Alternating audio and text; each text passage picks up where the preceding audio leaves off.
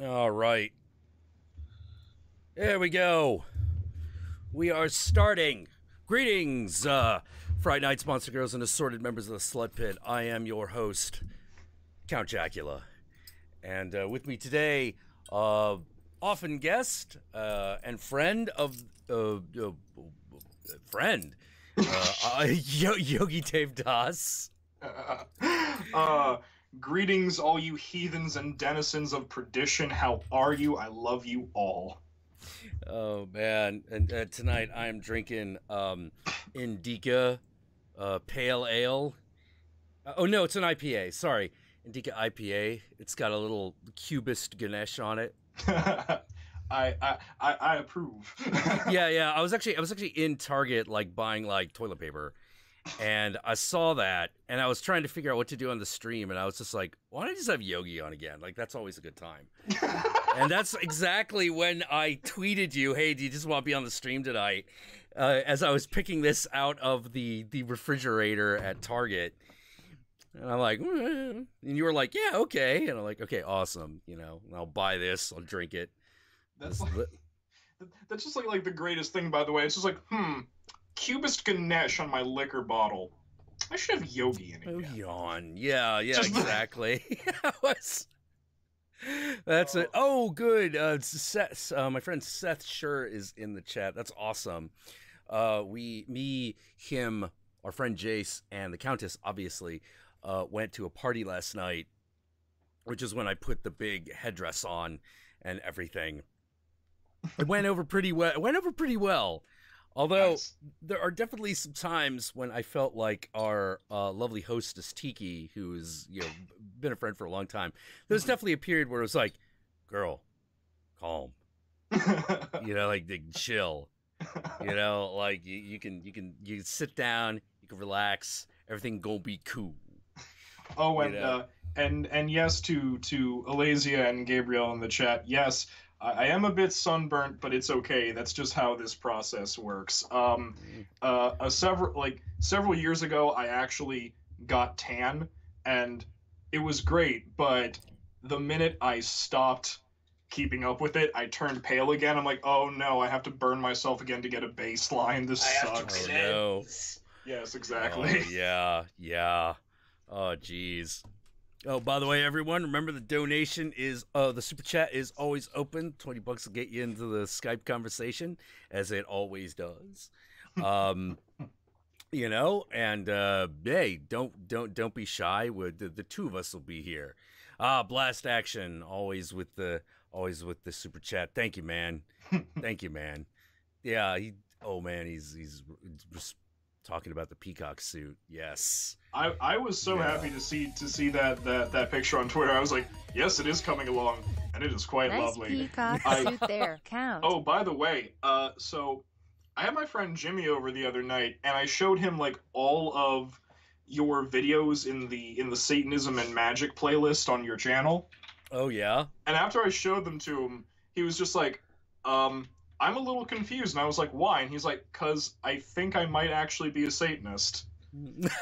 And I was like, well, that's the funny thing. Like, a lot of people are a lot closer than they realize, because when you get down to it, like particularly like when I get into the temple, the satanic temple, that shit is super reasonable. Like, you want to talk about like Satanism without all the like super like power negativity that like Anton LaVey brought. Satanic Temple, man. Like, they just did it. And of course, like, someone was like, wait, if you're a Satanic Temple member, but you're like a ritual magician, like, isn't that kind of against what they do? And I'm like, look, I'm just a heretic everywhere. So there's that's just this is another and yet a long string of fucking heresies I've committed. The true Satanist is a heretic even in the eyes of Satan. Satan, yeah. Well, it's weird because like there's a lot of that built into the legend of the Peacock King. Oh yeah. Yeah, you know, like basically there's a lot of like, oh, Peacock King, you did a bad thing, but let me tell you why I did it. Oh shit, Peacock King, yeah, you're right. Okay, awesome. Here, have a promotion. You know, like that seems to be how things work out for old Melictos. It's like, congratulations, you win. You win. Yeah, yeah. Planet. Turns out that was the correct answer. Here, have the Earth, be in charge of it. Oh, what do you mean? Aren't you gonna be around here? No, I'm fucking off. Wait a minute. Yeah. Oh, okay. I'm incorporeal, bitch. I can't do shit. Yeah, can't do shit. Bye. Oh, fuck. Okay. What do I do? I guess I should do what God did. All right. I need a special people. Your women are hot. Yeah, you're my special people now. Just here, the secrets of eyeliner and sword fighting. Have some of that, and don't follow any other gods. Don't write shit down because that kind of look. I don't hate those Jews, but man, they shit fucked ain't everything working up. out. That's not working out. So let's not do that. You know, 1,000 years later. Okay, guys.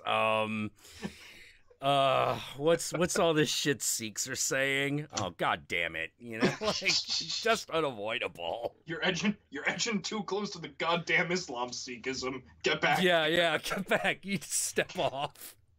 It's not good direction. I think that's so funny though. Like I always think that's so funny. Like every time I end up having like a semi-religious conversation with a Sikh, primarily a Sikh man. What's funny is that the conversation goes a lot like, it's like, well, you know, maybe you shouldn't be Hindu. You should be a Sikh. It's like, well, what about Islam? No. No. Like they get, like they, no, they just hate no. Muslims, and it's amazing. Yeah, well, it's very interesting. Like I have a friend who was born a Muslim. Mm. And first of all, I always think it's really interesting how she pronounces it. She actually pronounces it Muslim. You know, like with the O sound as opposed to the sound. So, you know, she speaks perfect English, but still, I always thought it was an interesting distinction.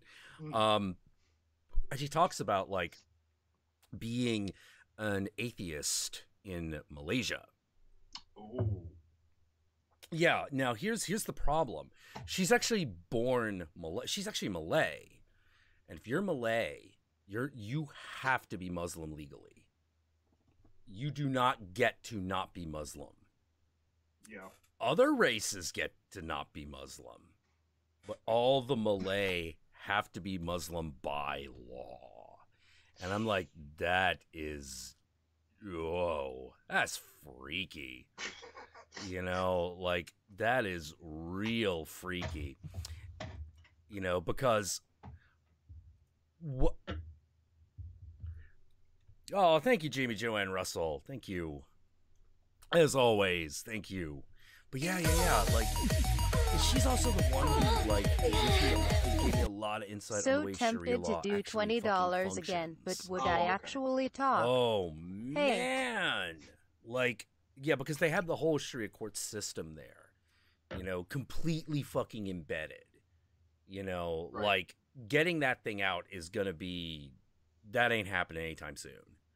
You know, as much as she would like it to, like, you know, go away, it ain't happening. Oh no. You know, it's just too embedded in the culture. And you just, whoa.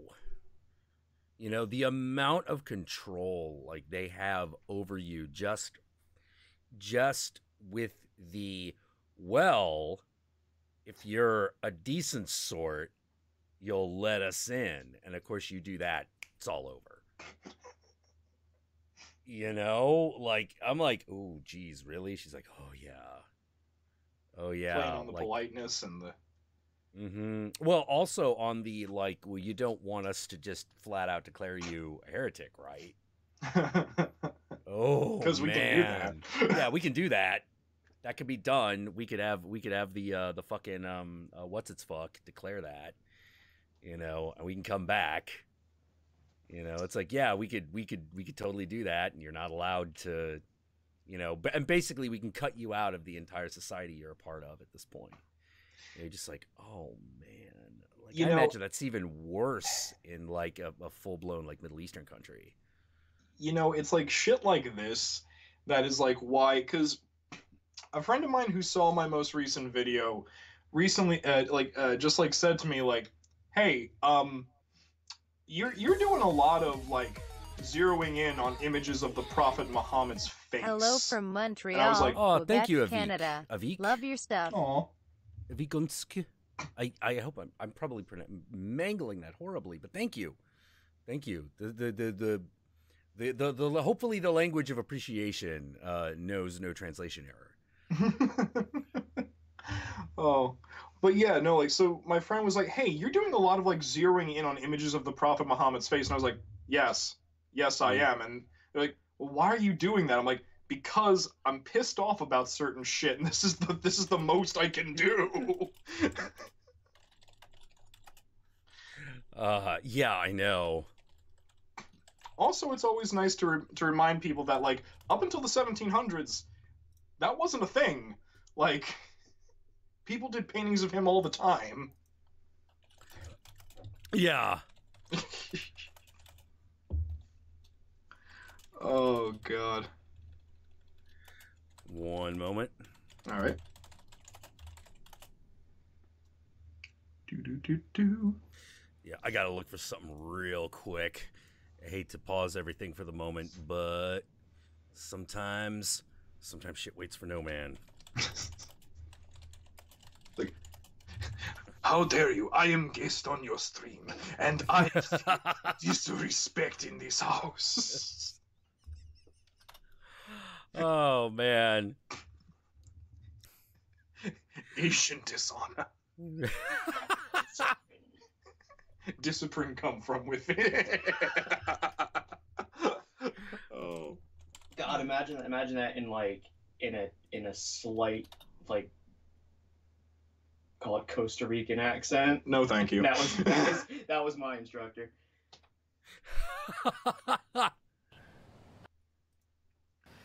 Mr. X, am I dubbed by Joseph Lau or Godfrey Ho? I fucking wish.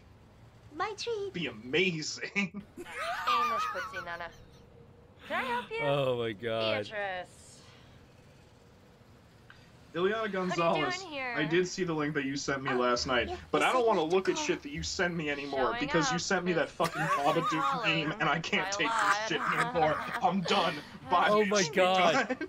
Oh my God. Oh my God. That Babadook is gay meme. Holy shit. That fucking took off.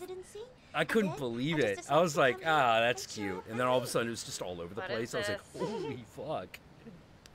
I can't believe it. Like, damn. I was actually on board. I was kind of on board with it because I'm like, you know what? A lot of gay shit gets co-opted. We can co-opt something awesome, and the Babadook is awesome, so I was on board for that. Tell her and then there was the whole thing about how, like, oh no, and you know who else? The Bye-Bye Man. And I'm like, no, fuck you, this is too far. You should check out our website. She puts up Whoops. all kinds of new pictures. Hang on. I got a problem. Oh. There we go. All right, problem solved. Awesome. Yeah, but I was like, when that shit went to, oh, and also the Bye-Bye Man, I was like, no, fuck you, too far, we done. Oh my God. Bye-Bye Man. I'm like, gay culture has enough, like, bullshit floating around. We don't need the goddamn Bye-Bye Man as an icon, thank you. Oh, man. Well, the Bye-Bye Man itself, that's a different beast. Like, it's a completely different thing. Did they actually try to turn that one into a gay meme, too? Yeah, because bi, so bisexual, and I was like, no. Oh. That doesn't even have a layer that makes sense to it, no. Oh. Oh, man. That's an insult to bisexuality. Yeah. Well, it's such a bad movie. And yet the story it's based on is not that bad. Oh, I believe it. I believe the movie itself is not that bad. I mean, the story itself not that bad. Yeah, and then the movie is just like, holy crap, that movie sucked on toast. Like, it was just full of things that just made you go, what is happening and why? Why is there a dog made of meat? What does it do? Yeah, like, that's usually the kind of thing you explain where you're like, one day by man, he ate himself a bologna dog, or like something. You know, like something. He made himself a bologna dog out of homemade bologna of all the orphan children. It's something, but like, no, it just kind of happens. And you're just like, why is it happening? Why is it happening? It doesn't make any sense. But why though? But why? I don't know. Why though? Yeah. But it's weird. It's like I would have accepted. That's the thing. If they did say no, that he like made it out of like orphan meat, I'd be like, oh, you mean like the meat dragon from Llamas with Hats? I'll accept that. That's fine. Yeah. You'd be willing to roll with it, but no. They refused. They refused to explain anything. I hate them. I hate them. It's like, what is this? What is this trash? Yeah, what is this crap? You know, like, oh God, it's just so bad. Oh man, speaking of bad, I'm working on a video right now. I was working on the 11 Earthly Rules last night before the party. And I saw this video and I had to make a video on it. This video was called Science is the New Religion. I saw this thing and I had a fucking conniption fit. I had a complete conniption fit because it was the grand sum total of everything that I make sure not to do ethically. And so it just rubbed me the wrong way. Because first of all, I thought I was like, someone was like, hey, what do you think of this? And I was like, what is it? Click. And I see like another guy in like makeup, but he's like Star Child or something. And I'm like, what the fuck? All right. He's like, science cannot explain. I'm like, okay, first of all, buddy, check your tone. Science explains a whole hell of a lot. You know, I may be a weirdo who believes in things like idea space and magic, but I ain't gonna go against science. You know, science is the best tool we've got for describing the material world. I'm not gonna go against that. Yeah, exactly. Oh, you know? The stream is saying that my feed is frozen. Yeah, your image is frozen and I'm trying to fix it. Oh, okay. I don't know exactly why this has occurred. You know, because it does this sometimes. And oh wait, I think I know what it is. Well, at least I'm looking at it now. I'm not frozen on my bad side, so that's good. Yeah. Like it's not that bad. It's cool. It's cool. Oh man, yeah, but just for some reason. All right, let me see. Maybe if I get another video capture, it will. No, it's just being a piece of shit. It's just being a piece of shit. Like fucking for some reason my elegant. Oh, what's up? Oh, I was gonna say, but brother Alex in the chat, science has guns. You have finger wiggling. Yes, correct.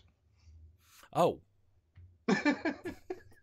Yeah. What were you guys talking about on Twitter? I only was able to really quickly browse through it. Oh, okay. So he was. So Alex was asking me I assume it has something to do with something that he saw in a meditative visionary sense, because he's like, hey. Oh, okay. I'm assuming that's what it was. And Alex, please do correct me if I'm wrong. But he was like, hey, so any any archetypal mysteries or bodhisattvas or anything like this have this hand position? I was like, okay, well, does it look like any of this shit? Right. Does it look like any of this other stuff? Yeah, because you start to get into Tibetan Buddhist hand positions, and it's like, oh, geez, okay. It's like libraries of symbolism. Oh, man. Yeah, it can do that. It can be like that. Oh, man. Okay, let me... Come on, you bastards. Yeah, there seems to be some sort of weird, hang-up that...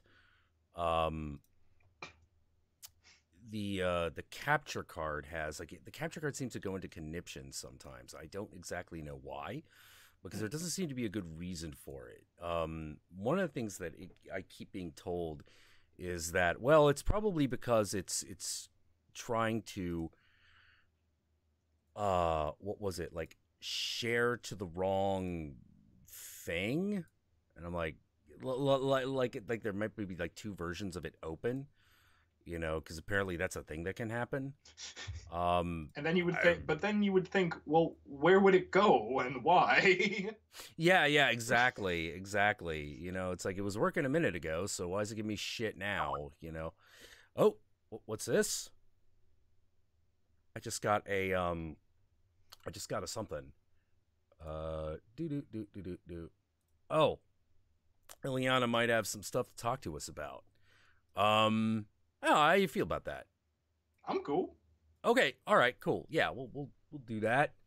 All right. Let's just invite you to the group call. Love giving love to my fellow Jerseyites. Yeah. Is that what we're called, Jerseyites? I have no idea. I don't know. All right, so we got like we don't have oh shit, hold on. Okay, well, mystery solved. OBS is having a conniption fit. Oh, okay. Yeah, mystery solved. It's just being just fucking big broken piece of stream equipment. God damn it, bastards. All right, quick. No.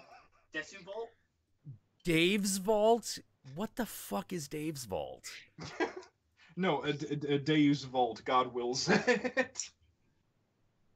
Oh, okay, got it. Because Royal Blake, if you are referencing Illianna it's Illianna the Tyrant, right? Or Illianna the Evil? Tanya the Evil. Tanya the Evil. I'm going to Yojo Senki. I'm going to kill you, Royal Blake. Nutcracker God. Yeah. What?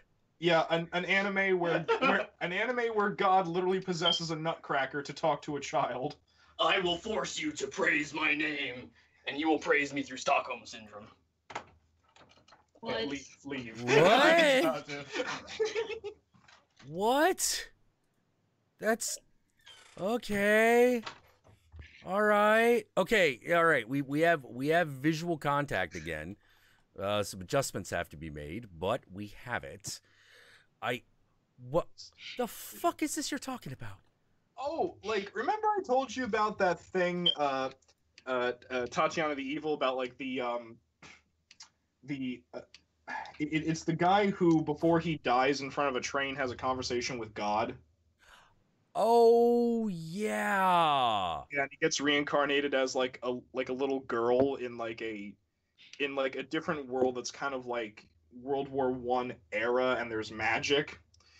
Yeah, so like God frequently shows up in the series to try to talk to Tatiana and be like, why you being such a hard ass? I'm just trying to get you to do certain thing. Why you gotta do this? And part of it is, yeah, and what part, like, she has like a nutcracker on her desk in her room, and God possesses the nutcracker and speaks through the nutcracker. Like, that's terrifying. Yes. That's super terrifying. Why? Literally, dear God, why? To be fair, if I was God and I had to deal with this bullshit, I would probably just like stir things up by scaring people with a nutcracker too. Right. Your perplexion is amazing. What? That's crazy. That is. What? Yes. Chase. Okay.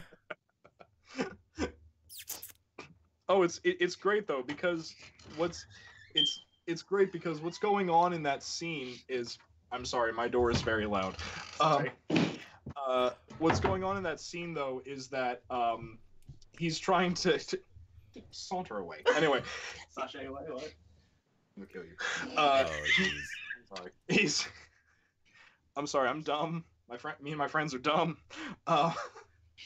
But but yeah, he like in that scene, God's trying to tell Tatiana that no, like you need to operate by the parameters that I've set you on in this life path, and she goes, no, I don't have to do anything. I don't even have to believe in you. I have magic now. It's fine. To which he goes, oh, okay, all right, fine. And what he ends up doing is the military commander who is in charge of the weaponry that works off of the magic that the mages produce, has God comes to him in a dream and tells him that the only way for the weaponry to work correctly is if he puts in a thing, puts like a program into it somehow where the user has to pray to God and praise his name. Yeah, like it's unstable and it'll explode otherwise. This God being basically goes, I'll perform a miracle and you can use this and it won't kill you up in the air, but you have to pray to you have to praise me every time you use it. Yeah, otherwise it'll kill her. It's weird shit, man. It's Japan.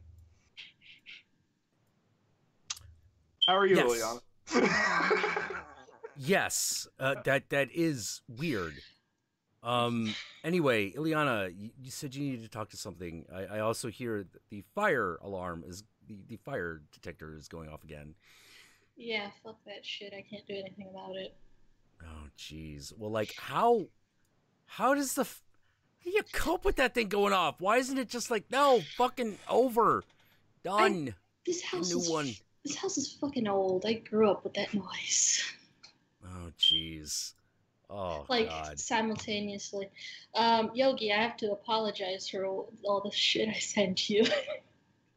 How dare you? How dare you? First Jack ruins Gasians, and then you ruin the Babadook. You know what? I can't put up with this shit too much longer.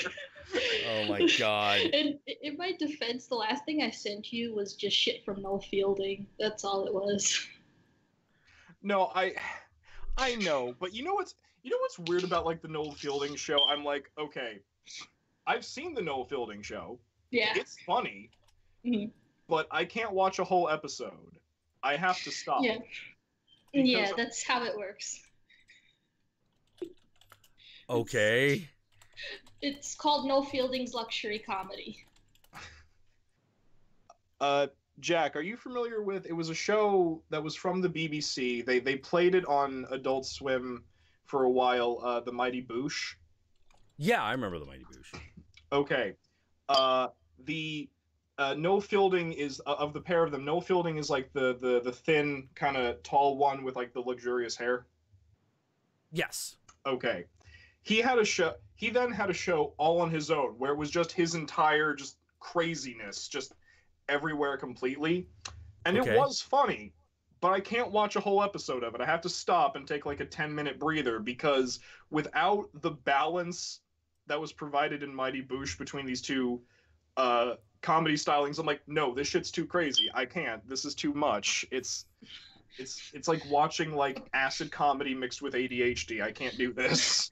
Oh, Apparently, Mighty Boosh he was heard the one that had the Mighty Boosh was the one that had Nanageddon, right? Yes. Yeah, Nanageddon. Yeah. Yeah. No, but Yogi, he did a season 2, and apparently he actually listened to that criticism, and apparently it's supposed to have more of a plot than season 1. Noel Fielding can do a plot. That's amazing. I have not seen season 2 because I was trying to buy it. Like, I have a multi-region Blu-ray player, but I still can't get it because it's region 2, and I'm like, the conversion, buying that stuff. Oh, England, why do you fuck with me? Yeah. Well, one of the things I keep thinking of doing is getting a second Blu-ray player to attach to the computer. Because one of the cool things that you can do is you can set the region of a Blu-ray player that's attached to your computer. Mm. Now, you can only set it 5 times before it locks you out and says, that's it, we're not doing this again. Okay.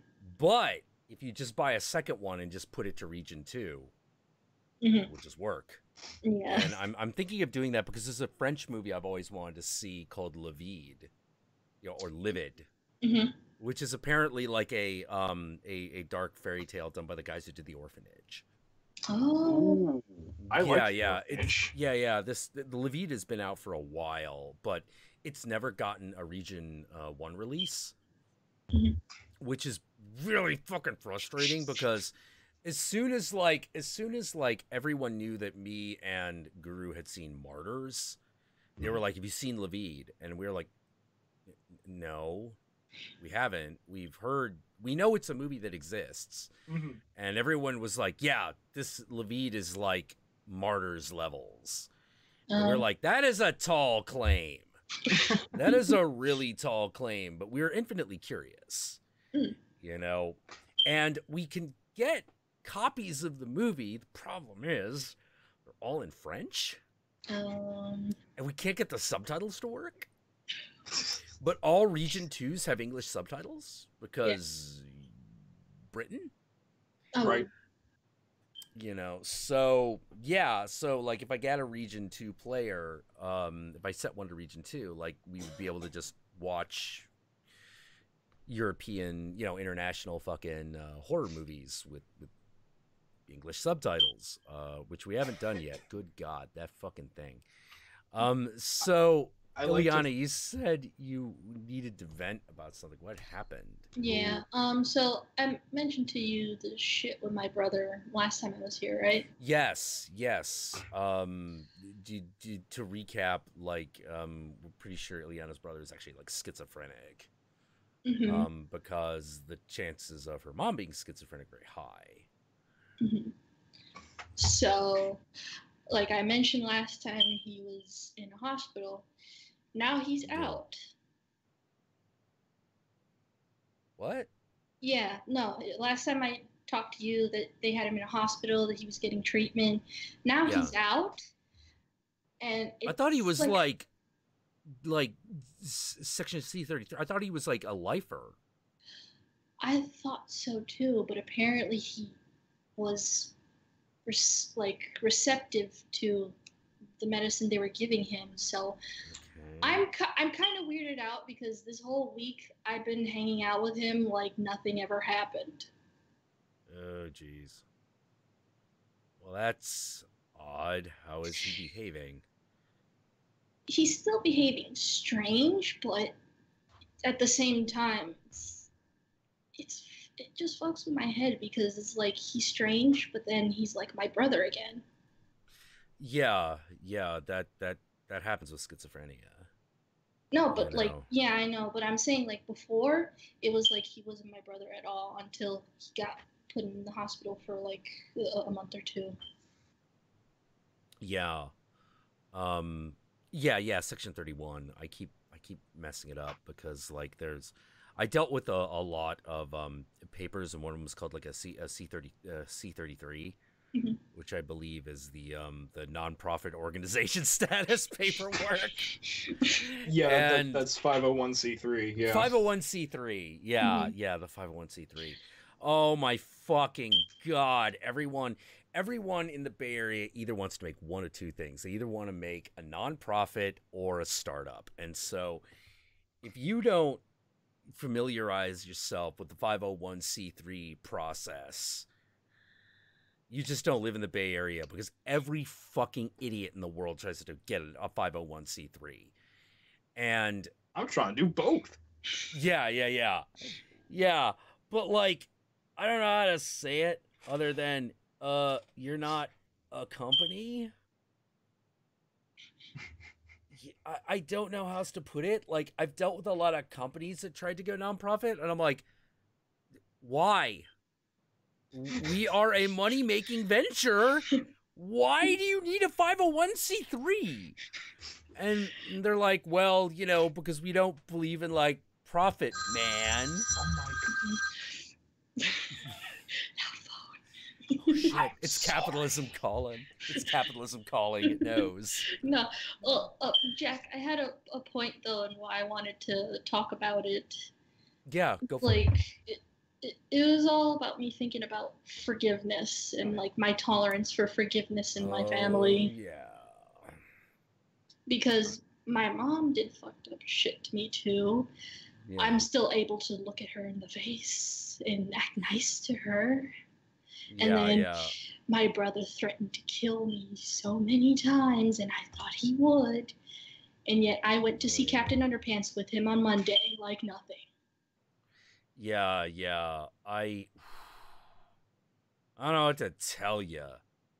You know, like, it sounds like, man, you've got to get out of there and away.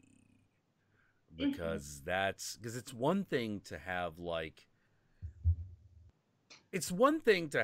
that fucked up family member when the rest of the family is kind of like, nah, it's okay. He's family. We'll make sure everything's cool. He gets out of line. We'll take care of it. You know, like, I've seen a lot of families that do that. You know, it's just like, yeah, we get this one fucking fucked up member and we just fucking keep everyone away. I've even seen seen families throw really troublesome members out.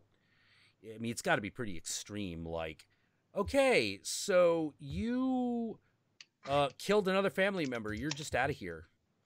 Or, okay, so you were arrested for kitty diddling. You're done. You're just done. You know, but, you know, it's something that some families do. It does happen. But yeah, if they're not doing that, you know, no, you got to get away from them. You know, they'll use family guilt and shit to, like, get you to stay connected with people they're really bad for you. You know, and at some point you gotta on some level you gotta think of yourself before them. You know, it's tragic that, like, it's literal insanity. You know, but it's one of those, yeah, but it's not their fault. I'm like, yeah, but the problem is they're also not responsible enough to be a basic person. And this is an issue. You know, like, how are we supposed to handle that? We've never known. We've never known in all the centuries of human civilization, we've never figured out a satisfactory answer. You know, but I wouldn't allow yourself to be subjected to it for 1 minute longer than is absolutely necessary. You know, because even if sometimes he's okay, you know. I have solace in that, like, he's technically not staying in the house. They just have him around because they don't have him, because they don't really have, like, a permanent place for him yet. He's still, like, somewhere around because that's just how my grandma is. She has, like, another building for something else. So okay, so he's, like, in another building entirely. Is it on the same property or, like, somewhere else? It's like a block down from this house. Oh, okay. So, oh geez, a little too close for comfort, but yeah, I mean, I feel fine right now. I just, like, can't believe my tolerance for forgiveness, I guess. Hey, that's understandable. He's your brother after all. You know, I don't expect, like, did he ever actually attack you? He did. Okay. All right, never mind then. He broke my door and I was holding the door. Okay, well, I mean, like, did he ever physically harm you? No, he did. No, he did. Like, okay. This was on two other occasions, yeah. Ooh. Oh, that's no good. That's no good. Not a mentally. It's not. It's bad enough when a mentally stable person does that. Mentally unstable person is doubly bad. Yeah. You know, but you know what? I would have to agree with Jack here when he says that, like, you do have to take care of yourself to a certain point. Because let me tell you something. Both the qualities that people refer to as selfishness and selflessness, one is not better than the other. They are both valid, and there are times to use both of them. Yeah, absolutely. I mean, absolutely. I would have been gone if I could, but at the moment I can't. I'm in school, still need to look for a job. Thankfully, I only have 2 more classes though. Well, that's good. Oh man, but yeah. Like, as soon as you can, Like I would post haste. Yeah, my father tells me that as well. He does call me constantly about things. How come you're not? Question: how come you're not living with him?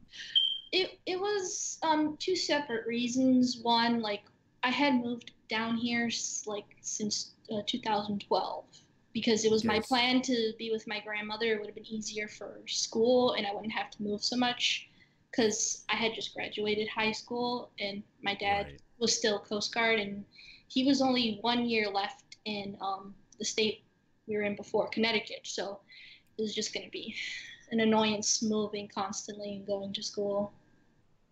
Right. So I thought I'd have some stability staying here and just finishing up school.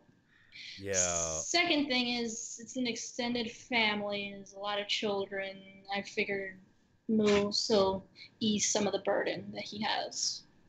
Your dad? Because my dad remarried, so he had two other stepchildren plus my younger brother. Has he ever offered to have you stay with him instead? He has, but unfortunately can't. He's also in the process of moving right now to Georgia, and he has mentioned that he would want me to like try and move to Georgia with him. I would consider that strongly. I would consider that strongly if he is asking. Like if he is asking, that's actually a big deal. Like a completely absentee father ain't gonna ask. Mm-hmm. Well, I wouldn't call him absentee. This was my choice to stay here. I would change that choice. Mm-hmm. You know, if you feel like your dad is gonna have your back in a confrontation against your mom or your brother, then you want to be around him. You know, like that's who you want to be around. Like, you fuck school, fuck a career. You know, basic safety is more important. Basic emotional safety is way fucking more important because, like, if you got a solid place to come at that, then you can take all kinds of risks and you can do all kinds of things. But if your basic living arrangement is like, at any moment, a literal crazy person who I'm related to could come through and just throw my entire world into chaos, that's not a good position to be in. You know, and that would be my advice. You know, that's what I would do if I were in that situation. It'd just be like, all right, this is fucking crazy. I'm out of here. You know, like fuck that. Yeah. You know, there's a certain level of insanity I can deal with, and a certain level of insanity I can't. You know, like it'd be one thing if it's sometimes I deal with a certain amount of crazy.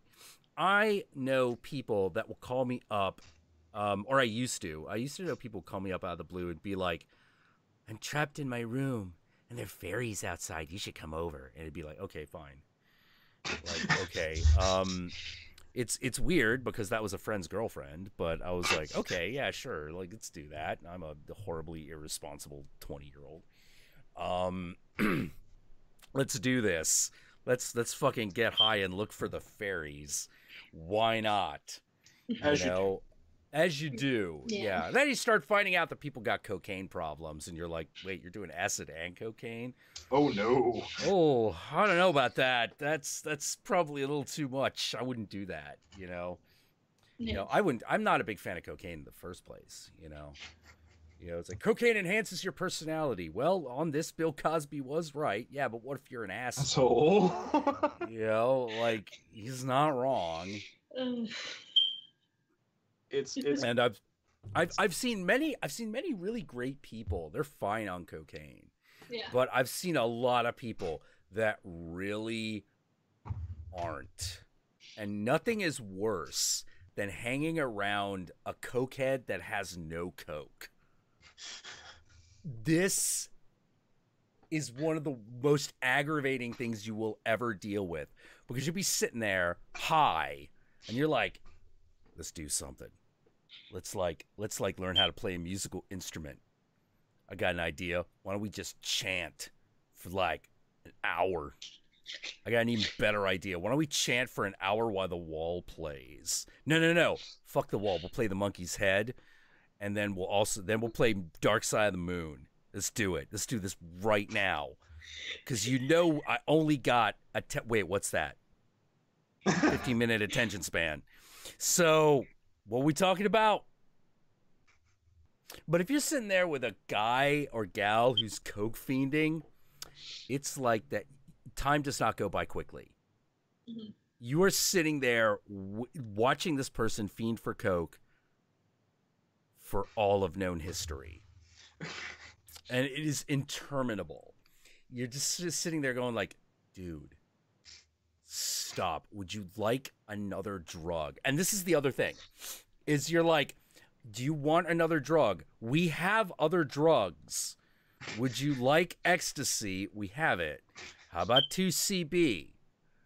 You know, we've got all the fucking weed you could smoke. There is a platter with labels on it. Yeah, like literally, there's an entire party tray filled with hallucinogenics and other things that aren't cocaine. I picked the arrangement pattern out of Rachel Ray's new guidebook. Yeah. The smorgasbord. Yeah. Would you like one of them? No, they just want coke.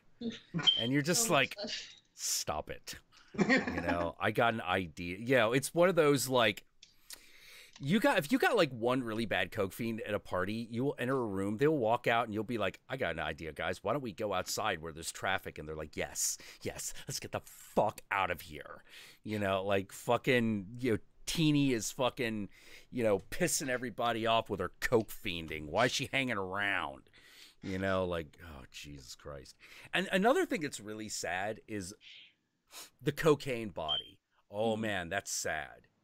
Cocaine body is sad. Like, meth body is tragic, but, and it'll fuck you up. And it's bad. Coke body, I don't know how to say it other than you're just like, oh, you used to be pretty. Oh. You know, yeah. It's like meth is like, oh God, you need help. But like coke is just, oh, you used to be pretty. Oh. What That's happened, Coke? Tell me your story. Tell me your tale. Oh God, stop telling me your tale. Oh my fucking God. This was done. Stop. Oh my God, no. Like, if you let them, a coke whore will fucking latch onto you like an emotional lifeline, and you're just like, this is going in a weird direction I wasn't ready for. Could we not do this? Like me and Guru, we were just going from like point A to point B. And all of a sudden, this woman trips in front of us, and we help her. We're like, oh, shit, are you okay? And all of a sudden, she starts asking us to, like, walk her home. And Horror Guru had that, like, I don't know if that's a good idea kind of look on his face. I'm just like, no. No. You walk your fucking broken, high-heeled ass home your goddamn self. And he's like, okay. And we just walk off. And we just walk away. He was like, okay, that was sketchy, but that was kind of harsh. And I'm like, yeah, coke whore. She's got the look, man. I can smell the desperation. Yeah. And you're just like, no, that leads nowhere good. You know, it's like, I am willing to step into hell for a friend. I am not willing to step into hell for random coke whore whose whole idea might actually just be to drag me there and leave me. Fuck that. Been there, done that, over. You know, it's weird. I tried cocaine once, and I was like, no, yeah, never again. Oddly enough, I avoid that and coffee for a similar reason. Because it's many degrees different, but it is a similar basic feeling. Yeah, just like it's much things like okay, tried it, and then I was like, what's happening? And then all of a sudden my heart is racing 1,000,000 miles a minute and I feel like I'm gonna die instantaneously. I'm like, I don't like this. I never want to feel this ever again. So it is like caffeine, just like That's what it feels like. That's not what it's doing to you, but it's what it feels like. Yeah, what it's doing is much worse, but... Oh, God, yeah. Yeah, like I mentioned, I'm not touching drugs. Like, it's burning, like, basically what cocaine's doing, it's burning through your thyroid. Yeah. It's just burning right through it, and it's not good. Like, I've known a lot of people that can control it, but it's one of those things where it is an addictive substance. Some people are resistant to it, but most people aren't. You know, I've known like 3 guys who were heavy coke users that were never addicted. You know, but I've known way more people who are coke users and they were total addicts. You know, and yeah, not so fun. And a lot of people are like, well, why do you do it? And they're like, and they talk about like the enhancement of their personality, their energy levels, and their libido. And I'm just sort of like, I get all that with LSD. I don't need cocaine. Plus, LSD allows me to talk to the spirit world and just sit there and go, whoa, man. I'm talking to, like, a living mushroom. How you doing, living mushroom dude? How are things over there? They are fungus. We are fungus. Would you like to see the secrets of reincarnation, my friend? Do I have to eat you?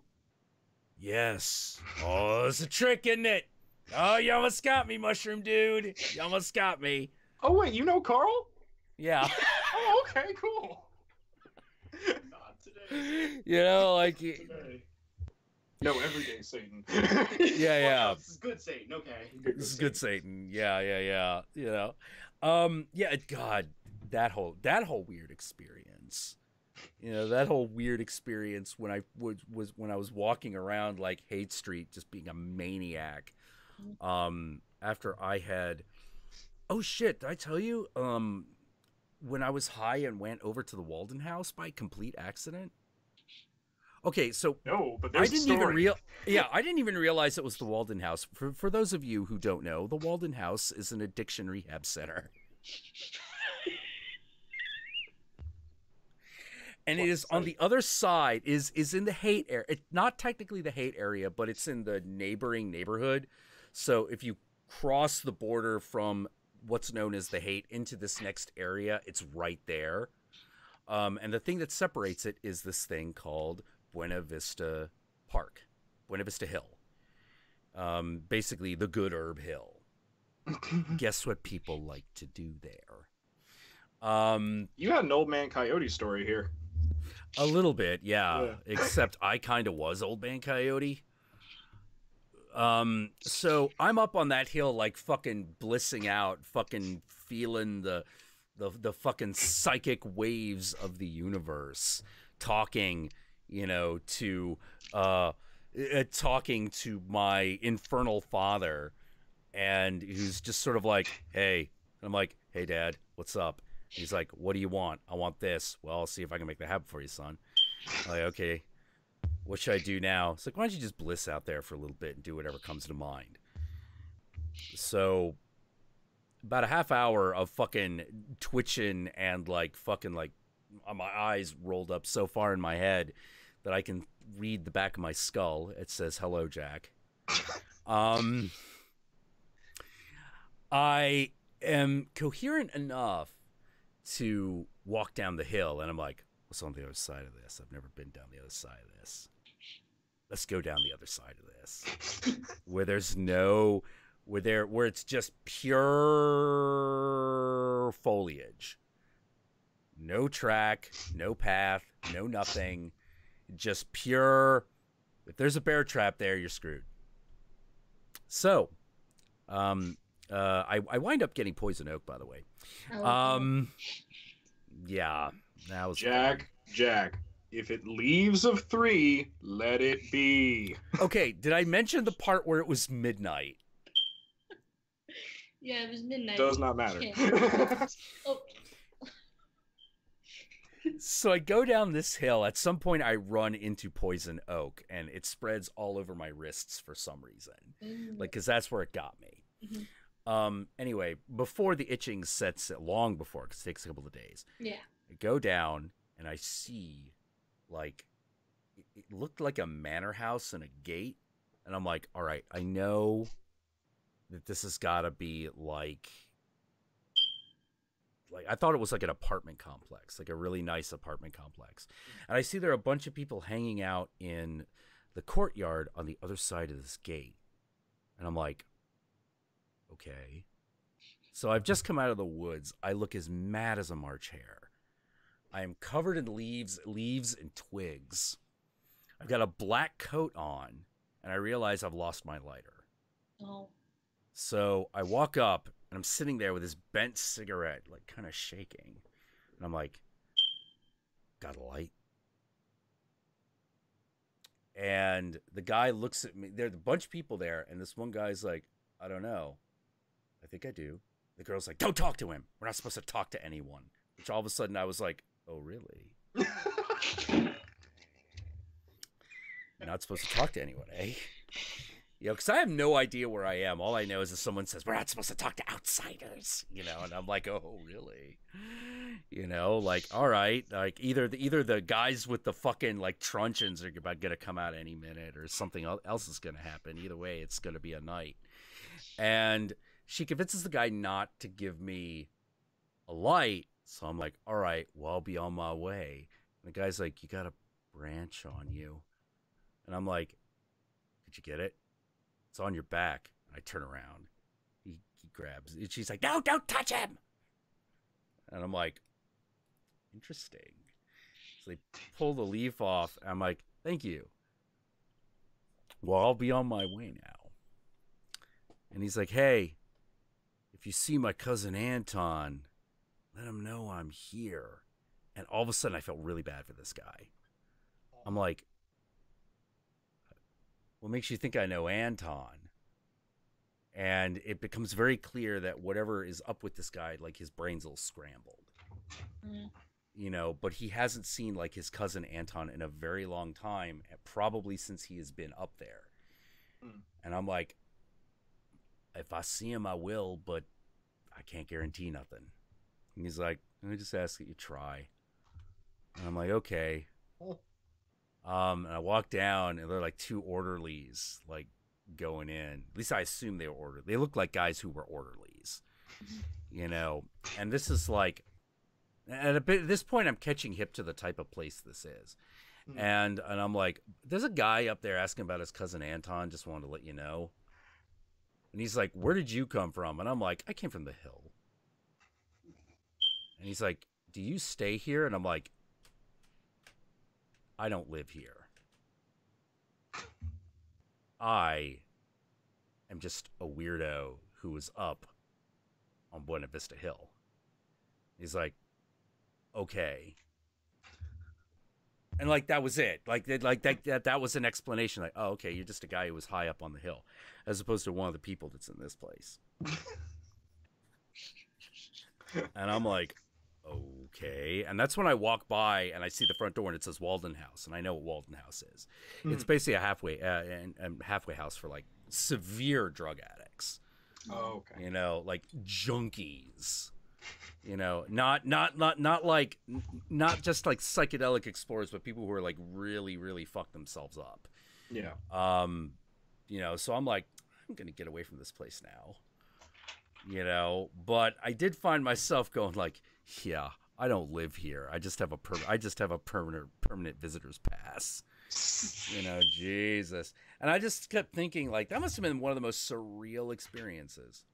Like, all these people, all these, like, super addicts, all of a sudden this weird guy with green hair covered in fucking leaves and a dark coat asking for a cigarette just appears out of the fucking darkness, you know, with the fucking devil's grin on him, because I was definitely doing that, because I'm just like, you know, like, and I'm like, that girl must have thought I was Satan himself. Well, she wasn't wrong, but just saying, little presumptuous, you know? And I love the explanation for where did you come from, because really what is like, I come from the hill, and under the hill and over the hills, my travels have led me. And through the air. You know, yeah. And then they're just like, okay, because it was obvious that they just know everyone who's in that place, and they didn't recognize me. So obviously I'm not supposed to be on the other side of that gate.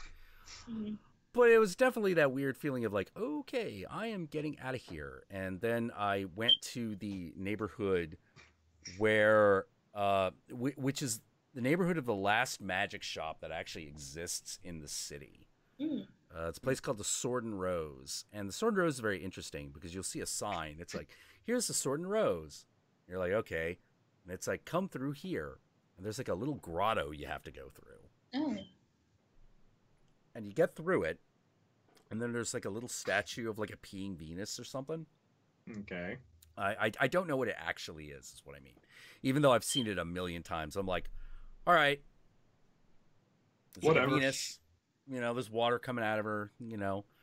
And then you go in the back, and here's the other weird thing. The guy who owns that shop actually lives right across the street from me. Oh. Yeah. Nice guy. I like him. You know, unfortunately, his house, like, had an unfortunate Christmas fire. In which his partner died. Like, his lover died. And that was really bad. Like, it was really weird because like we were all sitting down to like Christmas dinner over upstairs, like with the landlord, and we were like all hanging out, and all of a sudden it was like, did it get bright in here all of a sudden? Oh shit! And we just realized like outside is fucking fire. Yeah, just like, oh fuck, what the hell happened? You know, and we don't. Well, the only thing that we can figure is that fireplace got out of control. Guy tried to put it out, choked on the smoke, and passed out. And then like he was gone. Died of smoke inhalation. You know, yeah. Which oddly enough is actually the most common cause of death when it comes to house fires. Yeah. You know, and most and definitely like one of the things that I'm very careful of, extremely careful of, is open flame candles. Oh yeah. Because I've known a lot of people, I've known a lot of practitioners that have gotten themselves in house fires. Is it like candles, like just like sticks? Yeah. Okay. Yeah. You need to be very careful. Like my policy is like open flame candles never ever stay like if I'm either like asleep or not in the house, they're not on. Yeah. Those things aren't on. Never. I make a small exception for the novenas when it gets to a certain length on the glass, but that's about it. Yeah, because that thing's got to tip over and then somehow escape the glass. Yeah, and then I also only ever wax use will. glass. Yeah, wax usually like puts it out because they're kind of designed to do that. Yeah. But yeah, like Annie Sprinkle had that happen to her. Obviously she's still alive, but but she lost like her pets. Oh, sad. Yeah, that was really sad. That was quite a long time ago though. That was like 15 years ago, but I still remember it. You know, because I really liked Annie Sprinkle, and I only recently got into her again. Like, the funny thing was, back when I had my own TV, when I was just learning what sex was, I had HBO at night, because I had my own room. Damned if my dad put parental controls, because he's just like that. It was that episode that they had about her goddess workshop, wasn't it?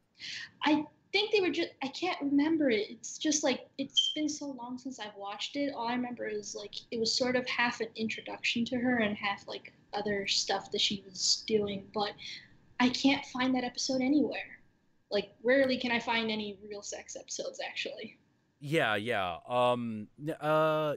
one, I'm pretty sure that one's like all YouTube. Let me see if I can do a quick search for it. Let's see, on the YouTube. Let's see. Annie Sprinkles HBO Goddess and Slut. No results for Annie Sprinkles Goddess and Slut. Okay, let's remove HBO and see if we get anything now. Sluts the documentary. Here's the weird thing. I had actually found that episode on YouTube, but it might have been taken down. I think that might have been what happened when I finally remembered to maybe look for it, and I haven't found it at all. Yeah. Yeah, there's a whole like documentary on Annie Sprinkle and a lot of those folks in and of themselves. Well, let me see. Glass and Shut Workshop. There's got to be. It's got to be somewhere. Let me try a couple more. Porn star Annie Sprinkle on Sacred Sex. Did they rename the damn thing? It's always possible that they have. Interview. A lot of interview. I feel like I feel like it's got to be around because maybe, I know. Maybe on her website. Yeah, let me see. Sprinkle Goddess and Slut Workshop. I don't even know if she still does it.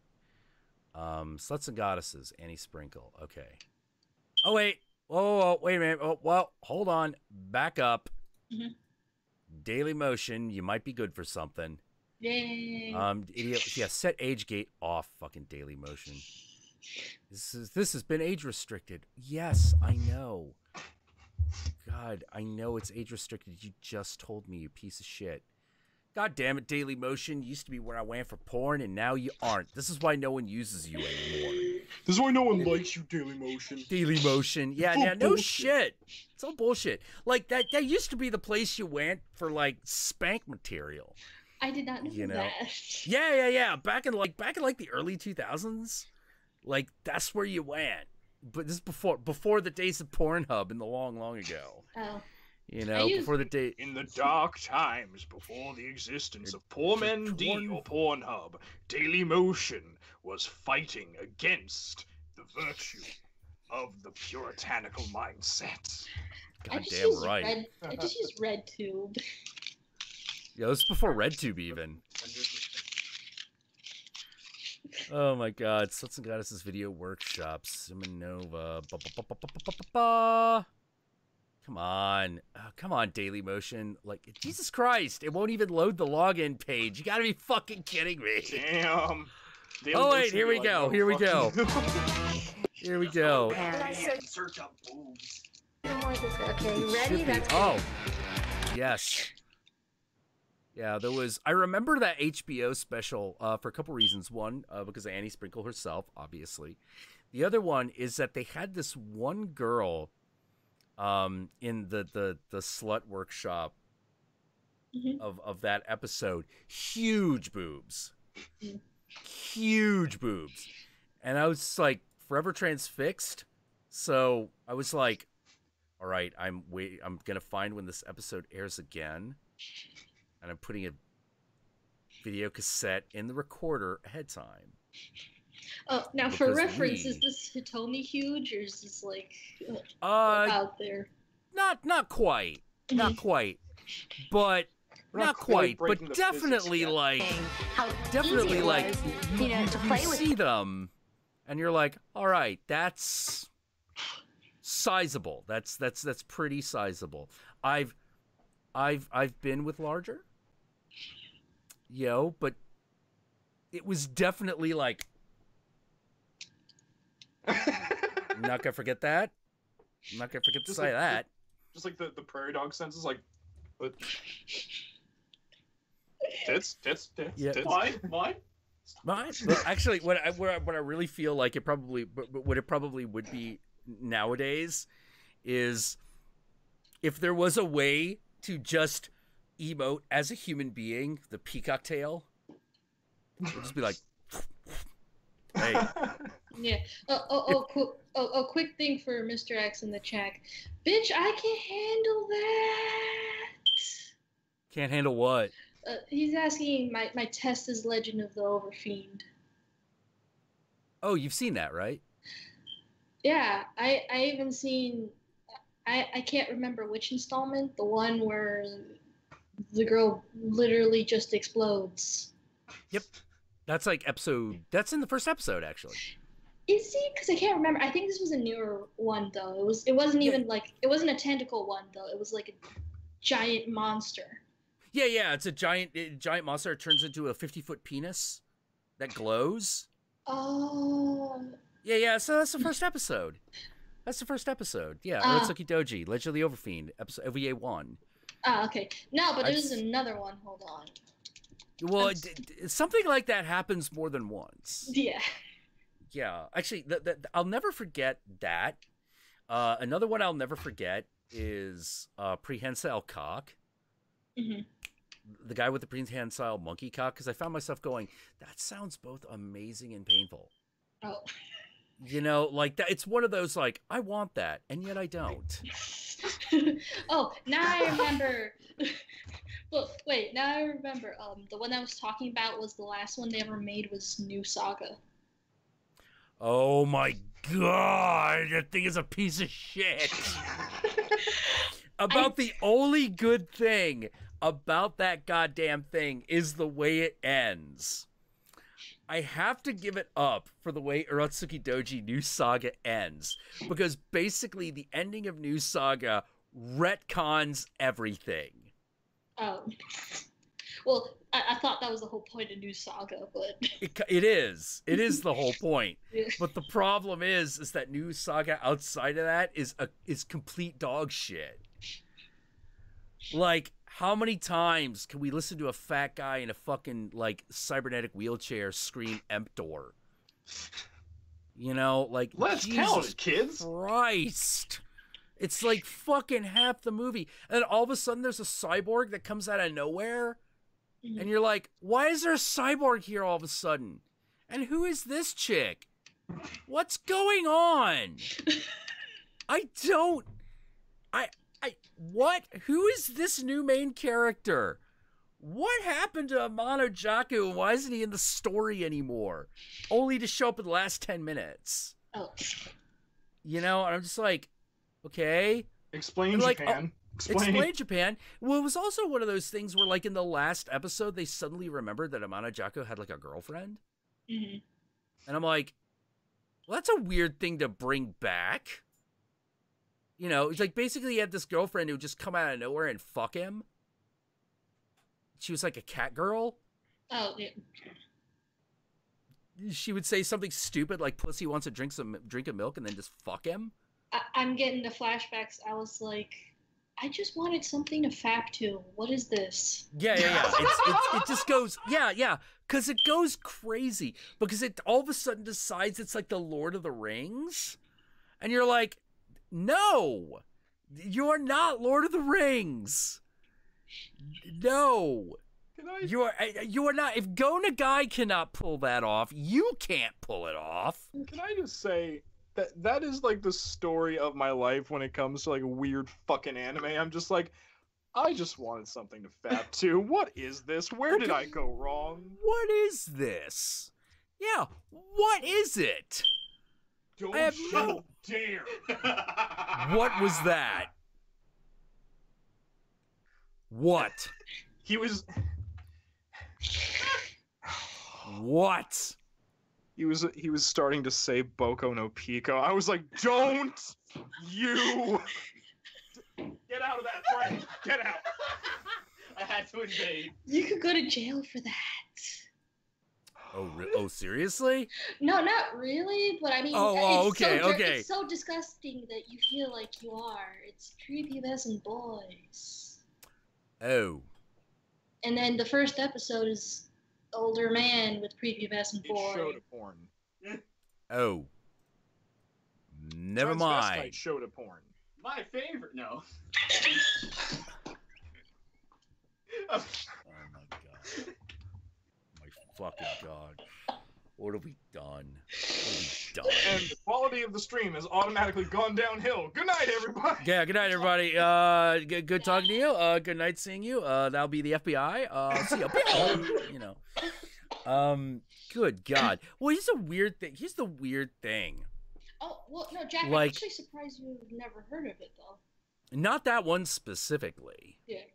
No, I mean, I know it's so because it's notorious now. That's why. Oh, well, I've been out of the game for a while. Mhm. You know, I've been out of the game for fucked up anime. quite some time. Yeah, because like I don't know what happened. It was around the days of it was around the days right around the time Chobits was big. Mm. That I was like, I'm out. I'm out. I'm done. I've had enough of this.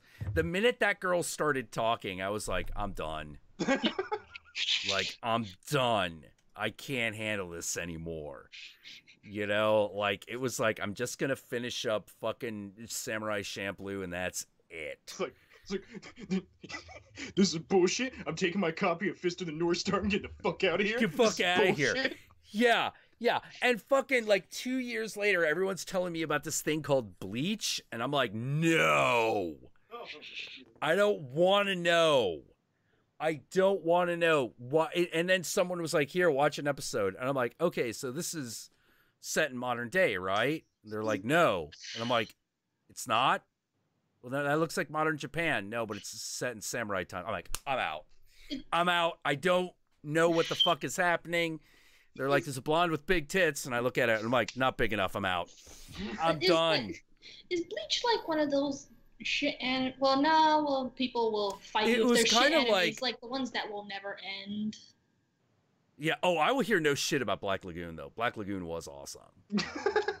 That I actually really liked Black Lagoon because that felt like a Takeshi Miike and John Woo had gotten together and had a baby.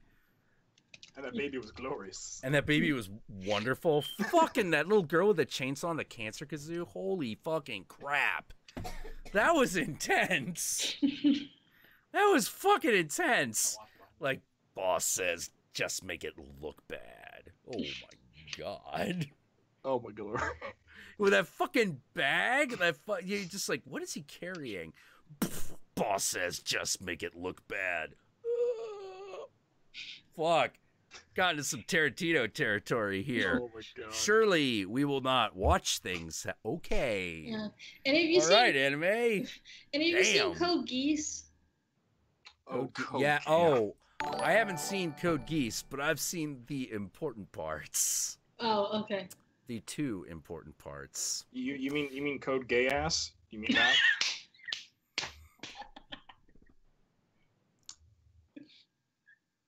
Come at me, internet. Oh man, what was? Oh geez, am I getting the right one?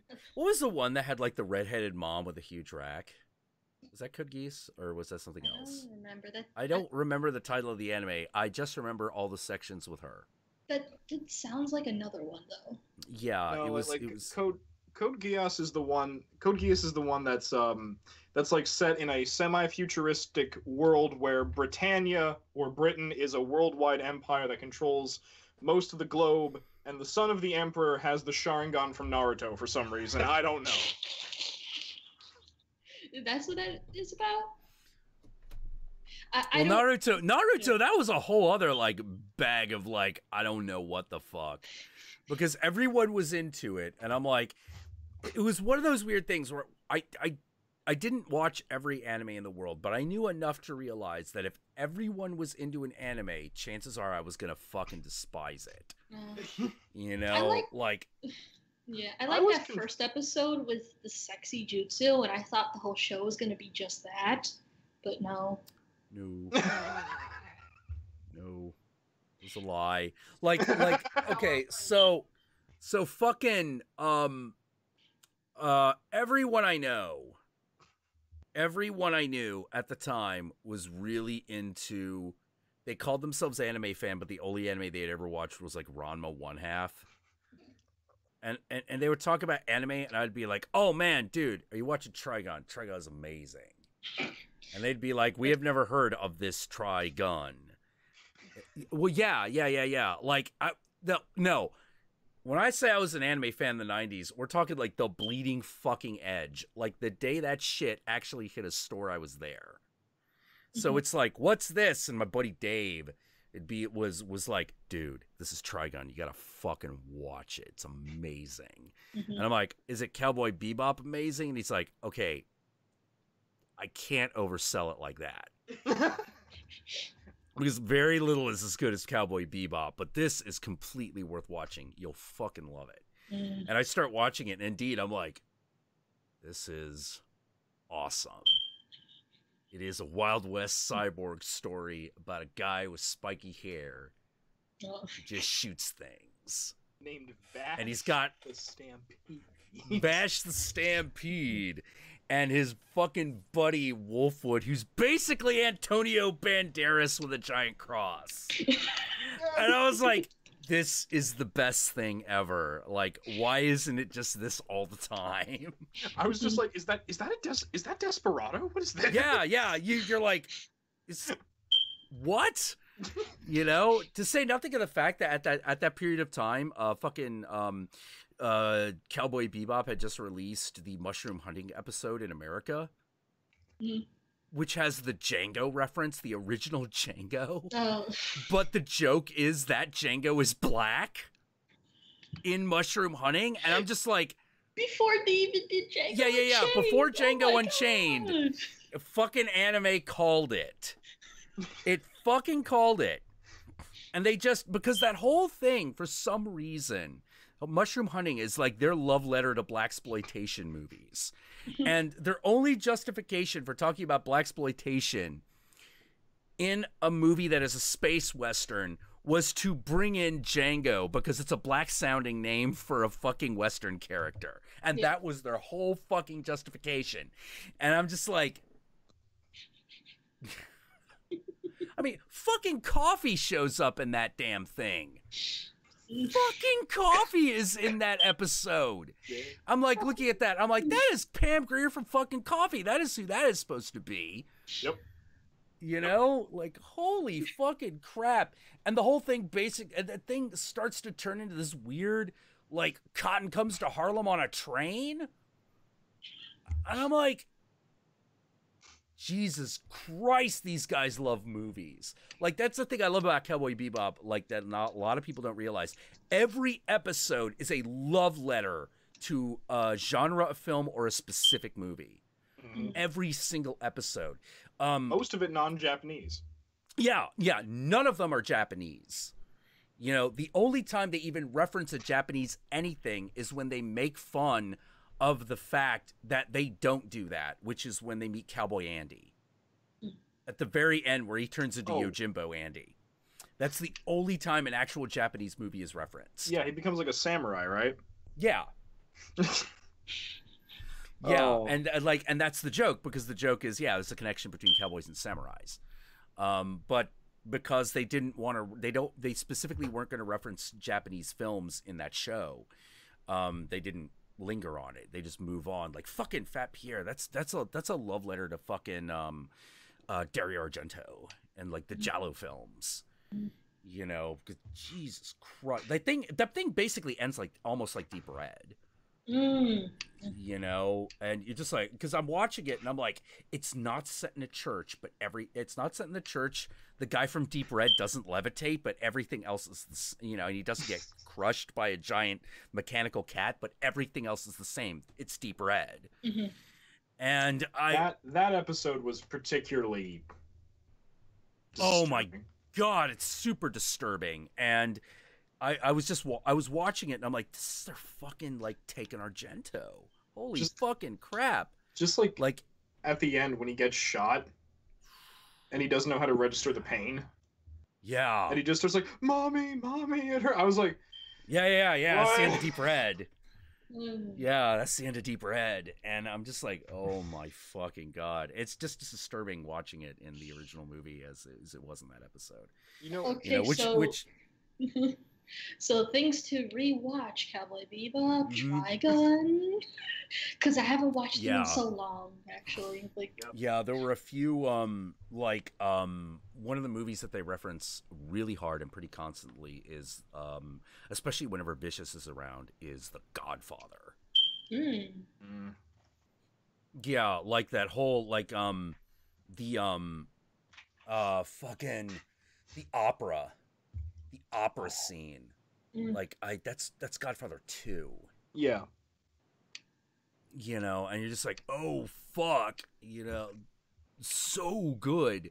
And of course, like, you know, like the reveal, the guy's head's been cut off, and Vicious has put it back on. I think one of my favorite episodes was it was early on in the series. It was early on in the series, like somewhere within the first 5 episodes, I think.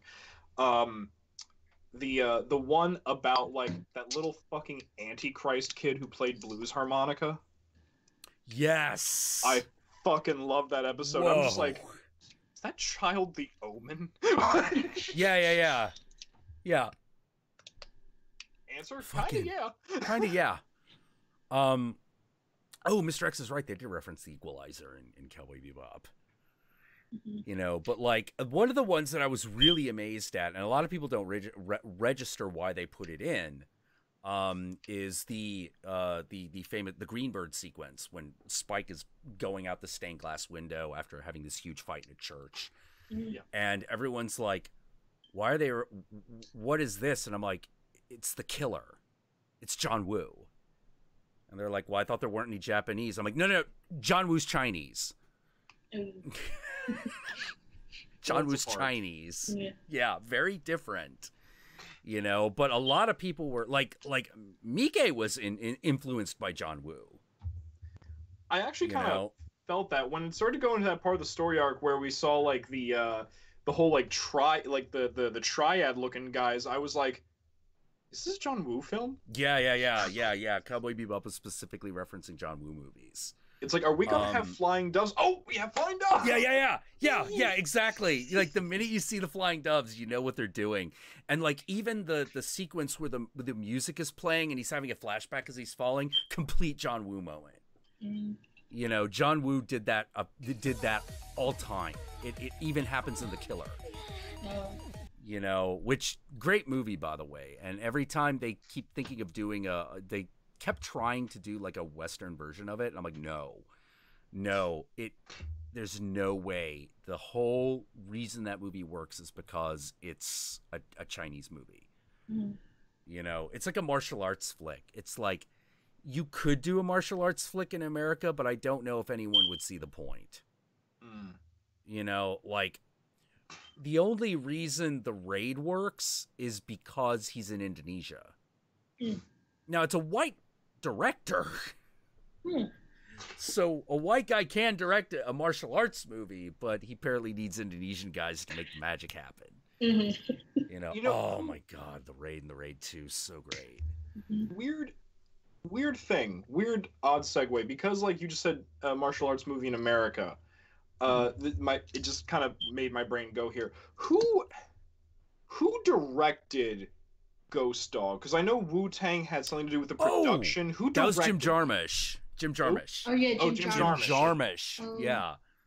Oh, I fucking love Ghost Dog. Ghost Dog is fucking amazing. Yeah, Ghost Dog Enter Samurai. I love that movie. Yeah, it was pretty good.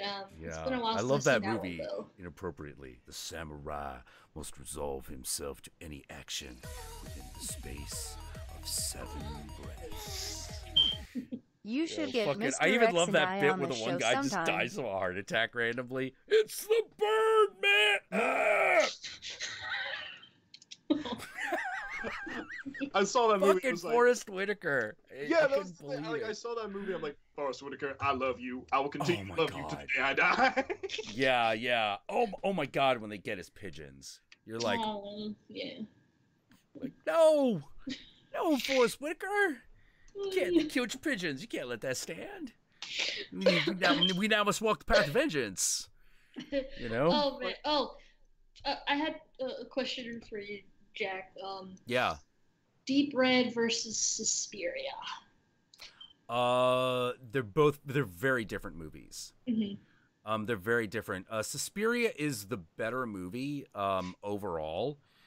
Deep Red is a little rickety, but that's basically because Deep Red was like an earlier film. Yeah. You know, Suspiria is much more polished, literally higher quality film that they're using. so that they can get the colors. Like in Deep Red, the quality, the film stock is a little shittier. Yeah. And so it's not like as beautiful a movie. Plus, he didn't have as much money, didn't have as many dudes, didn't have as much. Deep Red's the one that put him on the map, essentially. Yeah. I haven't bought the Arrow release yet, but I'm hoping maybe it looks nicer than the prints I've seen of it so far. Well, that's the whole idea behind the Arrow release, is that it's the 4K restoration of Suspiria. And, oh my God. Too bad they couldn't get their fucking hands on Suspiria. Apparently, I even asked them on Twitter. They said someone else had the rights to it. Yeah, they've been working on that for a very long period of time. They've been working on that for like the better part of like 3 years. That like the restoration itself. You know, it's like they've got everything, but they're going through that thing with a very finely toothed comb. You know, to make sure everything is as pristine as fucking possible. Like they're working off one of the original negatives, and oh yeah, like it was one of those things where like one of the other there are a bunch of films that like people, really important film people, are paying to have put on Blu-ray and restored. Yeah. One of them was Phantasm. J.J. Abrams paid to have that one done. Suspiria, I don't know. I don't know who it is. It's someone like John Carpenter or something. I don't think that's actually who it is, but like it's someone like that. Someone also paid to have the Ken Russell movies restored, but that's a little mysterious. I know that here's the weird thing, like some of the Ken Russell Blu-rays are have been restored by like Arrow Releasing, but some of them have also been restored by Vestron. Yeah. And I'm like, I didn't know Vestron was still around. I never heard of Vestron until you mentioned it, actually. Yeah. Like anyone who watches, like, you know, watched movies and videos from the 80s knows Vestron. But it's like that they fucking disappeared. And so it was like, okay, well, them days are over. They're like Canon Films are just done. But no, all of a sudden, out of the blue, 4K restoration of Lair of the White Worm. And I'm just like, by Vestron? I didn't know you guys were around, let alone could afford to do a restoration project. I mean, don't get me wrong. We're happy that this is happening. Oh, but yeah. Where the fuck have you been? Yeah. Where the fuck have you been? Like, what have you been doing? Like, nothing? Okay. Just been like one warehouse and one guy in front of a desk, and that's it, you know, in the middle of Los Angeles or whatnot. But he's wearing a 3-piece suit, and he has 2 curtains behind checkered floor. Man. Oh, God. Man. Oh, before we get off too off topic, real quick, Suspiria remake. Some details that I've gone to light. I don't know if you saw on Twitter. They mentioned who was making the score for the remake. It's Is it Goblin? No, it's Tom York from Radiohead. I don't know how. And apparently, I don't know how to feel about it either, because apparently he was saying that his inspiration for the new score is the Blade Runner score. Okay, here's the problem. The problem is really with everything is the first few words, which is Suspiria remake, because I keep finding myself going, what needed to be remade? Absolutely nothing. There's nothing that needed to be remade. I wouldn't even be cool with a Suspiria sequel, because you know that's going to be some Exorcist 2 shit if we're lucky. Now, here's the thing. I actually have a soft spot for Exorcist 2. It's bad. Oh, The Heretic? I love The Heretic. Yeah. It's bad, but fun. Yeah. It's not you're like, I love this. It is not a good movie. No. You know? No, it's like it's visual shitty poetry, but it's still poetry. It is, yeah. The funny thing is you look at the first problem the movie has is the name Pazuzu. Pazuzu, Prince of the Foul Beasts of the Air. Yeah. And you're just sort of like, what could you have? Look, I know that's the name of the actual statue that you used in the original. That is what he does. That is what he does. Could we have maybe gone with a different name? Maybe I probably would have been okay with you saying it was Asmodee or something that just sounded sinister as opposed to Pazuzu. That does not sound sinister. Yeah. Call to me by my dream name. Oh my God. And I'm like, why is there this dream machine here? Is it just because she was in that machine? It's because she was just going through that machine in the first movie, isn't it? That's why we did this. No. What's this thing with all the mirrors? The funny thing is that movie wants to be an Argento flick so bad. So fucking bad. But it isn't. It's like when America tries to do the shit, you can't do it. It's like, yeah. What psychologist office is arranged this way? What is this? Yeah. What is this? You know, children playing with giant blocks and mirrored cylinders. What is this? Yeah. Oh, I have another reservation. Tom York says he doesn't know how to read fucking music. Really? This is his first time doing a score. Like, he doesn't get score I'm not a music. musician, and I can read music. It's not that hard.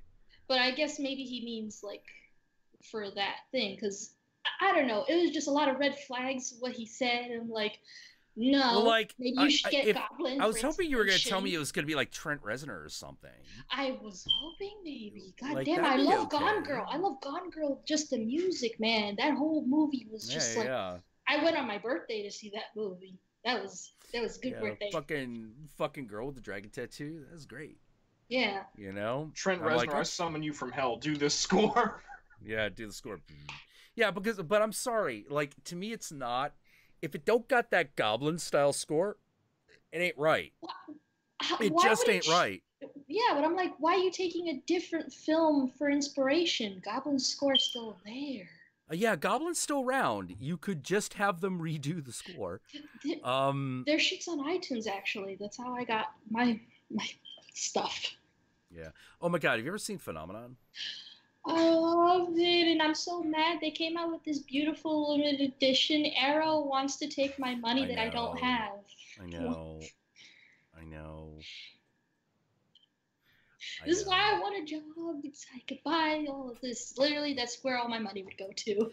Yeah, like, oh my God. So, you know that the Clock Tower, the video game Clock Tower? Oh, yeah. Yeah, I've talked about this like a million times. Clock Tower is basically Phenomenon, the video game. It's down to the Jennifer. Yeah, down to the Jennifer Connelly. Yeah, down to the Jennifer, you know? It has a kid who attacks people with giant scissors. Yeah. That's one thing that pisses me off too. Jennifer Connelly, I don't even think she's ever done an interview about Phenomena, because it's like they pack all the releases with so many extras but her face. Just her old lady's face. It's I don't know why. Like, she's perfectly fine in that movie. It's a perfectly fine movie. I think it's she just hates the weird. behind the scenes stuff though, because apparently the chimp bit her, and then it was hostile to her for the rest of the shooting. Trauma. I would have thought that being in the vat of maggots would have been much more traumatizing. Apparently not. You know, because those are Apparently real. not. That happened. That is a real thing. 14-year-old Jennifer Connelly is jumping into a vat of maggots. In a month, she will be on the set of Labyrinth with David Bowie. She is going fresh from maggot hell onto the set of Jim Henson Studios. She'll talk about that, but she won't talk. Oh yeah, she'll totally talk about that. Maybe that's why I want to finish up my journalist degree. One day, get to her face and like, hey, do you remember this Italian film you did? How do you think about it? How it's aged? You know? Well, like the thing I love about that movie is you're like, hey, okay, summarize Phenomena. Okay, Jennifer Connelly as Bug Carrie. Yeah. Has psychic visions of a guy who throws women's faces out windows.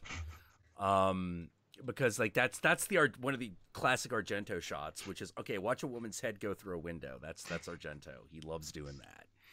I think that was his niece, the opening. Yeah, girl. That was like his thing. He's done that in all except I think one movie, and that was the movie his daughter was in, which was Stendhal Syndrome. I don't think that has that shot. Family issues, but let's go. Yeah, else. but like Suspiria has that shot. Phenomena has that shot. Deep Red has that shot. Tenebrae has that shot. Although I think Tenebrae does have my favorite Argento shot of all time. Which one? Which is where the woman gets her wrist cut off and her blood just sprays all over the wall. Bitch, I remember that. You used that for your intro. Yeah, they used to be in the intro. I love that shot. That's one of my favorite horror movie shots of all time. Awesome. Yeah, like there was a video, there was a band I used to listen to all the time called Skinny Puppy, and their official video, which was something that you had to get on the black market, by the way. Oh, okay. Their rated X black market video for their song Warlock. Damn. Yeah. It was it's now on YouTube. Someone recreated it.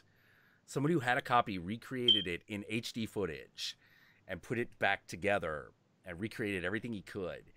Yeah, look it up. Skinny Puppy Warlock video. That thing is amazing. I love it.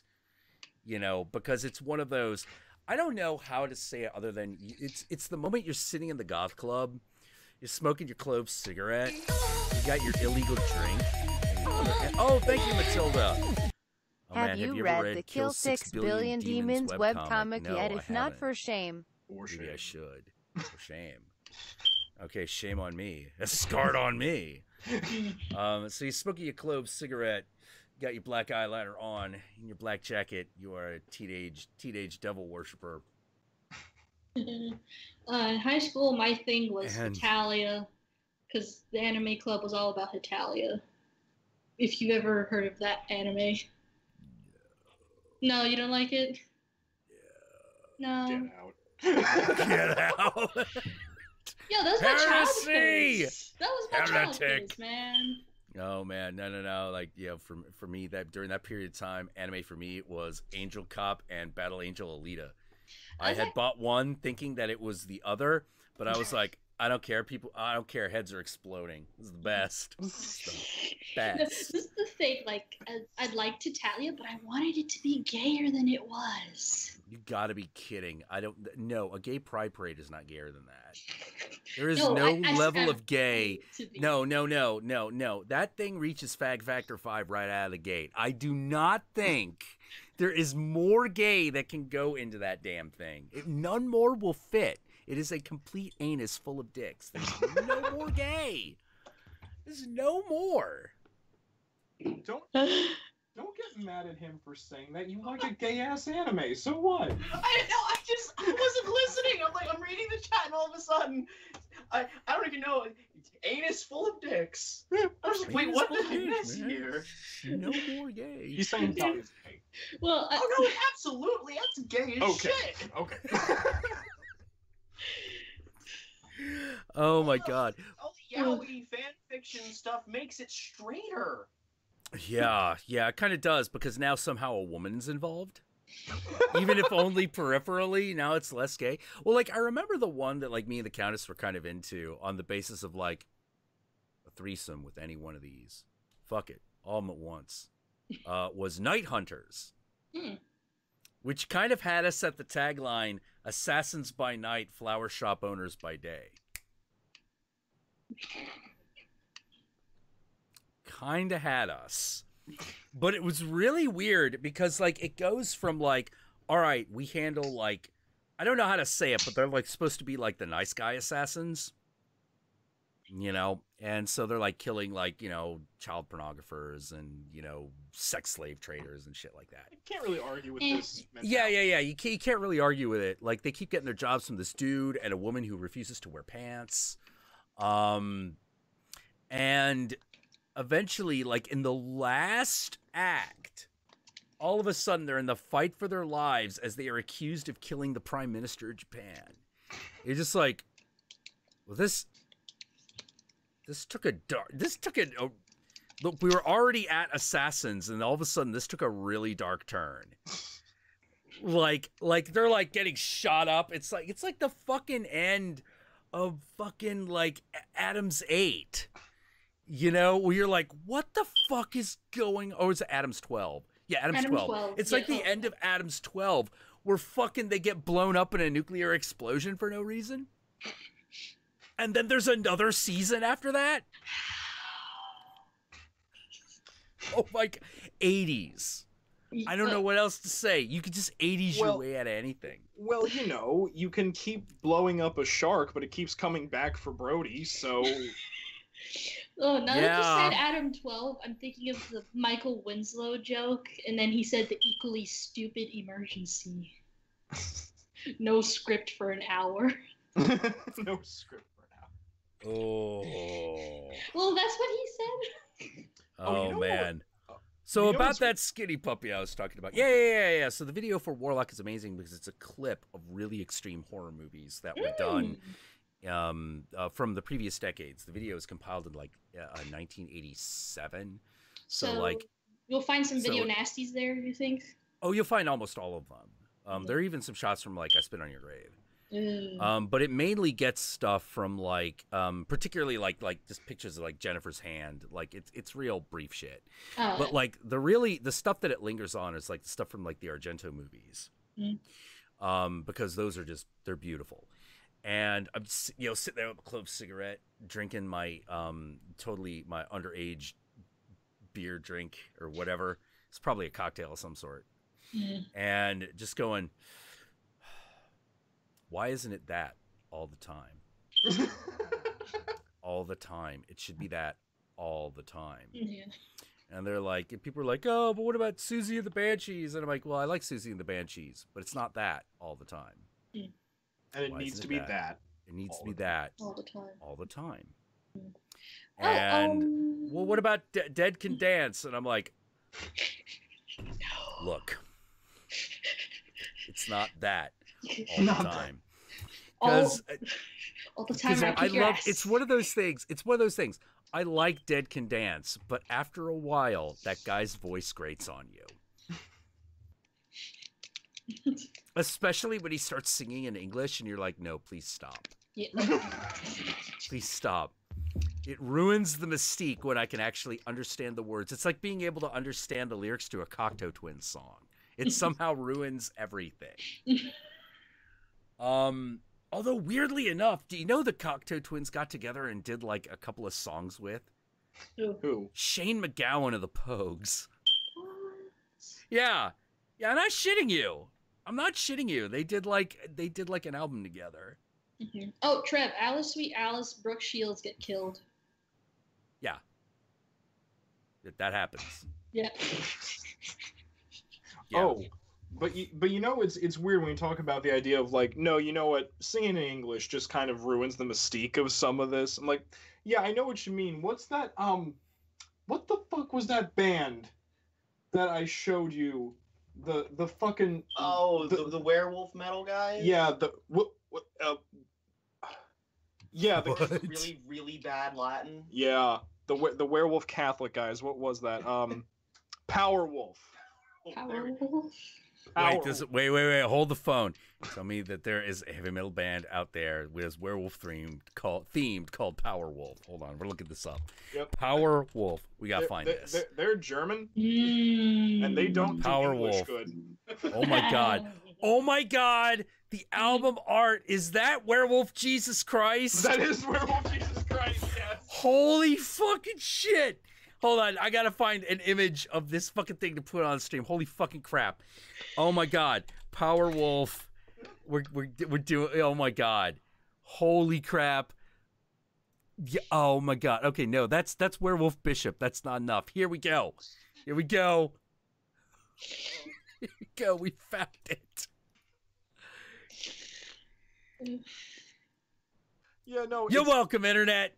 There it is. Blessed and Possessed. Powerwolf. Yeah, that and there's album. Werewolf Jesus Christ. Yep. Why did I not learn about this sooner? Well, no, here's the weird thing. This is what their aesthetic is, right? So their aesthetic is this idea of being like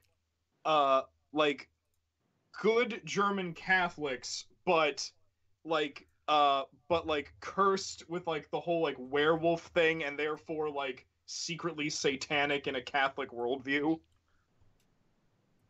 They literally have a song. They literally have a song called Catholics by Day, Satanists by Night. This is the greatest thing I've ever heard. I gotta ask, does the musical ability live up to the premise? The sound does, but the lyrics are like, what is... Oh, right. Okay, got it. So is it like Therion? Okay, here's what I'm gonna say. Okay. The sound it's decent German power metal sound. If you like German power metal, it's decent. It's okay. Okay, it will do. Okay. Yeah. I'll be honest with you. I wish they just fucking sang in German. Yeah. I really wish they did. Their English is horrendous, and the thing is, because they have this whole like corrupted Catholicism mystique, they do really, really bad Latin. Oh my god, fucking church Latin through German, that's gotta sound like ass. It's clear that no one in the making of this music consulted an actual like Latin speaker or even a fucking Latin dictionary. They just fucking looked up random words and strung them together, and when you translate it, it's like, what is this? This is garbage, it's not a sentence. Dude, it's like, why do you want to listen to Nena in English? No.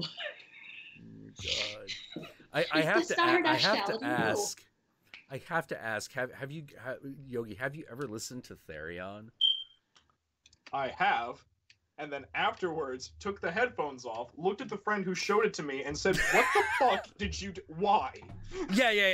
Here's the thing about Therion that's really, really, really frustrating, is that whoever the guitarist is fantastic. But the singer isn't. Like, so if you want to know, for those playing at home, Therion is a metal band, but the thing you got to realize about them is that they take their name from Thelema. Because Therion is like, it's a thing you say during a ritual magic ceremony. So that's why I was excited. They're all Thelemites. They're all Aleister Crowley, OTO, Thelemite types. And that's what they sing about. And some bands have made this work. One of them that made it work really well, usually, not always, but usually, is Current 93. Current 93 has done some really cool shit. And then there was another one called Coil.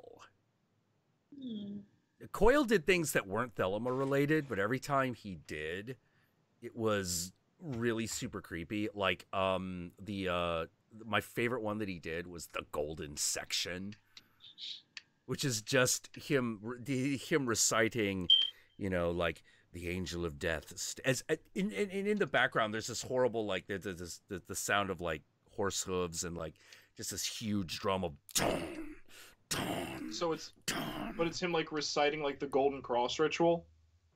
Yeah, the Angel of Death stands between heaven and earth with a poison dripping sword. Identified with Satan, he is full of eyes.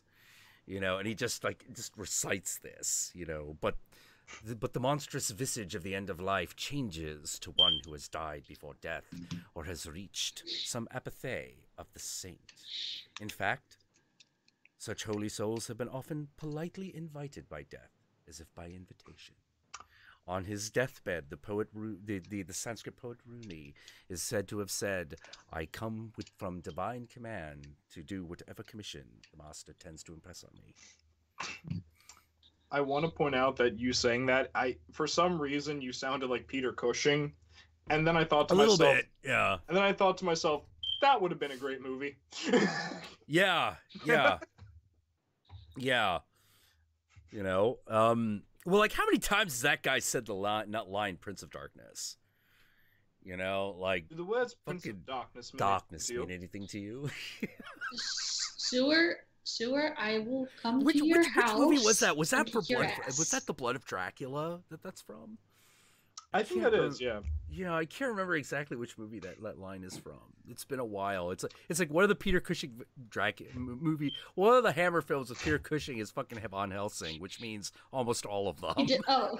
I was gonna ask. He did a bunch then. God, yeah. I actually had just because of that sound bite. I had I like a question for you. Okay. That clip that you use in a lot of like more recent videos, the whole like, who is that man? That's Lucian. Satan What is that from? Oh, that clip? Yeah. Okay, I don't know where the clip is from. I've never seen that movie. I've been trying to find it, and I can't. Me too. I have been trying like mad to find it, and I have no idea. I keep coming to I keep thinking that it must not be a horror movie, otherwise I would have seen it. You know, or would at least have some fucking idea. So out there is like a movie that mentions Satan that might not be a horror movie. It's all I can figure, you know, because I've seen so many of those that I'm like, where is this one movie? Because it sounds like a blaxploitation movie. It does. It does. Like, maybe it's possible it's like something like, not even like Blackula Scream, but something like fucking Blackenstein. You know, like something like that. The other thing I wanted to ask you is like, okay. Oh, Don't Keep Satan Waiting comes from the movie Love at Stake. Ooh. Nice. But yeah, another thing I wanted to ask now that you mention it, that clip could be from a comedy. Yeah, because Love at Stake is a comedy. Fair enough.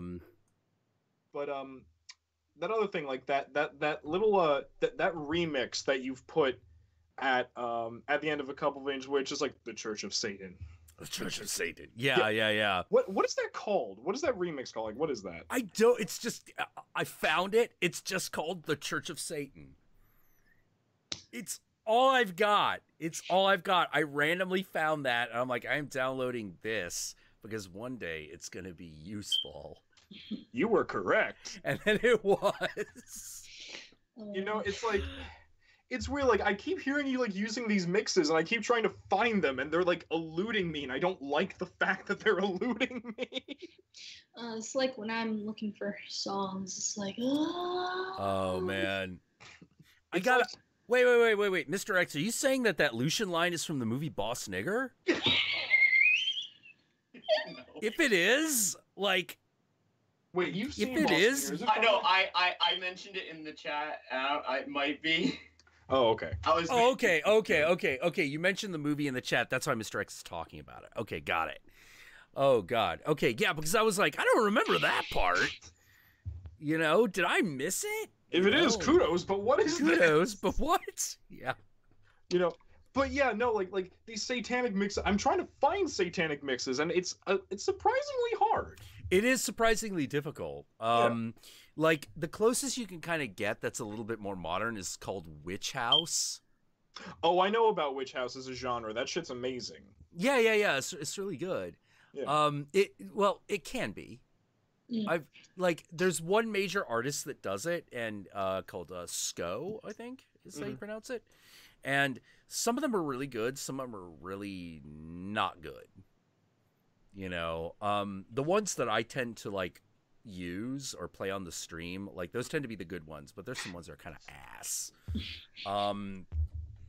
Like every musical genre, there's good, bad, and ugly. I sometimes felt like Current 93 was all of them.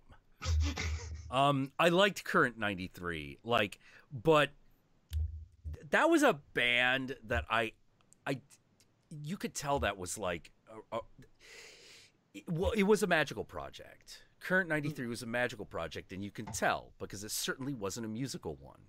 Right. Because it was too weird. It's all interesting, but there's a point at which you're like, you need to pick a style of sound making. And kind of stay there. Yeah.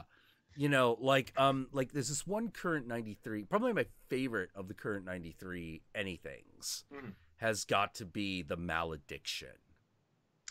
Ooh. The Malediction by Current 93 is amazing. It's totally a cappella. and it's just a guy singing the malediction. You know, oh, oh, cursed are ye who've made all the fields die. Oh, cursed are ye who've poisoned the well. Oh, cursed are ye.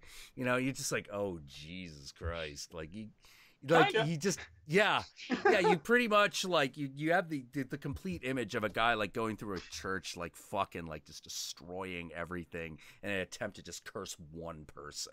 And just in the background is that one bell bitch from Game of Thrones. Shame. Ding. Shame. Shame. Ding. Yeah. Yeah, but it's really good because you're like, despite the fact that it's this very simple a cappella arrangement, you're like, it feels like a spell that you really need to fucking mean. Yeah. You know, because that thing is not just about, like, I cast a curse on you, crusty custy. This is like, I want you so destroyed no one remembers you ever existed ever. You're just like, that is some fucking hate. Yeah, it kind of takes, like, if you know Anton LaVey's magical system, which I know you do, if you take like the rite of destruction and then amplify it, it's like yeah. The rite of destruction is like that's the carnival version of the malediction. Yep. You know, the malediction, you just like you actually read the words and you're like, whoa, you're not just talking about like ruining something, you're talking about utterly obliterating them, you know. Yep. You know, like, holy crap, like it definitely feels like you need to sacrifice an infant to use that spell. It kind of does. Yeah. You know, or either that or to have had someone destroy your whole family so the collective grief can be used to actually work it, but it's got to be like that powerful, and you're just like, oh my god. Great piece, by the way. Great arrangement. Not sure I would call it a song, you know. It's because it's not really musical in the traditional sense. It's an incantation. Yeah. It's a great arrangement, you know. And there are a bunch of current 93 things that are like that, because 93 is a really important number in the OTO because it represents the underworld. And it's the current of death, the current of the the current of death. The current of shadow, yeah. And one of the things I think is really fucking funny, I knew this, a bunch of other people knew this. Okay, so I've talked a lot about the game Shadowrun. What a lot of people don't know is that one of the developers of that game is a guy called Paul Hume. Paul Hume is I forget what they call those guys. When you have a chapter of the OTO that is yours, it's the lodge, right? They're called lodges. I think so. Okay. Yeah. So Paul Hume was lodge master, and his lodge was called the Lodge of William Blake. That was his deal. Yeah, of course it was. And you'll notice that there's an adventure called Mariah Mercurial, at which she goes to a club in the world of Shadowrun called Underworld 93. That was Paul's doing. Oh, Paul Hume. Yeah, Paul Hume wrote, I think 3 editions of the magic system of that game. You know, it was one of those things for all the way up until 4th edition, you knew when they did the magic source book is going to be written by Paul. And then for some reason, he started doing the virtual reality ones. And you're like, Paul? Did you switch disciplines? You know, and then you realize, oh, that's right, he was a fucking computer programmer. You know, yeah, so magician and computer programmer. Technomancy is fine. It's fine. Yeah, pretty much. He's actually the one who came up with the whole idea of Shadowrun. He's the one who came up with the idea of technomancy in that setting. Oh! Yeah. That was his baby. You know, that was one of his babies. And yeah, it was really weird because on the over at FASA, there was a long-standing rivalry between the guys at FASA and the people at White Wolf.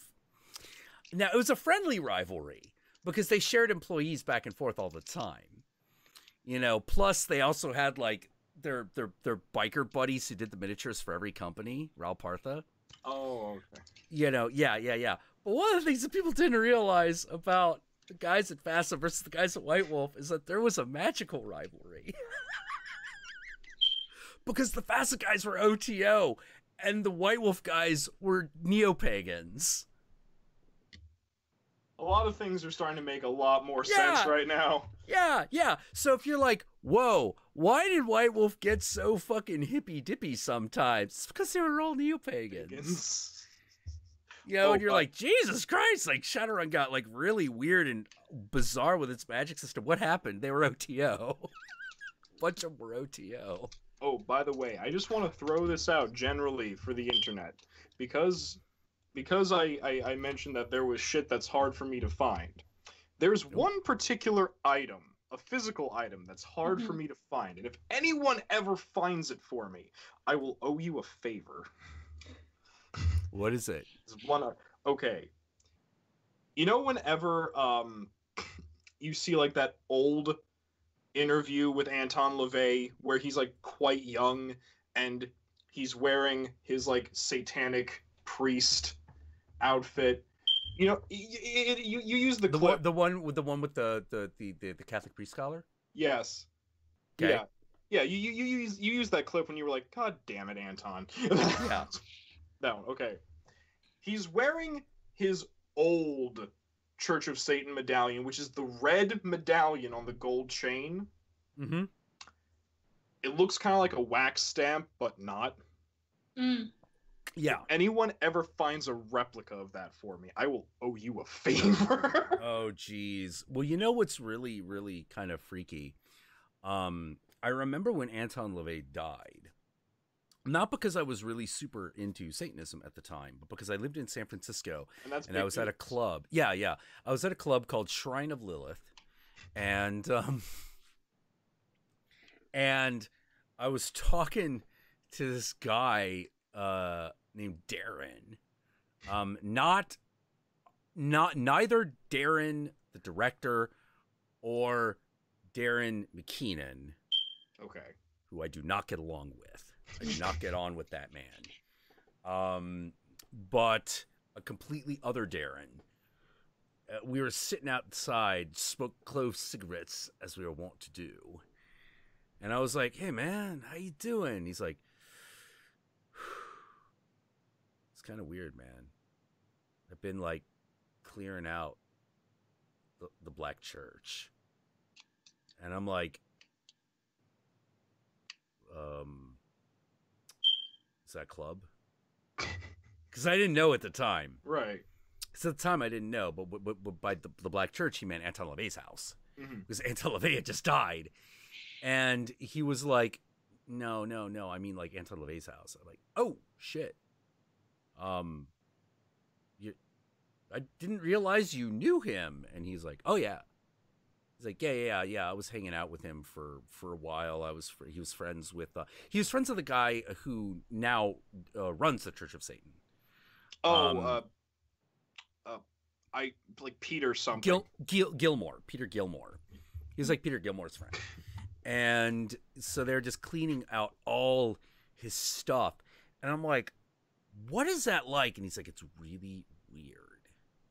He's like, it's really weird because it's normal shit like you would find in a house because it's like Anton LaVey's house. It's like you're perusing through history. Right. And I'm like, how? And I'm like, okay, so like every guy from his era, he's got like the stack of porn mags, like the fucking box of porn mags he never threw out. You know, like, you know, no shock there. But it's really weird to like be going through Anton LaVey's Titty mag collection. And I'm like, I bet it is. He's like, yeah, and he's like, and one of the things is that he was able to find one of Aunt Levy's rings. He had apparently lost it at some point and could never find it, and it was one of those, like, he'd always intended to give it to Zelda, like his daughter Zelda. Yeah. Because she really liked it, but they could never find it. But, like, Darren had found it in the attic when they were clearing the titty mags out. He's like, holy fuck! Like, here it is! This is the ring! You know, like... Lost among the porn. Yeah, lost among the porn. Apparently he must have come in here, like, either when he put these up here, or when he came up looking for that one issue. You know, and it just, like, fucking... God damn it, Anton. God damn it, Anton. And that must have been how it happened. And, you know, Zelda was, of course, she was really happy. She's like, oh, thank you. Like, he had always intended to give this to me, but we had lost it. He's like, well, it's yours now. You know, obviously. Like, glad I could help. It was made for you, so go ahead. Yeah, it was. So, you know, here you go. And it was just really weird because I'd always have these weird brushes with people. Who knew him, yeah.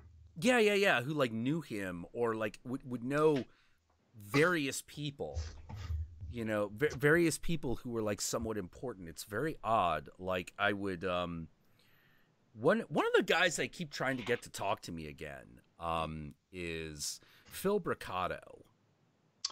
I like Phil, who worked on, Mage the Ascension back in the 90s. Mm-hmm. You know, who I was always trying to get me to give me work as a young RPG writer. That didn't pan out because that whole fucking thing collapsed.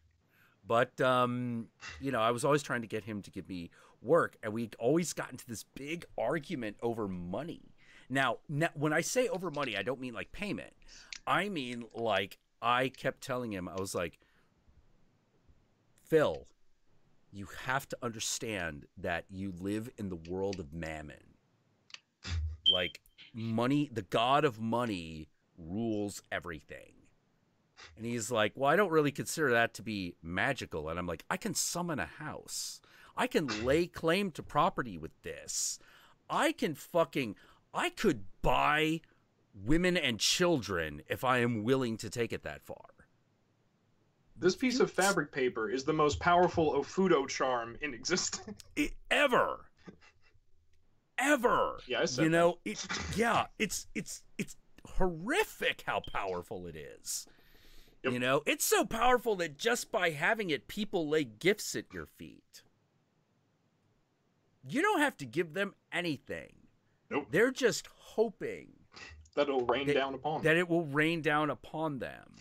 They are so willing to supplicate.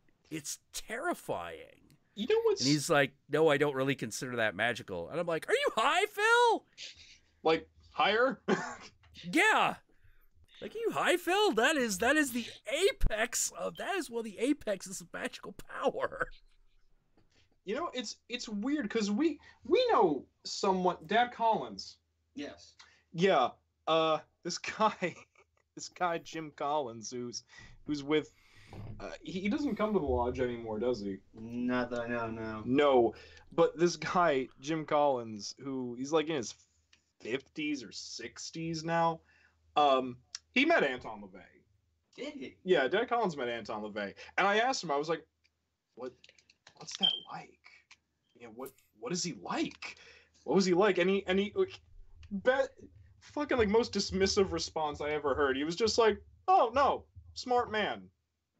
I don't think the people around him quite realized how much the bullshit is there, though. Oh yeah. And I was like, that's the best thing I've ever heard. That sounds about right. Because you know? That's the thing. This guy we know, Jim Collins, like he's a fellow Mason, but he's a now retired corrections officer, yeah. But he's really into magic, like, and what I find so funny is he's a very religious man. He's a Quaker. He's very into magic.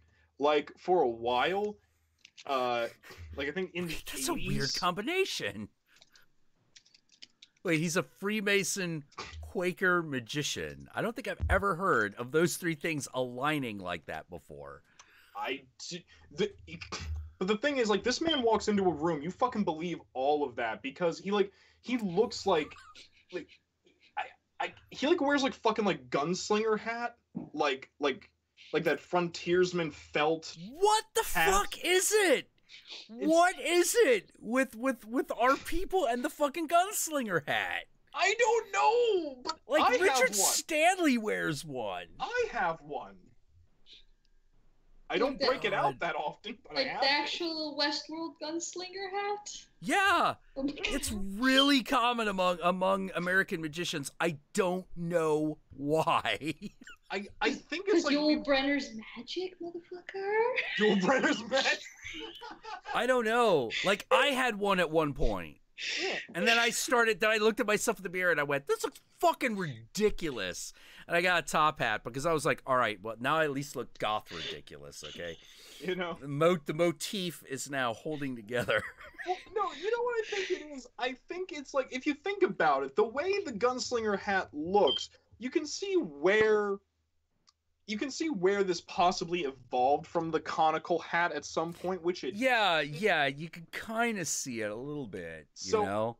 I don't know. I think it's like, we want the conical hat back, but we realize it's too fucking retarded. Like... Well, see, like, that's always kind of why I liked the Shadowrun image, like... What you don't have the conical hat. What do you got? You got the trench coat and the little round shades. The little round shades. You got electric tattoos that got like alchemical symbols on them because that's magic. You know. Like I always kind of dug that, you know. Oh, but yeah, no, so this guy, like, beyond the fact that he does all this shit, he's always been in law enforcement or corrections. That's always what he's been in. And for a while, like in the 80s, like during, like the 70s and 80s, during like the Satanic Panic. Mm-hmm. There was a panic? Yeah. Okay. Yeah. I wasn't born, so I didn't know. Oh my God, yeah, look it up, the Satanic Panic. Holy shit, that was insane.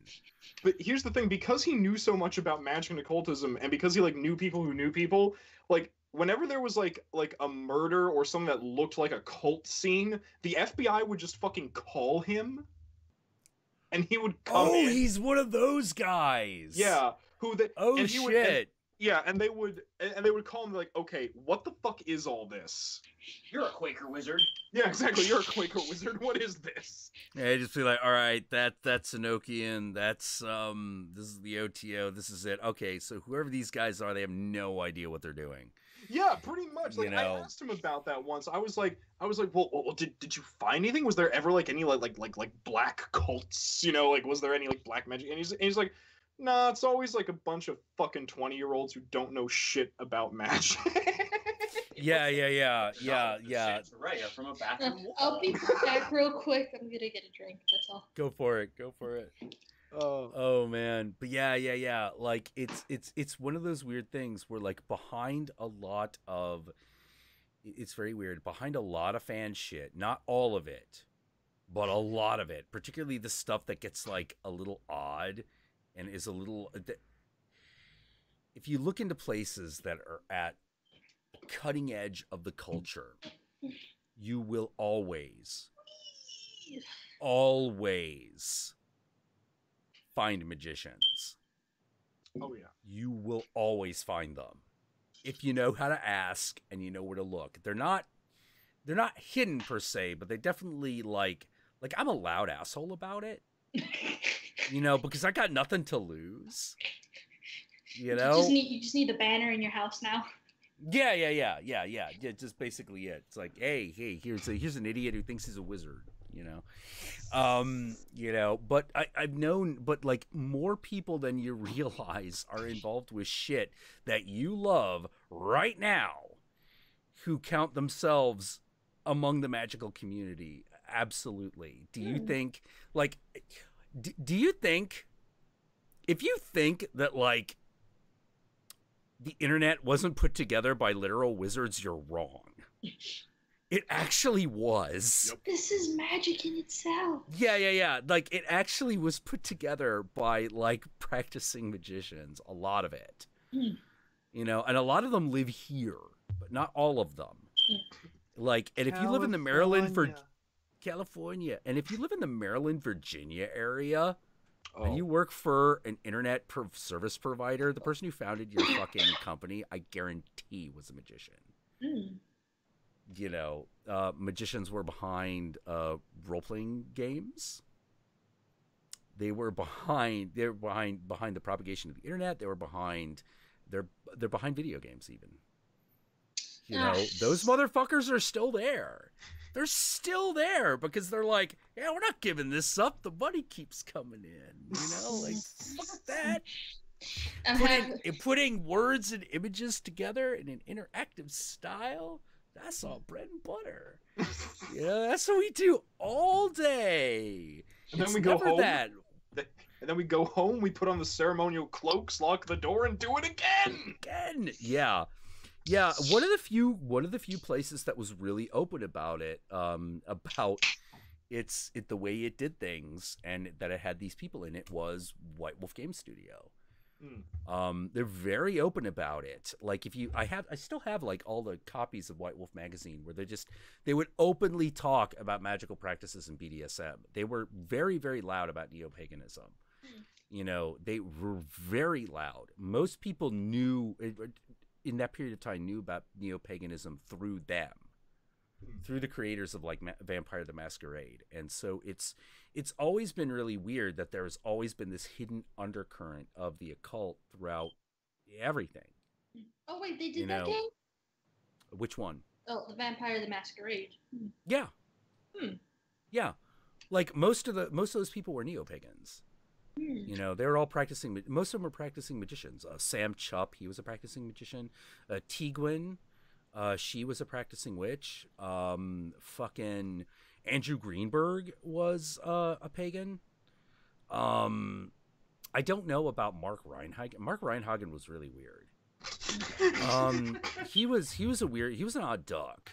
Usually means because. Well, yeah. Like, he's also the guy who actually, like, straight up disappeared.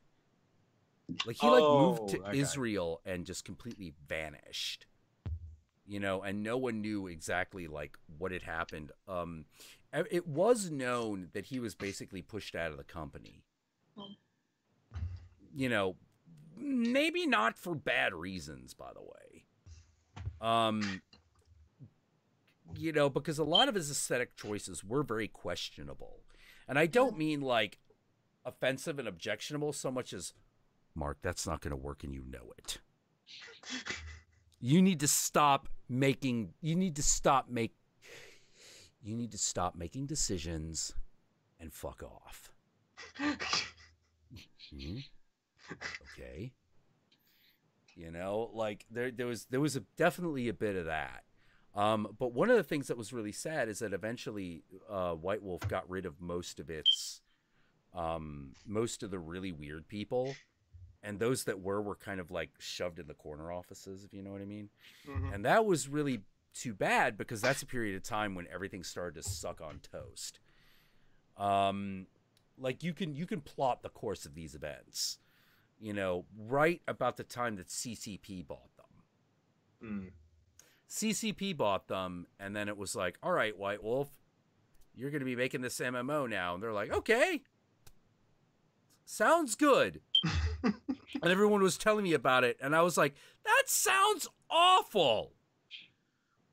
I worked with you guys. I don't want to play that game. I worked with you guys. I don't want to play that game. You gotta be fucking kidding me. You're never gonna ship. You will never ship. And fucking, that was, when Will got into the industry, he like was talking to those guys. He's like, they're never gonna ship. I'm like, I know, right? They're never gonna ship. You know, how could they fucking make good on any of those promises? They can't. And I was just like, no, just do character classes, man. It's okay. I know that you used to be the big experimental RPG studio, but hey, get in a rocking chair, knit yourself an Afghan, make some money by making something that people buy, okay? You know? Get in a rocking chair, knit yourself an Afghan. Afghan, you know, like you're old now. It's all right. Do you want to maybe let the new guys take the reins? I don't know as opposed to putting the guy oh my god. Okay, so up oh god, I'm sorry. Like this is getting into that company's politics, but hold on to yourself, hold on to Skywalker. Yeah, hold on to you. Oh Coke? my god. Yeah, thank you. They told me I knew someone who was working over there, and when that whole MMO debacle was going down, and I was like, well, who's working there? Who's still in charge of shit? You know, because she was having some trouble, and I was like, well, I know a lot of those guys. Maybe I could like make a phone call, like just be like, hey, dude, what the fuck?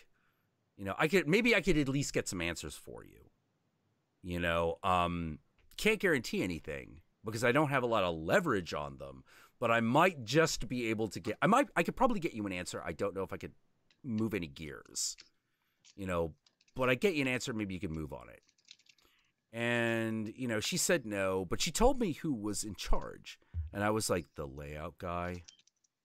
The layout guy is the CEO? What? Bail.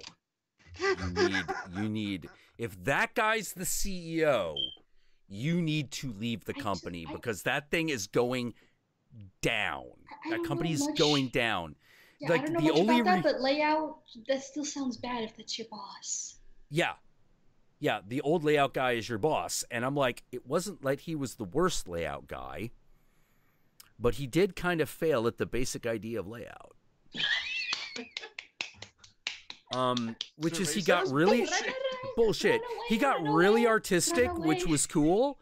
But the problem is that you found yourself going, okay, artistic is nice. I need to be able to read this now. You know, kind of a big deal. Your job as the layout guy is to be invisible. You make all the important choices that are like, it will look like this. We will put the picture here. It will be this type font. Very, very, very important. Absolutely essential, but boring shit. Not big, risky, creative decisions. Now, he did make big, risky, creative decisions, and sometimes they paid off, and sometimes it was like, you just cost us $40,000. So obviously, you want to make this guy CEO, because the only other person you could have made CEO was Ken Cliff. No, you do not put the man who took your award-winning, sustainable, profit-making magazine and turn it into a net loss for the company in charge of anything. You give him a corner office and you tell him to shut the fuck up, which is exactly what they did. Here, tie your own shoes for 3 hours, go home. Ken. Think about the rabbits. Fucking Ken. God damn it. Like, that guy had one problem, but it was a big one. He was one of the most pretentious fucks you would ever meet. Yeah. He was super pretentious. He wanted video. It's one of those. You ever meet those video game people who act like they're too good for video game? Ken Cliff was one of those guys for role-playing games. Polygon, what? Yeah. Yes, actually. Yes, exactly like that, actually, now that you mention it. I never put that together, but no, you're absolutely right. It was exactly that kind of mentality. And I hated that mentality because I'm just sort of like, we're entertained. It's like we entertain people. We entertain nerds. Granted, we entertain nerds with a greater sexual awareness and fashion sense. But at the end of the day, we entertain nerds, baby. Like, let's just entertain all the nerd. Let's entertain all the goth nerd we can. Get all the money, laugh to the bank. That's all I want. It's all I want. It's all I'm asking. You know, I want that sweet goth nerd money. I want that sweet. Do you see how much I want it? You know. Do you see how much money they spend on these fucking capes and shit? Silk. They can afford silk curtains. Sell everything. Yeah, sell everything. Put a vampire logo on everything. Man. I don't care. You know, like, and the funny thing is when they were doing that, they were making fucking bank. They were making all kinds of fucking money hand over fist. And I was like, that's right. This is where I want to put my homestead down. I want to work with you guys. Let's do this. Land is mine. Yeah. Let's just make tons of money. I'm so up for this. And yeah, that didn't end up working so well. It didn't end up working out so well for me. But whatever, you know. Looking back on it, like I just look back at that work and I'm just like, oh Jesus, this is fucking cringy. Like I was not a great artist, you know. Oh, really? I'm still not. No? You know, no, God no. You know, I am now up to the point where I am sellable. Now, to be fair, sellable, that is not nothing. Yeah. No, it is not. But having worked with the truly talented, oh geez, you watch them and you're just like, fuck, man. It's kind of how I feel in like writing classes sometimes. The only time I ever felt like I was in the right spot was when the professors would take me like to the side and tell me where to improve, but telling me that I have potential. Yeah. Now, is this in what kind of environment is this? Well, this was back when I was taking journalism classes. Oh. And also, they mean it. Well, 2 of them won Pulitzer Prizes. These are the kind of professors I They mean it. Those guys don't fuck around. If they say you have potential, you have potential. You need to chase it. Mm-hmm. You know, because that's rare. Yeah, it's still on. Like I said, it's still on my radar right now. Like what I'm getting my certificate in is not journalism, but it's a job that I will work to save up money to go back. Because that is my goal. It's just I'm getting my steps to get back there. You might want to consider listening to those guys. Mm-hmm. You know, just to let you know, because they don't say that to just anybody. They're Pulitzer Prize winners. Oh no, definitely. I still carry that. That's like my drive to continue that, and I will go back to that. Good. Yeah, I was not so talented. Put yourself down. I mean, I was not so talented. Well, I realized like where they kind of needed me. Mm-hmm. But I wouldn't have known this myself, which is I probably would have been pretty good in sales. You know, I probably would have been pretty good, like being like, all right, how many of those White Wolf lighters do we need to move? We need to move 10,000. Okay. Head shops. All right. Call up every head shop. Hey, 17 on the dollar. How about it? What'd you do me? 18. 18, how about 20? How about 20? Oh, man, you're breaking my balls. All right, I'll tell you what. If you order 100 of them, then I'll give you the 15. I'll give you the 15 on the dollar. Let's do this. We can make this deal today. I can have them shipped. They will be flying off your shelves by Monday morning. Let's do this. You know, that's probably where I should have been, you know, but nope. I feel that though, because I have people tell me that I'm a good artist. I have people tell me that, but I'm just like, and yet no one buy. Yeah. No tree fitty, no $2, nothing. No, yeah. Yeah, it's really it's rough out there. The artistic world is rough. You know, it's one of those things where the thing that you need as an artist more than anything else, besides talent, because you need talent, You do. You really do. Despite what anyone will tell you. Yeah, you do. We can't all be Grandma Moses. Yeah. we can't all exist on novelty. Although, to be fair, Grandma Moses' paintings, not that bad. Oh, no, they're captivating. Yeah. You're just sort of like, oh, hey, look, it's New England. It's just like, I'm 90 years old. I'm just painting now. Oh, look, two-dimensional New England. Yeah, pretty much. And you're just sort of like, oh, that's actually surprisingly good for like a 90-year-old person who's never painted before. It's like, that's soothing. That's stuff you just look at when you want to relax. Mm-hmm. Yeah. I mean, it ain't no Hieronymus Bosch, Yeah. But, This ain't no Basquiat. Yeah. But the same token. No, literally, I looked at them, and it just reminds me of the very brief time I lived in Maine, which when I was, like, really young. Yeah. Oh, yeah. That's like there's an entire museum of her stuff up in Vermont. Me and the Countess went to it. And I'm just sort of like, huh. There's an interview of her with, I think was it I forget who it was. It wasn't Edward R. Murrows, but it was somebody like that who's interviewing her. It's like, do you ever think about, mortality, Grandma Moses? And like, it's really weird because you're watching the interview, like having this fucking like existential crisis interviewing Grandma Moses. Like, you can tell, like, this man is haunted by these questions. And so he is asking possibly the oldest woman he has ever seen, who's Grandma Moses.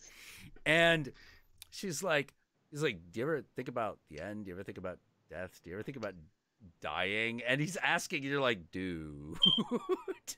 And Grandma Moses is like, I don't think about those things. No.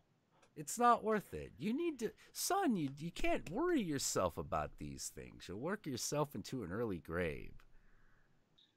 Trust your grandma.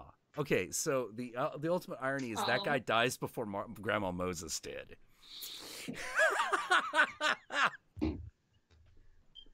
Confucius, I told you, stop worrying. You'll age prematurely. You age prematurely, yeah. And she's already fucking 90.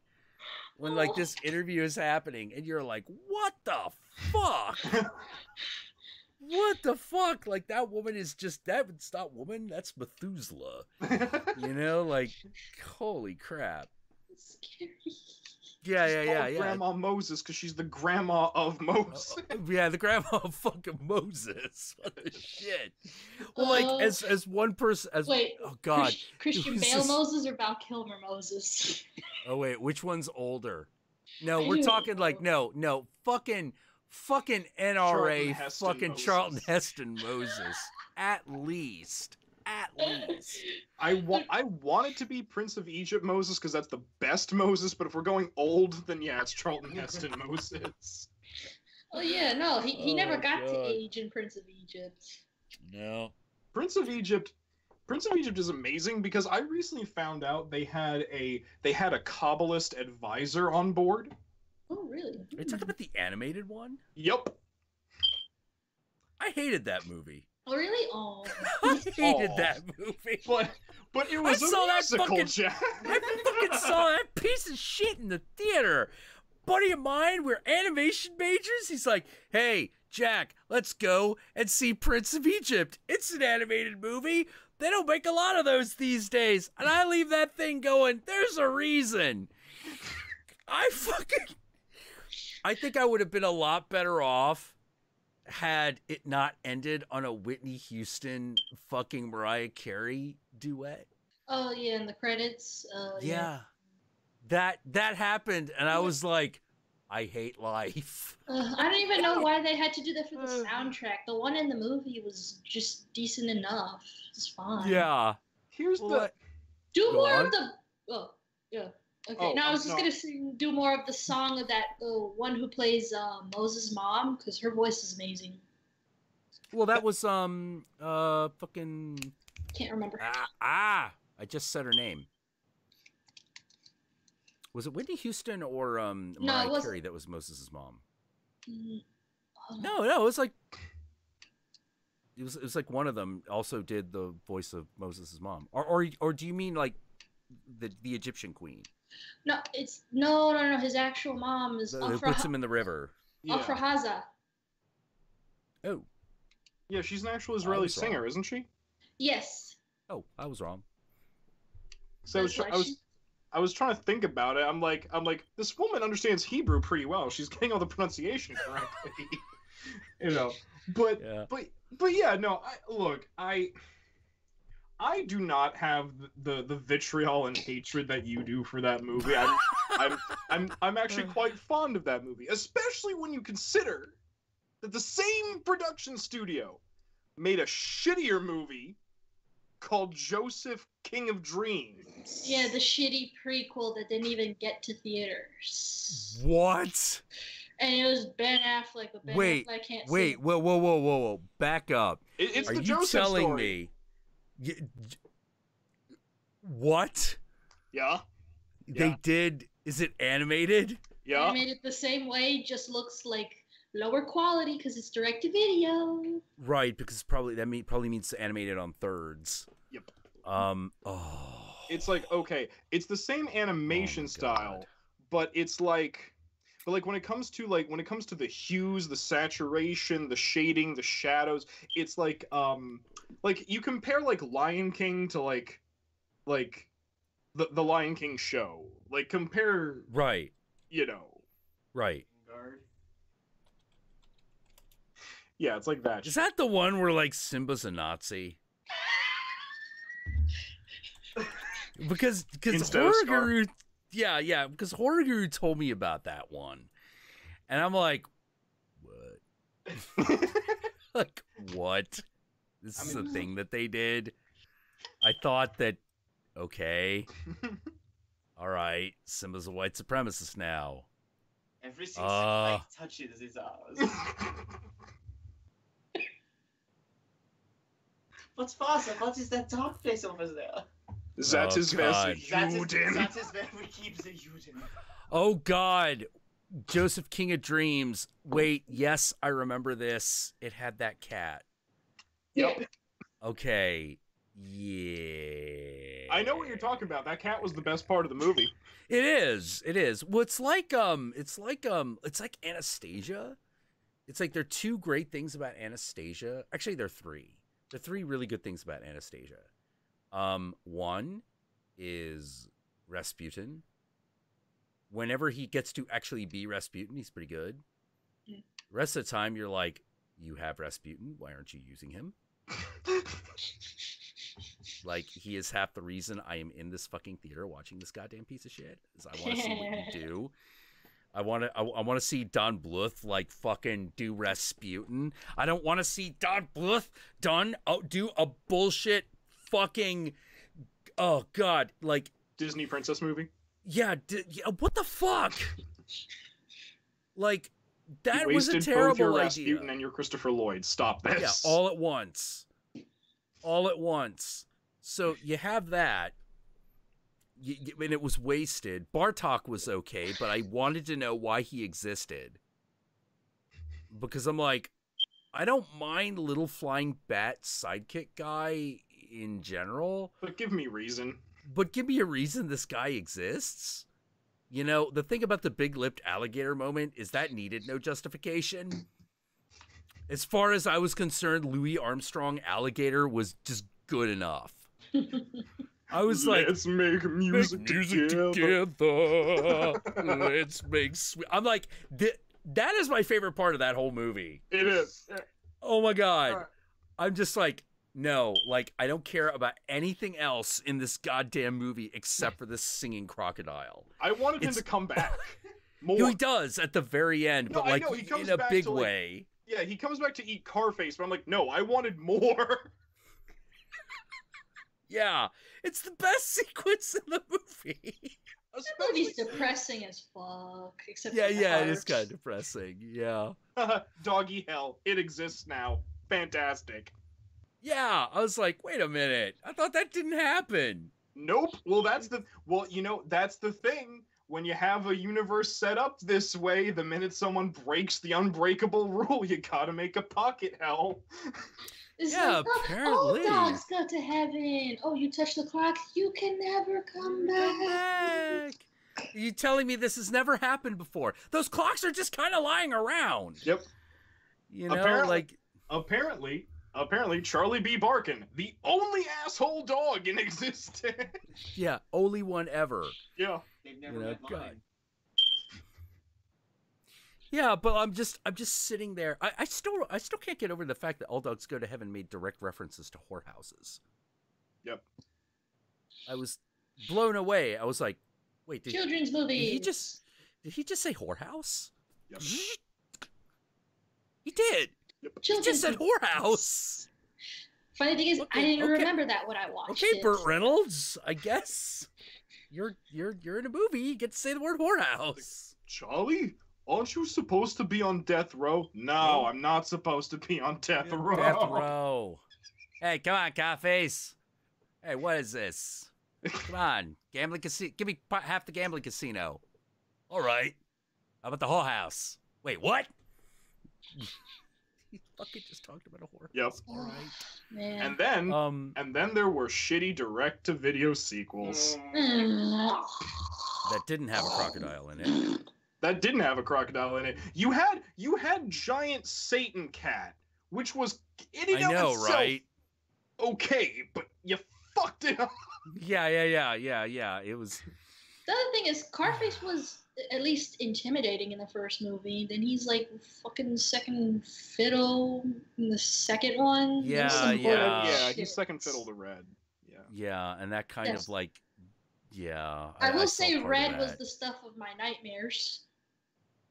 Oh, you didn't like Giant Satan Kitty? It's before I liked kitties, because I wasn't into like stuff like that when I watched that movie. You know, I was willing to give that movie a shot, but then it ended on like Carface's arc ended on the stupidest fucking joke in goddamn history. I fucking hated that when he was just like, so Carface, what'd you trade Red for your collar? Ah, stupid cat wanted the bottom of my shoes. I don't wear shoes. What? And then you just like hear otherworldly. Yeah, you hear otherworldly voice explain the joke.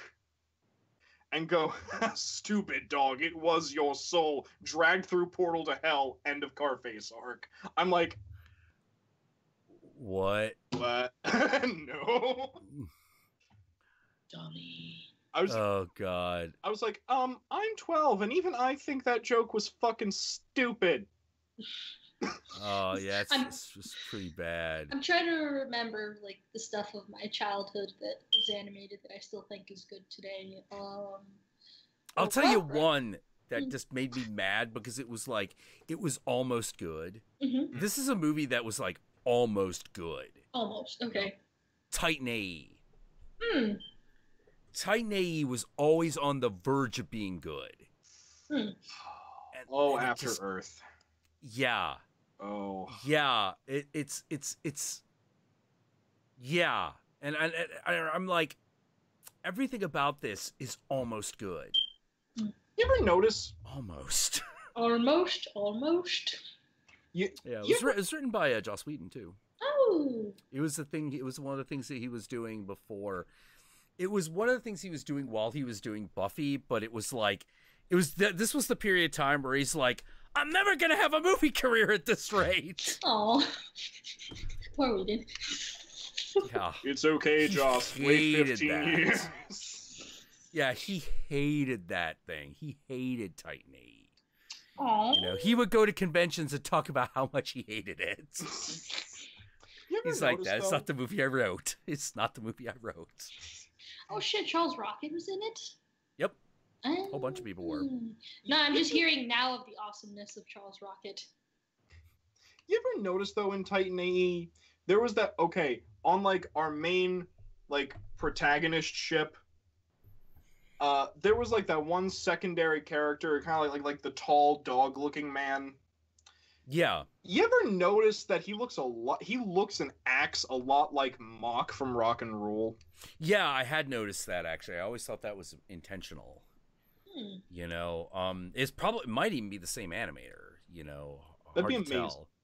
Yeah. Like, Rock and Roll. I love Rock and Roll. Like, that was one of the like the animated features that I watched that I was like, holy shit, this one's good.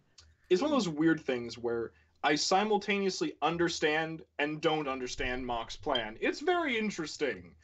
Yeah. You know, yeah.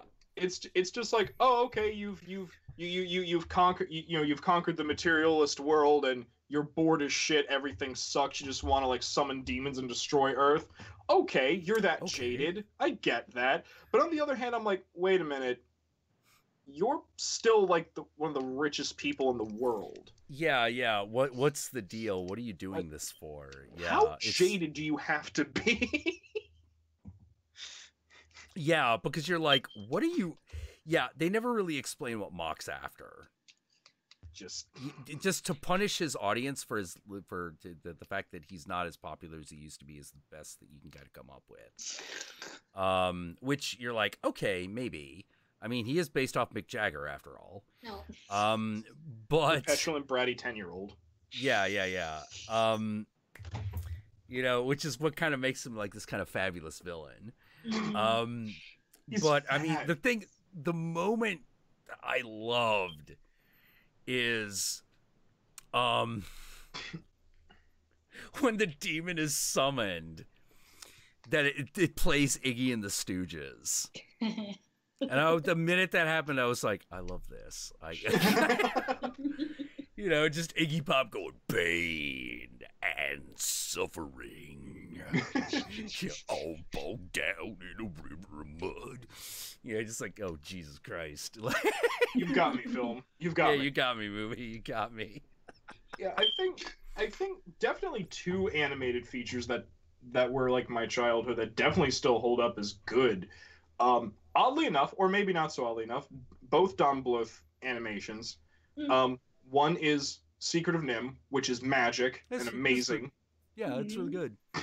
And the sequel makes me want to burn entire villages. Yeah, that like, shit is terrible. It was definitely, how to put it, like, there's definitely this period of time when it was like every animation studio was just like, help. You know, like, and it was during this period of time that I was an animation student, and so I'm like I'm in the animation studio for like a year, and I go, I'm out, because I want to do features, and it will never happen. No. And if they do happen, they are not the kind of features that I want to work on. Yeah, I am out of here. Like, I've got to find something else. That fucking movie, when it opens up with the prophet Nicodemus, no, Bye. No, done. It's been what? It's been what, 2 years? No. Kind of wish that was my childhood, but I had to be happy with what I did get because the other half was VeggieTales and whatever else my grandma was throwing on my parents. Hey. Yeah. Hey. Let me tell you. Yeah. You ever seen Rover Dangerfield? Yes. It's Rodney Dangerfield the Beagle on Christmas for an hour and a half. Yeah. It's simultaneously as great and as awful as it sounds. It does not disappoint. I need to see this shit. You should, and then you're gonna go, huh? Well, that was exactly what I expected. I don't know. You're simultaneously pleased you watched it and completely disappointed. Yeah. I don't know how. Yeah. This movie is somehow everything you want and less, but it completely succeeds at being what it is at the same time. It's Rodney Dangerfield doing his stand-up, but as a beagle. Yeah. But completely apropos of the of the plot. So, and he just keeps doing his stand-up. So all the other characters are just staring at him going, what the fuck are you doing? Yeah.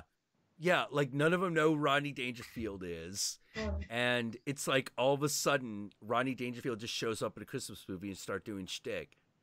And there's a beautiful, wonderful song that he sings called I'll Never Do It on a Christmas Tree, because he's talking about pissing on Christmas trees because he's a dog. Yeah. Bonnie Dangerfield singing about pissing on trees. Yeah. Like, I don't know what to say other than it's everything you think it is and less. Like, it's crazy. The chorus of which is, I'll never do it on a Christmas tree. A Christmas tree is safe from me. Oh, what would Santa think of me if I did it on a Christmas tree? He'd think, I'm gonna kick your ass. Yeah, well, it's really weird that the whole movie's like that. It's just like, what just happened? Why? Yeah. It's not Christmas theme, is it? I think, I forget, is it like a little boy or a little girl who's having a bad Christmas? It's, okay, no, what it is that Rover Dangerfield fucking, he is a beagle who is owned by a Las Vegas showgirl. And the Las Vegas showgirls... Right, now it's coming back. Yeah, the Las Vegas showgirl's abusive piece of shit boyfriend, who's this greasy motherfucker who involves himself with, like, drug deals and the mafia and shit like that, can't fucking stand Rover. And so one day, just because, when the girlfriend's away, he takes Rover, puts him in a bag, ties the bag up, throws him over the... what's the big dam that's out of... Is that the Hoover Dam? Yeah, Hoover Dam, yeah. Yeah, he actually throws him over the fucking Hoover Dam. Wow. Shit, it's coming back now, yeah. And he ends up surviving and ends up washed up somehow in a fucking field of corn in Iowa. And he gets adopted by a farmer and their son, and he becomes a farm dog, and he falls in love with a dog on the farm. And he falls in love with Lassie. Drugs. Yeah, they don't actually call her Lassie, but she's fucking Lassie. Yeah, she's a collie. Yeah. Yeah. You know, like, it's... And then there's, like, a weird moment where, like a wolf or a coyote or something breaks in. No, a fox breaks in. And I think it's a fox, yeah. Yeah, like, this is, like, during, like, the winter. A fox breaks in and goes into the hen house and kills the prize turkey. And shenanigans, Rover ends up with the dead prize turkey in his hands. And the family is horrified. And he has a dead animal in his hands. And it's Rodney Dangerfield trying to play it off as a joke.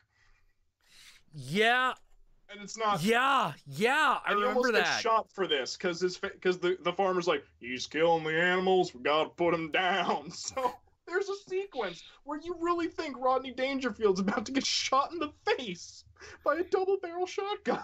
Yeah. I don't know how to say it other than you're like, surely this will not just be a animated Rodney Dangerfield movie, and yes, it is.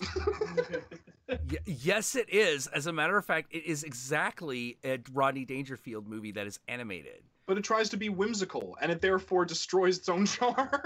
Yes! Because you find yourself going, dude, I would totally just watch Rodney Dangerfield the dog if you just did it. Yeah. Like, if you just did it, I would watch the hell out of that. So like fucking Back to School is one of my favorite movies. Yeah, they basically just half-assed it then. Yeah, the problem is it's a kid's Christmas movie. Okay, yeah, so they half-assed it. They're like, we gotta put something nice in there. Yeah, like, a lot of people are like, well, Rodney Dangerfield is completely inappropriate for this Christmas movie. I'm like, God damn it, Christmas movie is totally inappropriate for this Rodney Dangerfield dog cartoon. You know, like, I don't fucking give a shit about another Christmas thing. I don't need that. Make a Rodney Dangerfield dog cartoon. Do it. Yeah, fuck yeah. Do it. Fuck yeah. Be the funniest goddamn thing on the planet. Yeah, I'd watch the hell out of that. I watch the shit out of that. Well, Fritz the cat. Why are you doing the R-rated dog? Yeah. Fritz the Cat had a bunch of other problems. Oh, okay. Not the least of which is that they couldn't decide whether they were going to stick exactly to the comic or not. Oh. That was a huge problem with Fritz the Cat because that movie is disjointed as fuck. I always had one question about that movie. Mm-hmm. Just one, really. Mm-hmm. Okay. When they go into the synagogue, because there's a synagogue scene. There is. They portray all lions as being the Jews. Mm-hmm. Jews are lions in this animal movie. Fair enough. You're going to make crows black people. Fair enough. Fair enough. Yeah, okay, got it. The two pig cops, because right. That chase Fritz into the synagogue, one of whom is apparently Jewish. Yes. But he's a pig. You've already established that Jews are lions in this world. How is the pig cop Jewish? And I'm confused. You're gonna have to ask Ralph Bakshi about I'll that. never get an answer out of fucking Ralph Bakshi. No, that will never happen. It will never happen. Oh, and by the way, the lack of going all the way, the lack of like just going fucking R is one of the big problems with Cool World.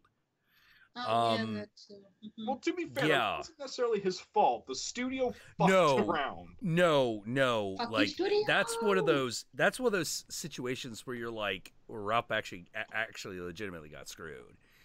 You know, like the original story of Cool World was actually. I was reading the original story. It's I know awesome. it's like, yeah, it's really good. It's like Twin Peaks, but with animated characters. It's weird. It's like, what's that? Homicidal half-man, half-cartoon hybrid? Yes! Give me this! Yeah. You're just like, what the fuck? Yeah. It's basically a cartoon. It's like a cartoon serial killer story. And you're like, which the world needs. Yeah, which the world kind of needs. You know, like it was. I don't know how to say it. Other than the original Cool World was basically Ralph actually watched Twin Peaks and went, you know what? I'd like to try one of those. And it didn't get to happen. You know what? They. I always think it's weird, like the animated features that went kind of. The animated features that were like really interesting, but kind of got swept under the rug about a lot of things. Like I remember growing up, there was like looking back, it wasn't the greatest thing, but it was interesting. There was like an anime style movie of the Phantom of the Opera. Hold on. From like, but it was like based off like the Lon Chaney version. Yes, and they'd play it on like Nickelodeon all the time. I'm not sure if they did that, but I do because I remember having the VHS when I was little. Right. And he had like and he had like, you know, had like the whole, it was a full face mask, and when it was like taken off, he had like this like green zombie face with big bulgy eyes. Yeah. Here we go. I found it. Yay! I found it. This is probably it. This is exactly what you're describing. And it's low res, so we know that it's old. All right. So on the stream, I'm wondering if that's it. Oh wait, shit! I have to actually bring the stream up now. I'm an idiot. Oh, I'm sorry. Oh shit! Oh, but I am the dumb. So. I am the poo brain.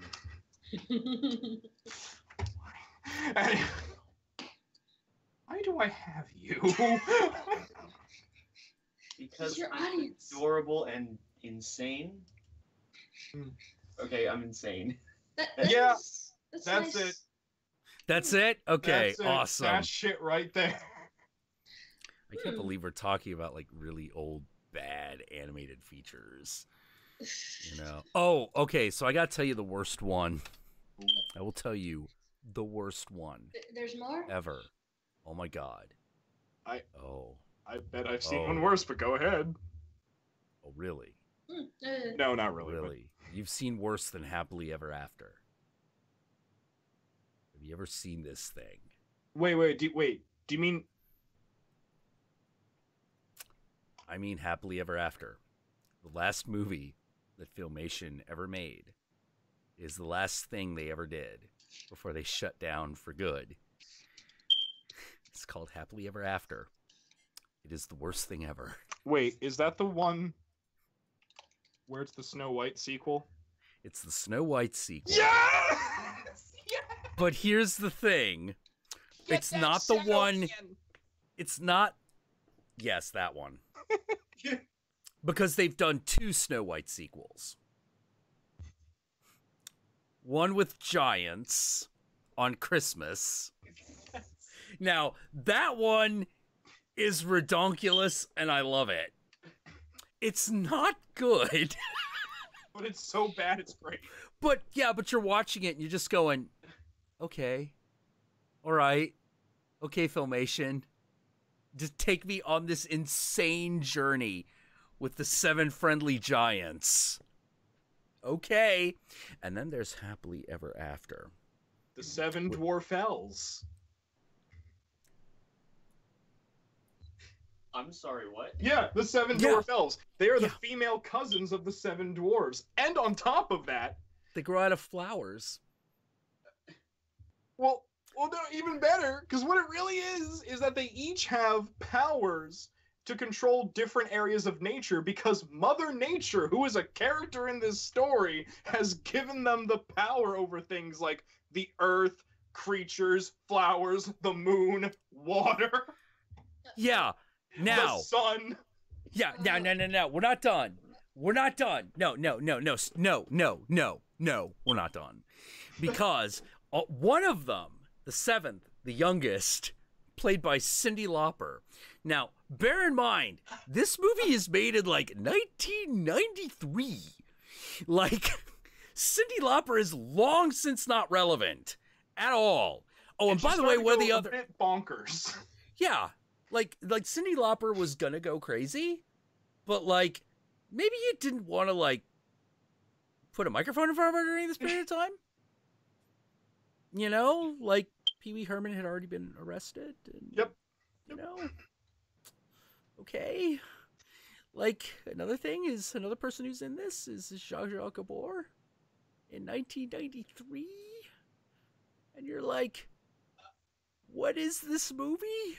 But it has Dom DeLuise as a magical mirror. It does. It does.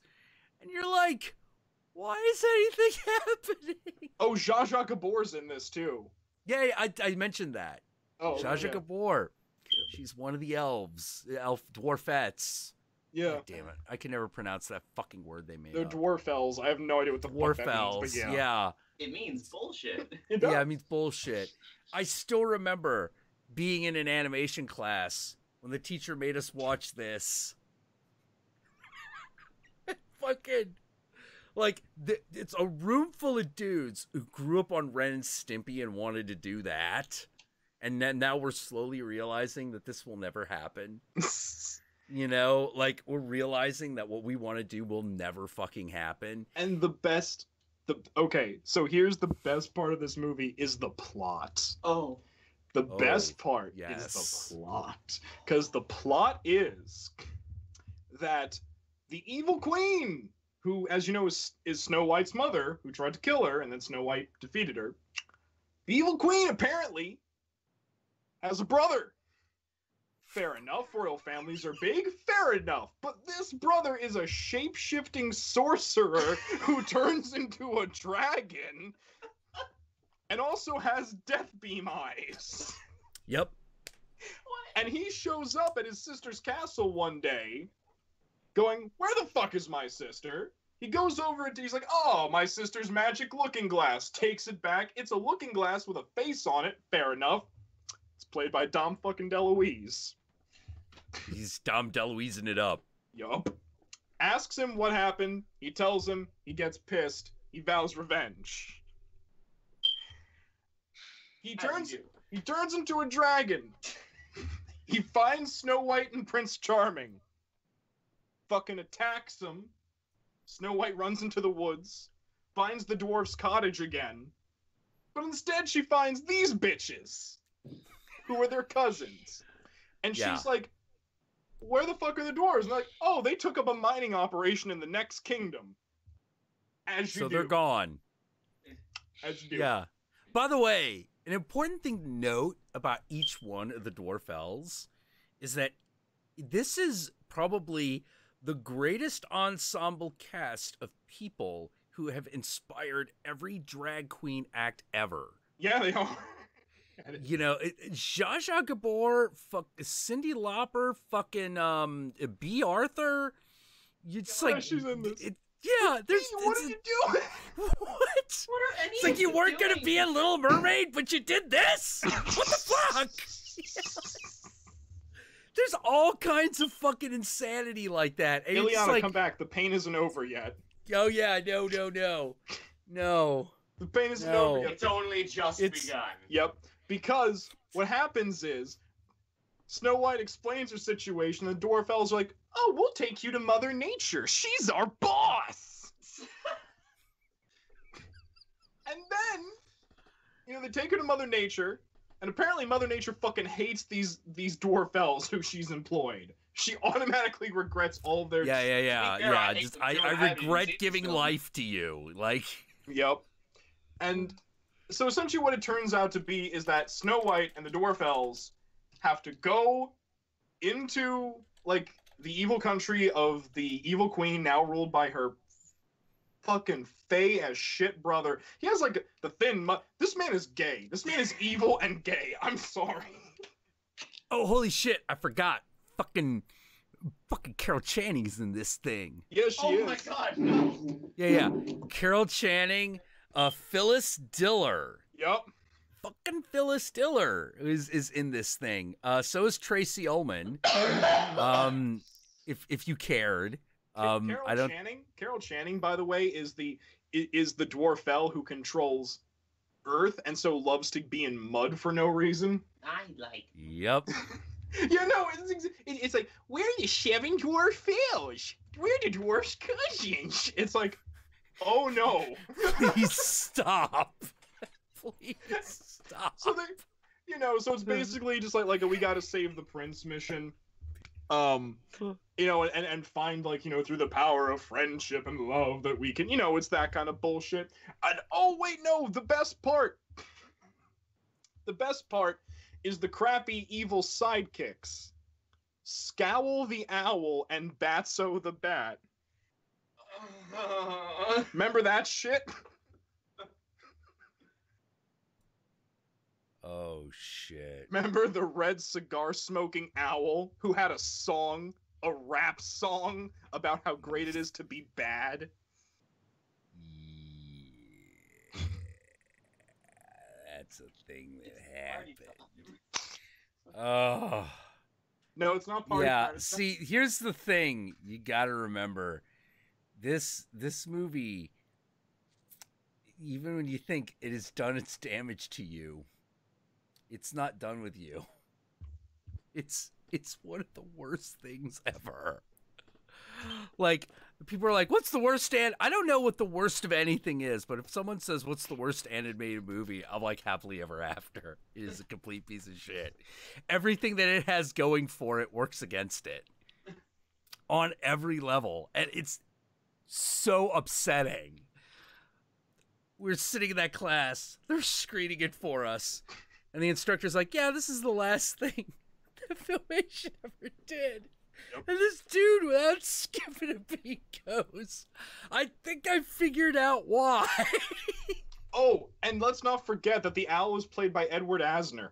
Yeah, that was played by... That I remembered. When you mentioned him, I remembered he was Ed Asner. Yeah. Yeah. This is a movie that exists. Yeah, Malcolm McDowell's in this. Yeah. Malcolm McDowell plays Lord Malice. Yeah, who is the brother, I think. Brother, yeah. Yeah, and you're like, doing in this Drac? Yeah, well, it's Malcolm McDowell being some shit, man. You give him a fucking paycheck, he will appear in anything. To be he fair, was in fucking Silent Hill Retribution or whatever. Yeah, but you to know, be fair though, To be fair, though, McDowell's acting is probably the least terrible thing about this film. Oh, yeah, absolutely. Like, he embodies this shitty character, you know? He hams it up. It's great. He's like, I remember there's literally a part where he tries to threaten the magic mirror to tell him what happened, and Dom DeLuise is like, ah, fuck you, your magic doesn't work on me. You know, you can't do anything to me. And then McDowell just has this snoot face where he's like, oh, is that so? Like, picks up a hammer out of nowhere, and just at the top of his lungs, if you don't tell me what happened to my sister, I'll break you into 1,000 pieces. And you can hear him frothing in the sound booth. Oh man. And it's brilliant. Oh my god. Oh my god. Well, yeah, he has light lasers. Yeah. You ever? Oh god, what was that? What's the last thing I saw? Malcolm McDowell, and it wasn't Silent Hill. Oh, fucking the remake of Silent Night, Deadly Night.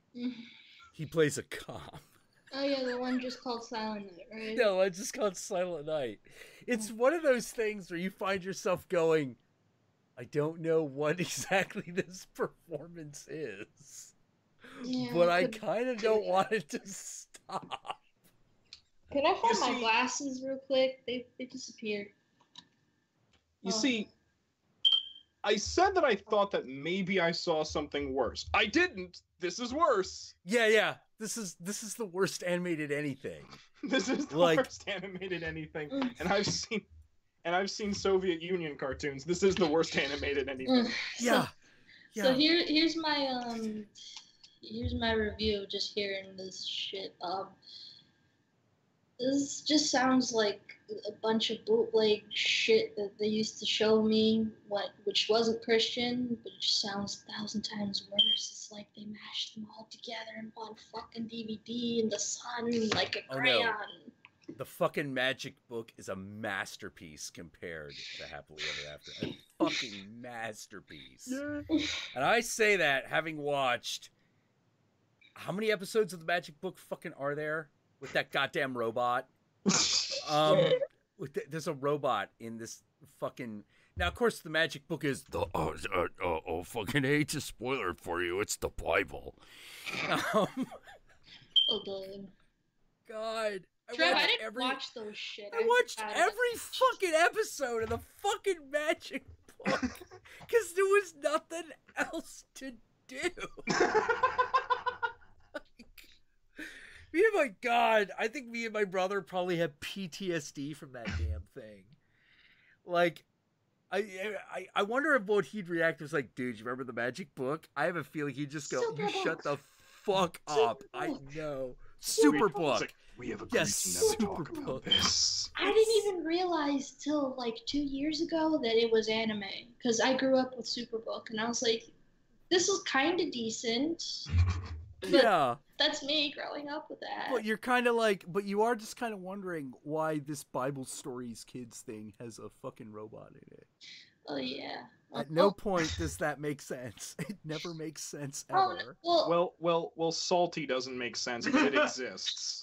Wait, there's an explanation for the robot slightly. I mean, it was a toy, but then when Superbook transports them, he just takes the fucking toy and makes him real. Wait, no! I may have one better. Oh shit. They showed it to us in catechism class, so I may have one better. Oh shit. I forget what it's called. But there was an animated series where a fucking archaeologist, a female archaeologist, and her younger male sidekick are somehow doing an archaeological dig in the Levant to try to find biblical history things. Game. And they find magic doors that let them pass through time, and they wind up in Jesus' time. Yeah. And they greatest adventure stories for the Bible. Yes. Yeah. And the best thing about it, the best thing about it is they never meet Jesus. No. Yeah, they never get there. They're literally always a day behind Jesus. They're following him in his travels, and they always just miss him. And then the person who's fucking there is a biblical person who tells them a story. Your Lord is Yeah. in the castle. They meet John the Baptist. They meet Simon. Never quite get to Jesus, though. They The meet Logos fucking is Jonah, always which one shouldn't step- be yes. I went. Yeah, they run to Jonah. They meet Moses at one goddamn point. I saw the episode where they Moses met is Esther. dead. I want to point this out. By the time Jesus exists, Moses is dead because God kills Moses in his own fucking story at the end. Yep. Just want to point that out. Dick. It's like, hey, Moses, you're dead now. Fuck you. What was that whole fight with Haman about then? Jesus, God, you're a prick. You know. It's like, well, you hit a boulder with a stick, and that made me tiffed. Oh wait, hold on a second. Oh crap! Are these bastards who's falling? Because I remember it from the cartoon. Oh, I sent it to you. God, how many fucking... Oh, Jesus, these guys. Yep, that's it. That's the show. Yeah, greatest stories, yeah. No, greatest adventure stories from the Bible. It makes no fucking sense. Adventure stories from... Yeah. And you're like, they're always after Jesus, but somehow they're like, all right, we're talking to John the Baptist. Well, on to Moses. You're like, wait, go back. What is the chronology of this goddamn thing? I remember the Esther episode was fucking weird because they had the girl go with Esther too during that whole thing where they're just grabbing the girls for the king. Yeah. So they grab the blondes, go to. Oh, that's like, right. They go to the... Fuck up history? They go to the fucking Garden of Eden at one point, yeah. Yeah, they do. Shouldn't. Actually, no. Yeah, that shouldn't happen. Actually, no, they don't. They're told the story by someone else. Oh, but that part's animated. That's the important part. Actually, wait. Here's a question, Mike. You're the only one who believes in the Jeebus. Oh yeah. What do you think of this? Of this show? Yeah. Oh, it's absolute dreck. Okay. It is a pile of dog shit, and I find it hysterical. I had to watch it in Sunday school. Episcopalian disapproves. Yeah. Got it. The creation! Stupid, and I think that's what made it bearable. Like, even our priest kind of knew it was dumb. Oh but it my was God. it was flashing colors and shit. I'm So- looking at this. I'm looking at... Superbook there's almost Eve. does this. Superbook almost does the same thing, except like in scenes like where they shouldn't be, Superbook does stop them and says they can only observe. Yeah. Now, I don't know... Hold on. Here's Adam. There's Eve. Of course, Eve's hot. Yeah. She's and a redhead. Every other woman in this thing is a redhead just because, like, the main character is blonde, so you can tell them the fuck apart. Yeah, it's all like overlapped animation cells, so you know. Yeah. It's Hanna-Barbera, so it's like super cheap. That's what made me like do a second take. I'm like, Hanna-Barbera did this shit? Wow. Yeah, Hanna-Barbera. Yeah, Hanna-Barbera Jewish as fuck. But because of that, hey, you gave it. The price is right. Give me that evangelical money. Yeah, like also, they'll totally do it. They did a reboot of Superbook, and it's disgusting. It's 3D animation. Yeah. Why would you do? I thought that was called Veggie Tales, to be totally honest. No. All right. Now here's my favorite part of the Garden of Eden. Sorry, I'm looking at this. There's Eve. And she's like, hey, there's the tree of wisdom. There's the tree of knowledge. Hey, look at those fruits. And here comes fucking Satan. Here comes the serpent. It's like, yo, why don't you have that? Why don't you take it? You had a hard day. Treat yourself, baby. I remember he had legs, and then feet, God just took. Feet. Yeah, he had Yeah, feet, his and little God feet. took them Little away as feet. punishment. Yeah. I'm like, Yeah, God, take why your don't you feet just away. destroy him? Whatever. Yeah, it's one of those weird things where it's like you really think about it and you're like, haha, evil serpent, I curse you to not have feet. And the serpent's like, okay, well, I am the primal reptile and literally everything else on the fucking planet has evolved to fucking be afraid of me. This is the other thing. Why is God gonna punish when he's the one who made them fucking naive in the first place? Well, it's because it's part of the greater story of the Tree of Knowledge versus the Tree of Life. Hmm. Yeah, Zohar makes this make sense. Yeah. The tree of the actual metaphor is this, which is the problem with knowledge is that it brings with it the burden. It brings its own burden. Mm-hmm. So if you have knowledge of what creates life, you all of a sudden realize it's really fucking tenuous. Mm. You know, it's one of those, wait, we have to have sex? It's like, yes, you have to if there are going to be more people. Okay? Is that going to be okay? Not necessarily. What? You know, yeah, it's the horrible knowledge. You now have a child, now you have to take care of it. Wait, you mean I'm going to be fucking laid up for 9 months and the thing might just die? Yeah. That's the way it goes. You know, and the serpent that goes up the tree of life and into the tree of wisdom is really weird because It's Jesus. it's Jesus. You know, because the tree of knowledge, there's the tree of life, which looks awesome. It looks like a tree should. It's how you imagine the tree in the Garden of Eden. Mm-hmm. But that's not the tree it's supposed to be. The tree in the Garden of Eden, that's not the tree of life. That's the tree of knowledge. The tree of knowledge is not the part of the tree that's represented by the branches and the leaves. It's the roots. It's the part that goes into hell. Yep. So the metaphor of the serpent, of the Messiah, it's not just Jesus. It's not just Satan. It's both of them. It's also Tim Curry. It's everything. It's not just the darkness, it's also the light. It's the thing that moves between the two. And so it's one of those weird things where you're like, wait, when people are like, well, Satan and Jesus are brothers, and I'm like, well, actually, if you go by the Zohar, they're actually the same person. Well, that shit makes much more sense to me. It does. Here. It does. Mormons. Because there, not quite. Almost there, yeah. Because when you go into the depths, you know, what do you meet in the underworld? You meet the devil, and what does the devil do? The devil shows his truth. I think maybe that's why my grandma gets mad at me. Maybe she doesn't want to admit it, is that I try and look in logic to the stuff that she says. Because I'm like, I tell her, like, a mundane thing. Here's a mundane conversation me and her have. Like, one day, I'm walking up in the morning, helping her do an errand. I didn't bring my glasses. It's just like, damn, I didn't bring my glasses. It's a little bit hard to see and everything. And she's like, well, you should pray for it. I'm like, pray, no, you need to go back and get the glasses. Like, this is a physical problem. But she needs, like, in the long run to pray for it to get better. But I'm like, there's doctors, glasses. I'm pretty sure there's a lot of surgery that can be done now.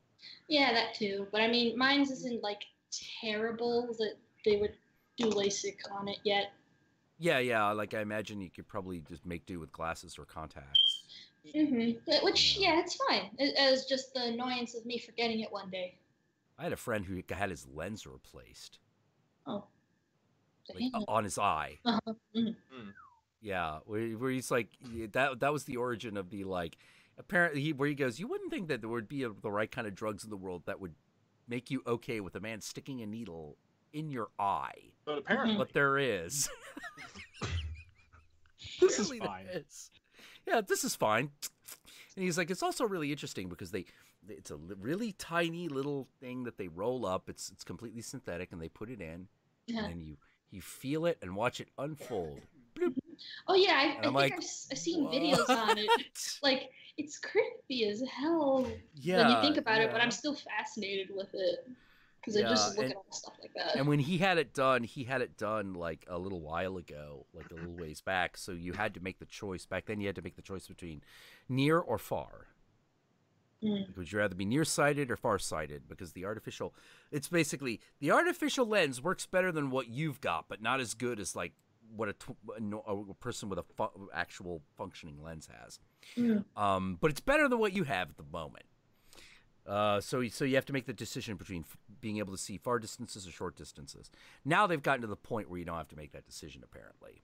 You know, apparently.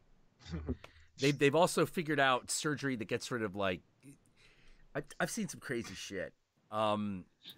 Like, You ever seen videos from like plastic? I recommend finding like plastic surgery videos. They're fascinating. One of the most fascinating was the ones that get rid of stretch marks, and you were like, I didn't realize that was an option. Oh yeah. But apparently it is. Apparently it is. I didn't realize this. And there's video of watching it happen. And you're just like, wait, you've just got a machine that just goes meep and it happens? Funny thing is, that's the one thing my grandma wants me to do. What, get the surgery to take out my stretch marks. Like, why? No, because she's seen how it works, and she's like, oh my god, like, for her. Well, yeah, it is miraculous. But I'm like, that's the one thing she's like, don't pray, don't use cocoa butters, like, wait till I save up money for you, we're gonna do it. Wait, what? Wait, so you can't use makeup. So you can't use, like, makeup, but you can use, okay, whatever. Like, well, the stretch marks are on my tummy, so I'm not gonna use makeup on it. It doesn't matter. Oh, okay, good point. They're my tummy. I don't care anymore. I used to care, not anymore. Yeah. Oh. Well, I'm one of those vain assholes where the only reason I don't go for it is because I see guys like Carrot Top, and I'm like, all right, I'm gonna take that as an object lesson. You know, so when people are like, I'm thinking of getting surgery, I'm like, be careful. I'm not saying it's a bad idea. I am saying that here is a potential future. Be very careful. But then of course you see, like, what is it, Peter Murphy? You're like, whoa, dude, what the fuck did you do to yourself? Isn't it weird how, like, God. Carrot Top is slowly turning into, like, the Ronald McDonald Transformer? Yeah, because is it because he has muscles for some strange reason? I have no idea, but like Carrot Top is basically turning into like a transvestite who's trying to turn herself into Carrot Top. Yeah. Like, it's the most insane thing ever. What? Look, in most recent pictures, he got better. He got better? I think he got off steroids. Oh. Well, the muscles were never a problem. They were just weird. Yeah, back to normal. It was just the mixture of the muscles and the weird, like... All right, Carrot Top 2017. First time I saw those was he was on Tosh.0 massaging Tosh. Ew. No, you know what Carrot Top's face looks like? What? Carrot Top's face looks like a cartooned version of the actress who played Joan Crawford in Mommy Dearest. Oh, fuck, yeah. Oh. Fuck, yeah. That's what it looks like. Oh. Yeah. Carrot Top there needs to be like a scene of Carrot Top like bursting in going, I said no more wire hangers. Oh my God. I know that scene's supposed to be funny, but like I get depressed watching that movie. No, because people make it out to be a camp film now because she's so over the top. But I'm like, that over the topness. No, that's almost a horror story. Yeah, it is. You know, that's based on the book. Just like that girl wrote. That scene of like the daughter just like on the kitchen floor in the baking powder, just like, Jesus Christ, and you're like, yeah, what is this? That was almost me, except no cleaning, no baby powder. I just locked myself in a bathroom one time. Oh man. But look at me, I'm fine. Apparently. The letter that the kids get at the end of the movie after Joan Crawford has died. Yeah. My mother has written me and my brother and sister that letter. Oh. Yeah. So basically, my response at that point was then, okay, now I don't have to care. Yeah. You know, like I don't have to care. As far as I'm concerned, you have done your job. Yeah. Your job was feelings, providing genetic material. It's done. Man, which is really too bad. Because it's one of those. Really too bad because it's one of those, like, me and my brother were like, we were talking about it and he was like, yeah, I always felt really weird was everyone assumed that I was staying and taking care of Mom because I loved her, but it was pure fucking survival. And I was like, yeah. That's the really tragic thing. Everyone thought that I left because I hated her, but I was the child that actually really cared. Mm-hmm. I super cared. But the problem was, this is an unfixable situation. Completely fucking unfixable. Did I also tell you another reason? Well, that my mom kind of, I think, targeted me was because I don't like admitting it, but everyone always called me the daddy's girl just because everyone thinks I was closer to my dad. But the other thing is, when my dad's making more sense than you, it's hard to choose you. Oh, jeez. It's kind of hard. Yeah. It was very obvious that my mom saw a lot of my father in me. Because me and my dad are a lot alike. You know, it's like we're related or something. But yeah. She really resented that, and it was very, very obvious. And so, oh God. So I had to look up. But Illianna. Yeah. You know what's? Maybe you wouldn't do this, but I totally would. You know what I love to do with like people, especially ones in my family who tell me to pray on things? Mm-hmm.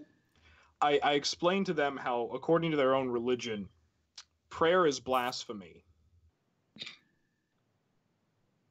That, prayer is actually, according to Rabbi Isaiah Cook, the first chief rabbi of Israel when it was an established state, he said, the idea of prayer that exists in Christianity reeks of idolatry.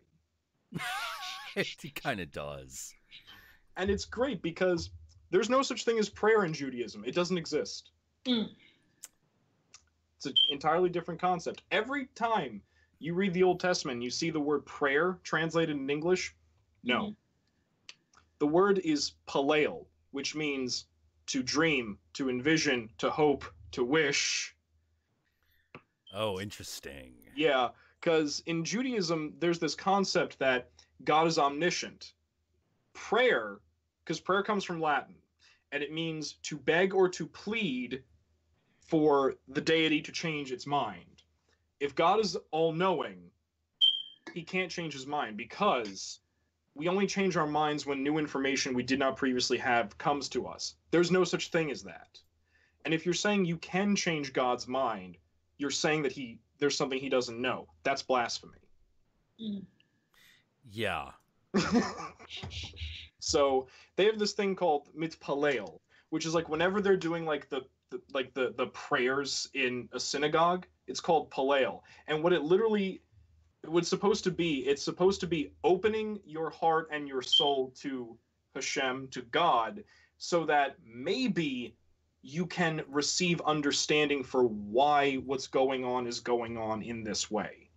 Not to change things, but to understand things. Yeah, the idea of gnosis. It's really weird. Like, and reading like the Corpus Hermeticum. First of all, like I keep saying, God damn it, fucking like theology nerds. Look, it's a tired of celibacy. It's fucking tired of celibacy. It's getting really old. Because like here's the thing you got to realize about the Hermetic Corpus is that includes the Divine Pymander, the Kabbalah, and what's the other big one? It's the Divine Pymander, the Kabbalah, and fucking shit. Do you remember what it's called, dude? Oh, the Yeah, there's like 3 big manuscripts. In the Hermetic Corpus, you mean? Yeah, in the Hermetic Corpus. Like the there are 3 manuscripts. Each one of them is very obviously written by a different person. It's really super obvious. Like the guy who wrote the Kabbalah, he's very much into dreams. He's very much like, as above, so below. Let me tell you all the wonderful and terrible things that are real and unreal in this world. Let me just tell you. You know, and he's very, very real nice about it. You know, like you're just sort of like, oh, you don't suffer in hell. Your soul nourishes the tree of life. Oh, okay, and that it takes everything away except that which is eternal. You know, and you're like, oh, okay, that's pretty cool. And what is God's plan for me? You will never know. Okay, all right. You know, but this is okay. Is it the Hymns of Hermes? The Hymns of Hermes. That's it. That's the third one. Yeah, the one with, you know, I have made myself tame by not devouring my own wings. You know, that and stop making me giggle. Yeah. So you got the guy who wrote the Kabbalah, who's, you know, kind of he's okay. He's an okay guy. He's relatively optimistic. Then you got the Hymns of Hermes, which is super like, suffer in this material world. Oh my God. Yo. Yeah, he's just like, dude, take it easy.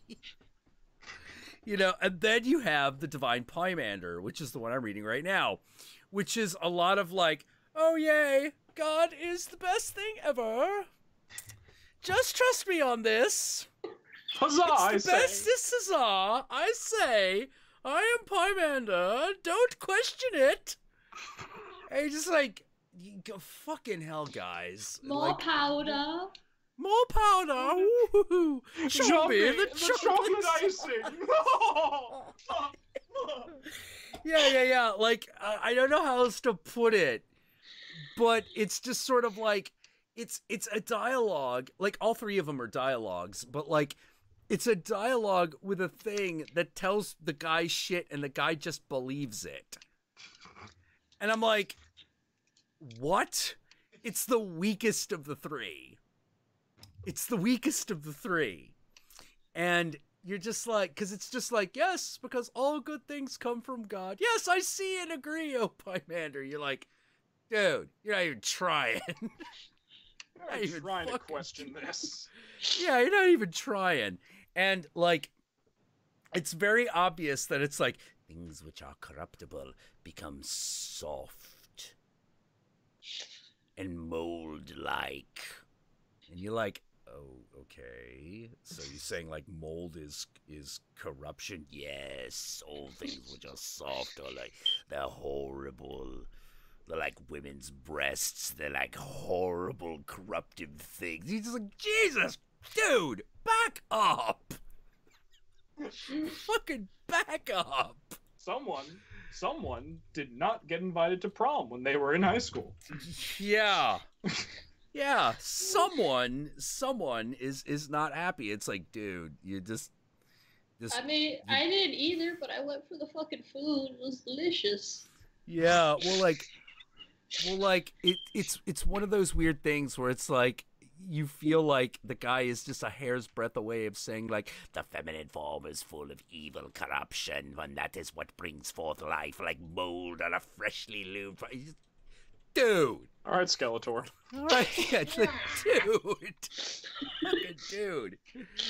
Yeah. So, yeah, reading this thing is just one of those like, God fucking damn it. I'm just actually, ooh, there's a good comparison.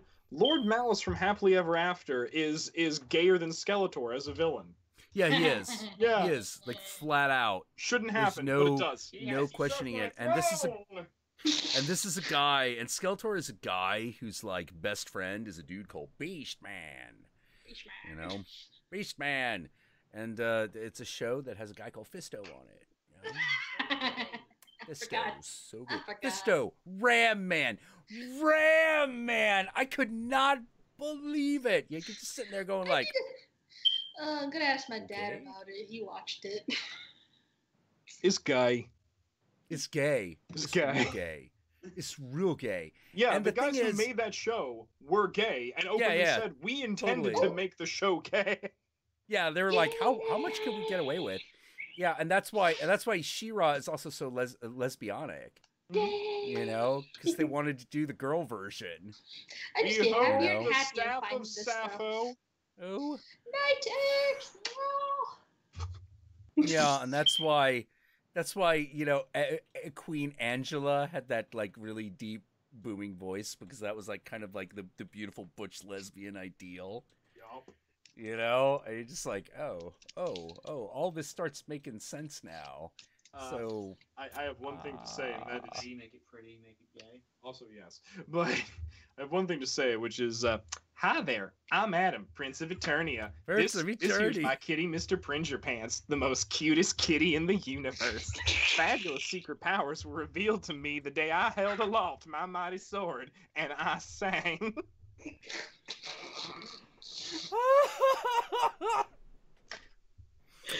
Yeah, and yet I keep finding myself going, and yet I love this thing. Like, I love this thing. Because you're not like, afraid of your inner homosexual, Jack, that's why. No, not really. Even though there was not a male in that anything that I was attracted to. There was never a single male that I was attracted to on that thing. But I had to give the lesbians one thing. Always got to give them one thing, which is our taste in women. Yeah, pretty much identical. Pretty much identical. It was like, oh, okay. Mm-hmm. Like I said, no, Mermista made me a different man. You know, the super lipstick mermaid lesbian, you know. Just be like, oh, with the French accent? Holy crap. Holy fucking crap. You know, she had that super, like, and it wasn't like a real French accent. It's like a French accent a porn star uses. You know, so it was like extra sexy because it was like all wrong. I can't explain it. You know how wrong this makes my dick hard. My dick is now diamonds. Yeah. You know, my dick is now diamonds and it comes chocolate. You know, like, should probably put it on a shirt. The chocolate or the mental image. Yep. The Countess says that's a lie. My cock does not come chocolate. She's tried. It's always semen flavored. I want to meet her. She sounds like fun. What? Could go for blood. Probably get blood. No. That's okay. That's okay. No, the only one who needs to be tasting blood during oral sex is me. You know, it does not need to be going the other way around. That's all kinds of other problems. And he will raise you up on eagle's wings. Now you, I don't know why. Now you're reminding me of the time I was watching this other drag queen. She has a YouTube, Katya. She did behind the scenes of one of her shows, and most of it, majority of it, is her her in outer drag on the phone with her mom and her sister about blood coming out. A doctor having to go see a doctor. You ever seen that part in The Shining when the elevator doors open? Fucking duh. God, well, I still remember there was like a story me and the Countess were working on at one point called Blood Red Tide. Yeah. And the whole thing was like a menstruation joke. But it was a menstruation joke inside of oh, thank you, Bloody Jack. I like the name, by the way. I accept your generous £5, because I am assuming that is a pound note, and that you are in jolly old England. Yes, yeah, it should be. Yeah, so Bloody Jack, or it could also have been Saucy. You know, if we're going with Jack the Ripper, you know.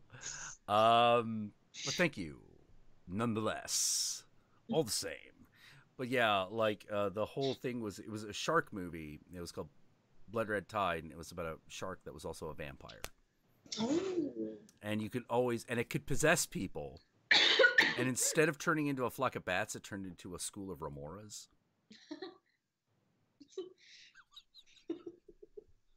We never gave it a name. The shark never had a name. But it had a fucking Renfield, and the Renfield was this half-eaten scuba diver.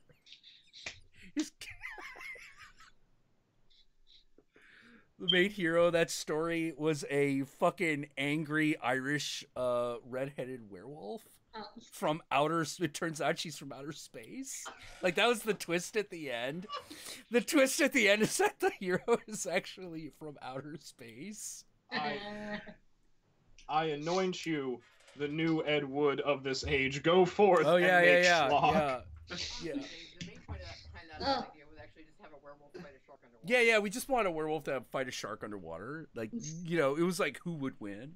A vampire shark, a shark, or a werewolf? And then we had to figure out a reason why they would fight. Worse films have been made for worse conquests.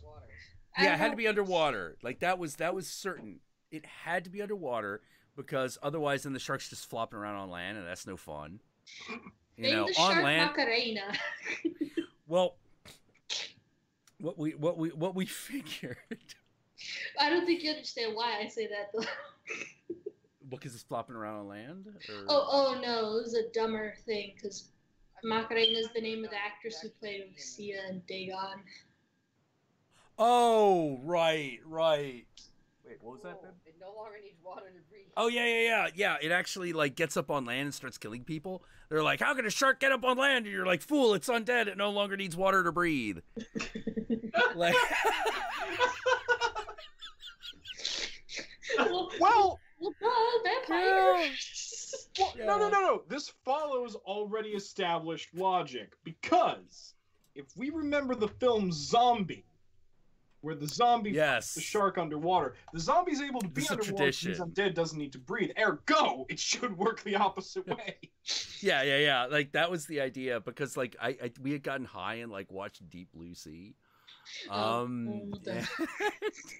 They ate me! And I really love Deep Blue. I love Deep Blue Sea. Like that. Yeah. Deepest, bluest, my hat is like a shark's fin. I love that movie. That movie's dumb as shit.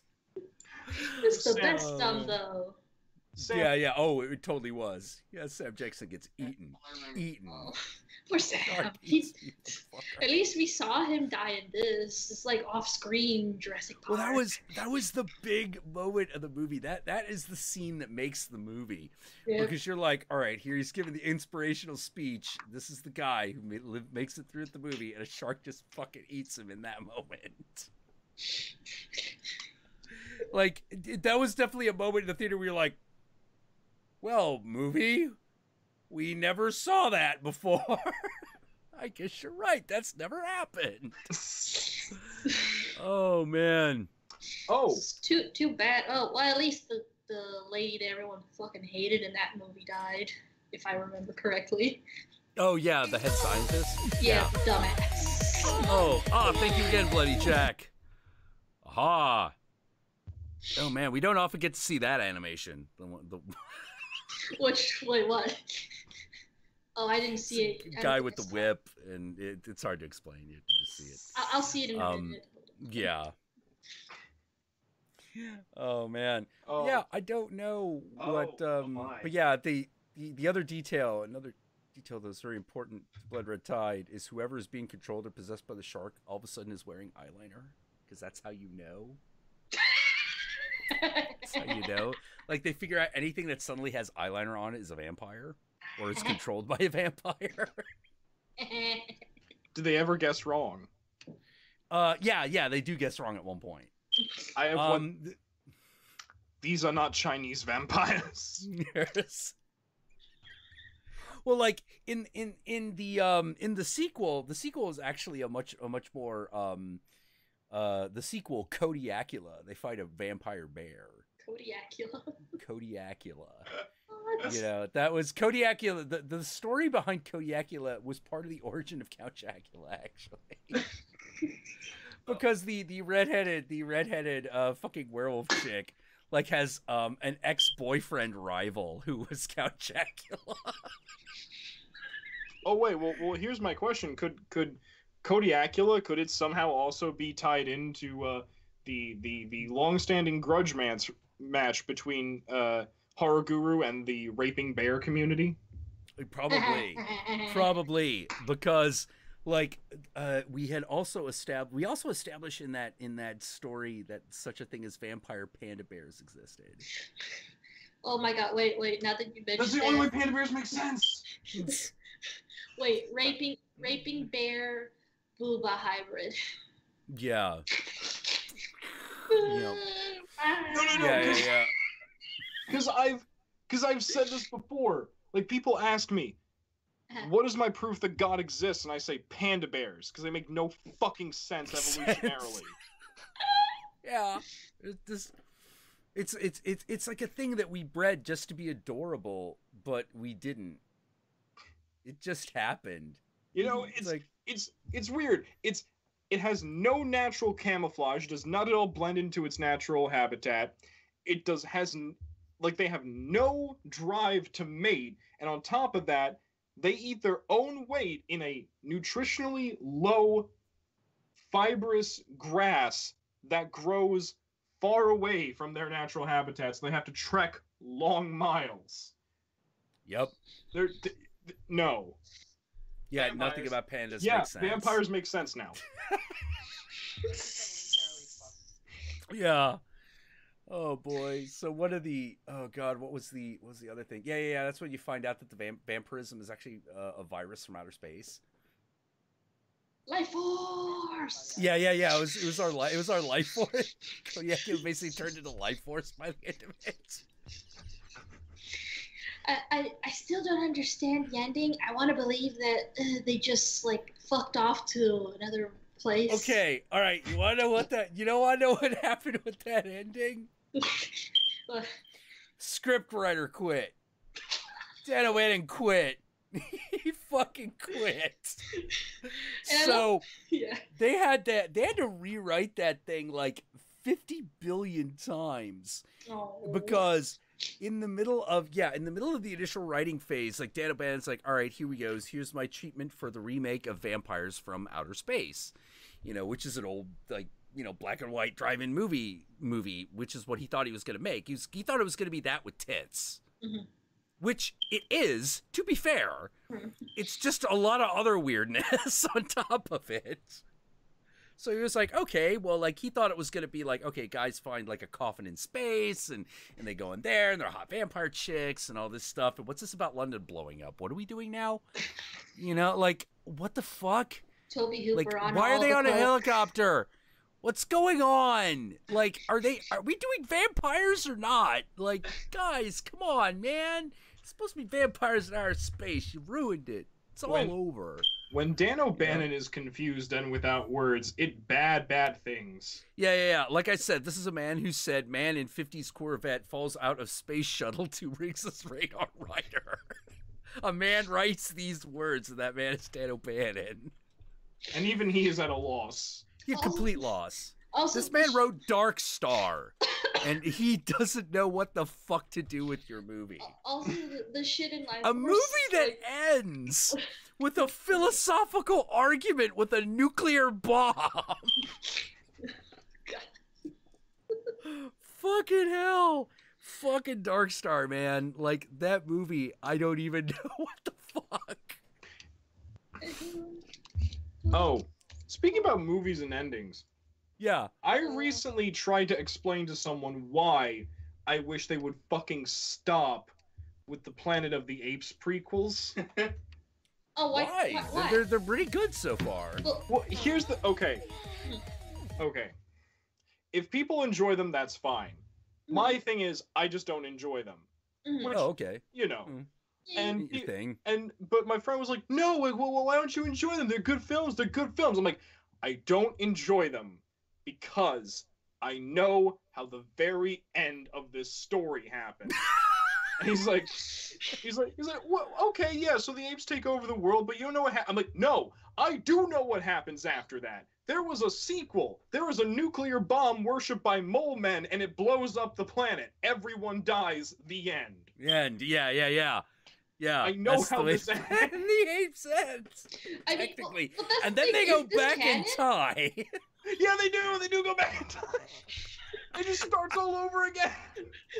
No, Yep. but Yogi, this is the thing, but are these prequels canon? I always thought they were just their own universe, which made them okay. We have yet to get to the point where that is definitive or not, because this is part of the Planet of the Apes thing that they've only talked about and they haven't really gone into. Oh, okay. You know, which is the Caesar and his rise. The great ape that did all the shit, you know. Yeah. That's why I never had a problem with it myself. I'll be honest, I kind of got bored with them a little bit. Like, I was interested in the story itself. No, the originals. No, not the originals, the prequels themselves. And then the funny thing is, I know Tim Burton's was bad, but it was still enjoyable for some strange reason. Oh my god, that fucking Tim Burton one, I can't stand it. Here's the thing. Here's what I can stand. Everything that just has to do with monkeys doing shit, I'm like, that's great shit. That's great shit right there. Yeah. That monkey is doing shit. He's wearing space armor and he's throwing a space javelin. A monkey that talks that's throwing a javelin and armor. What made that movie, okay with this. You know what made that movie better now that I think about it? It could have just been some dynasty, putting people into slavery, even though it wouldn't make sense. Just not have the monkeys. Well, I remember when he, I think I can't remember. No. When Mars Attacks happened, someone once said, and I kind of I like Mars Attacks. Don't fucking tell me anything else. I love that shit too. Yeah. I like Mars Attacks. It's got a lot of problems, but I really like it. One of the things that was said about Tim Burton during that period of time is one reviewer said, this is what Ed Wood, because he had just made Ed Wood. Yeah. This is what Ed Wood would have done with $1 million. Now, here's the thing. I've never heard that. Tim Burton writes back. Oh.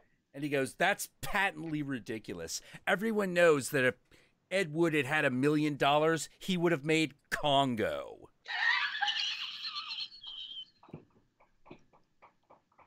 And the funny thing is, if you watch Congo, you're like, he's not wrong. This is totally an Ed Wood movie. Right down, bad effects be damned. It's got the stupid fucking retarded anti-war plot that comes out of fucking nowhere, makes no sense. The minute I watched the movie and I saw that moment, I'm like, oh shit. Tim Burton's serious. He's not just kidding. He's not just bashing on Congo. He's right. This is exactly what Ed Wood would have done. What was that? What was that really fucking terrible gorilla movie that had Tim Curry as a Romanian? Isn't Mighty that Joe Young? No, that was no. else. Yeah, that's Congo. That Congo. one. Yeah, that's oh, Congo. Yeah, No. Yeah, that one. Yeah, that's Congo. Poor Bruce Campbell. Recently released from the chains of Ceausescu, traveling the world and doing good. Yeah, that's Congo. Nothing. Yeah, you look at, you're like, Congo by Michael Crichton, and you think, okay, it's gonna be Jurassic Park with apes or something, right? Mm-hmm. No. We wish. It's bullshit. Yeah, It's pure bullshit. Amy, yeah. want. Right. You're just like, oh my god, shut the fuck up. This is awful. Tickle Amy. Oh, Amy. Whoa. Well, one of the things I keep having to explain to people, I was like, okay, you have to understand something about Michael Crichton. There are two things that he writes, ER and then everything else. Oh. This includes Jurassic Park. This includes Eaters of the Dead. This includes Congo, which is, it's always the same fucking plot. It's almost the same characters too. You know, I've never seen a guy retread everything, and you find them in places. You find them in places where you feel like they ought not be. Mm-hmm. Like Millennium. like his time travel story. Mm. It's about time travel. The premise is you can save the future by taking people who are about to die in plane crashes and replacing them with brain dead identical twins. That's the story of Millennium. That's the whole story. That's it. That's the story. That's it. It's really, really, really, really, really shitty Terminator. Oh wait, I forgot. He did Coma, didn't he? He did do Coma. He did do Coma. Yeah, Coma creeped me the fuck out, but that's just because. Yeah, Coma's creepy. Because like, yeah, I my passion is journalism, but I'm still looking in the medical field and stuff like that. So it's just like when I watch Coma, things like that, just like. Ugh. Yeah, Coma's. Well, that was fucking hell. What was the name of that? Was it director? Hold on, Coma, IMDb. Not the miniseries, the movie. I'm gonna feel like such. Oh, it was directed by Michael Crichton. It was directed, written by Michael Crichton. So that movie is exactly how he wants it. But apparently, there's a story from Robin Cook first. What was that? It was Robin Cook's story first. He just wrote the script and directed the movie. Oh, Robin Cook did the novel. Oh, okay. Best known for Coma. All right. When a young female doctor notices an unnatural amount of coma is occurring in her hospital, she uncovers a horrible conspiracy. Fuck. What was it? Was actually like an organ legging operation. Yeah, they're putting. Right? Yeah, they're putting people in comas to get them as organ donors. Yeah. My God. Like that suspension of the body. I'm just like, what the fuck? Yeah. It's the weirdest. It's really weird. Oh my God. It's like they're doing the clone plot without actually saying clones. Pretty much. Yeah, pretty much. Is basically the clonus experiment without clones. You know, plastic surgeon Larry Roberts performs a series of... I just found a movie called Looker that was also directed by Michael Crichton. I didn't realize Michael Crichton directed... What? What? Wait, hold on. What?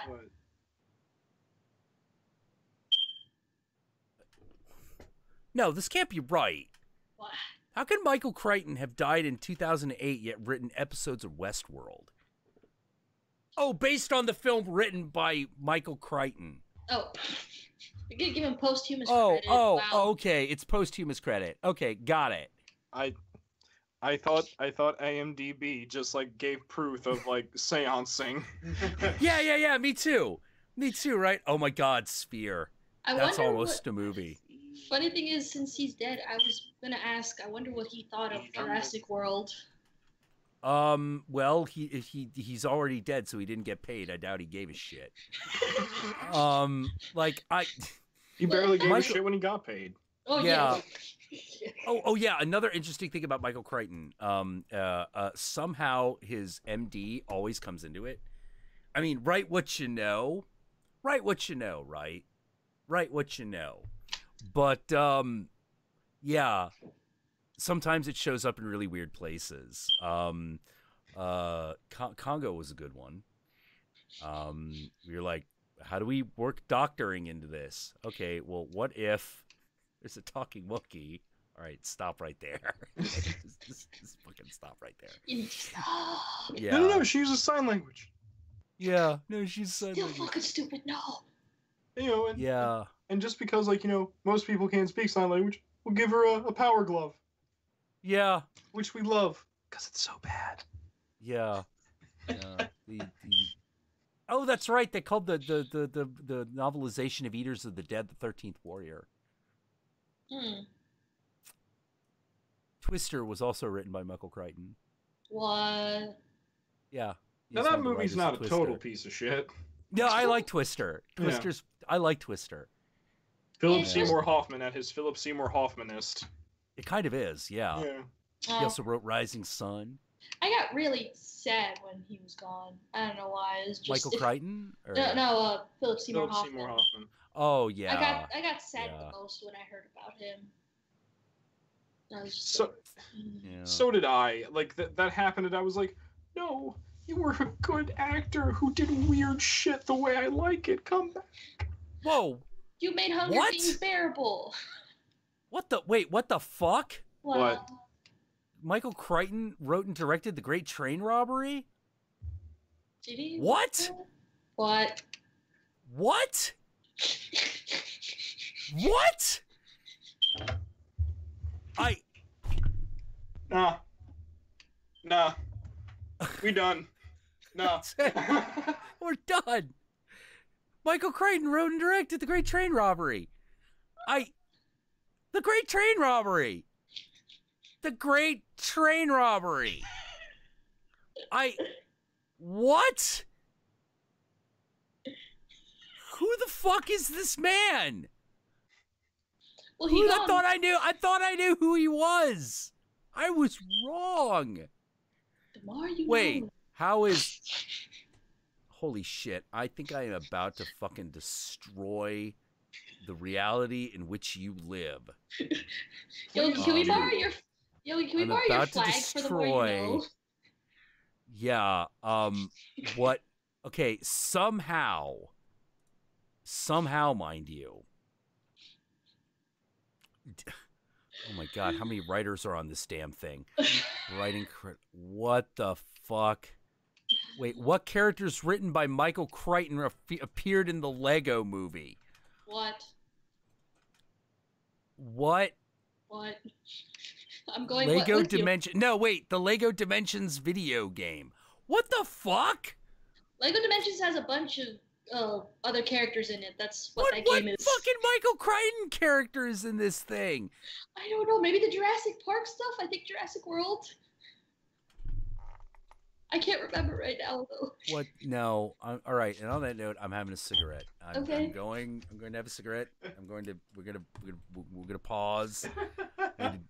You may talk. I'm gonna get my world. Michael Crichton wrote and directed The Great Train Robbery. I know.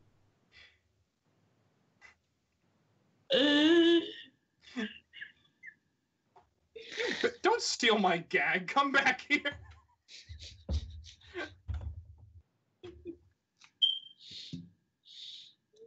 Gotta draw a line in the sand somewhere, dude. Gotta make a statement. It's our stream now. Gotta ask yourself, what am I willing to put up with today? Not this. Okay, I'm gonna stop. Please do. I love you, buddy. Hi, Illianna. Hi, Yogi. I did have a question for you. Now that I remembered. Are you going to anything Pride related this month? I honestly don't know. Like, I want to. Believe me, I want to. Like, I know, like, Philly's, like, doing their thing soon. Mm-hmm. And I don't know. Like I missed the Asbury Park one, which pissed me off. But and I missed the one in New Hope. But then again, every day is Pride in New Hope because it's New Hope. Oh, that's cool. Have you ever been to New Hope, PA? I don't think I have. Like... Oh my god, it's like there's like what, like a rainbow flag every other house at least? Yeah. Yeah. It's like just get what was it, like 3 years ago? 3 years ago, they during like a town hall meeting preparing for Pride Week in New Hope, someone actually stood up in the town hall meeting and said, "Do we really need to have one?" And they were like, "Oh my god, like I can't believe it." And this old woman was like, "No. I mean, do we really need it? Like, it's Pride all the time. We're really gay here. We don't need this." Well, I haven't been to anything related ever, and I'm trying to plan to go to a New York one near the end of this month. Because it's supposed to be a New York one soon. Yeah, New York Pride is okay. It's pretty okay. It's pretty big. It's pretty nice. But you know, just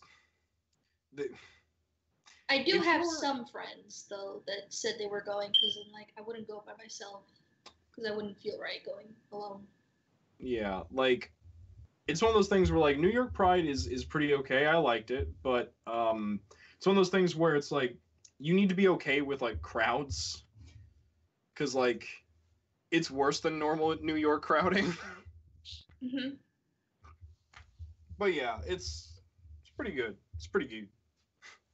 Mhm. Though I'll never get over the fact that like one time I went to New York Pride and there was a fucking like Pride Parade float that was like sponsored by TD Bank, and I was like, I was like, No. I don't know. I think we've gone wrong. We're I don't- collecting the wrong money. Yeah, I think it's like I don't like CD Bank, and I want to go to New York to the big gay ice cream store they have there.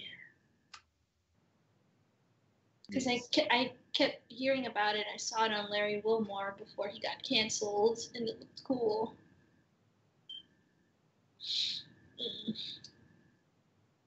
It's hard. No one oh really god, knows. god But damn it, Jack. what? Not all okay. So if you look at the stream, not only did Jack leave, but we're not like in focus anymore. Like we're not. We're in setup mode. Yeah, they can hear us. I know they can hear us, but We just can't see.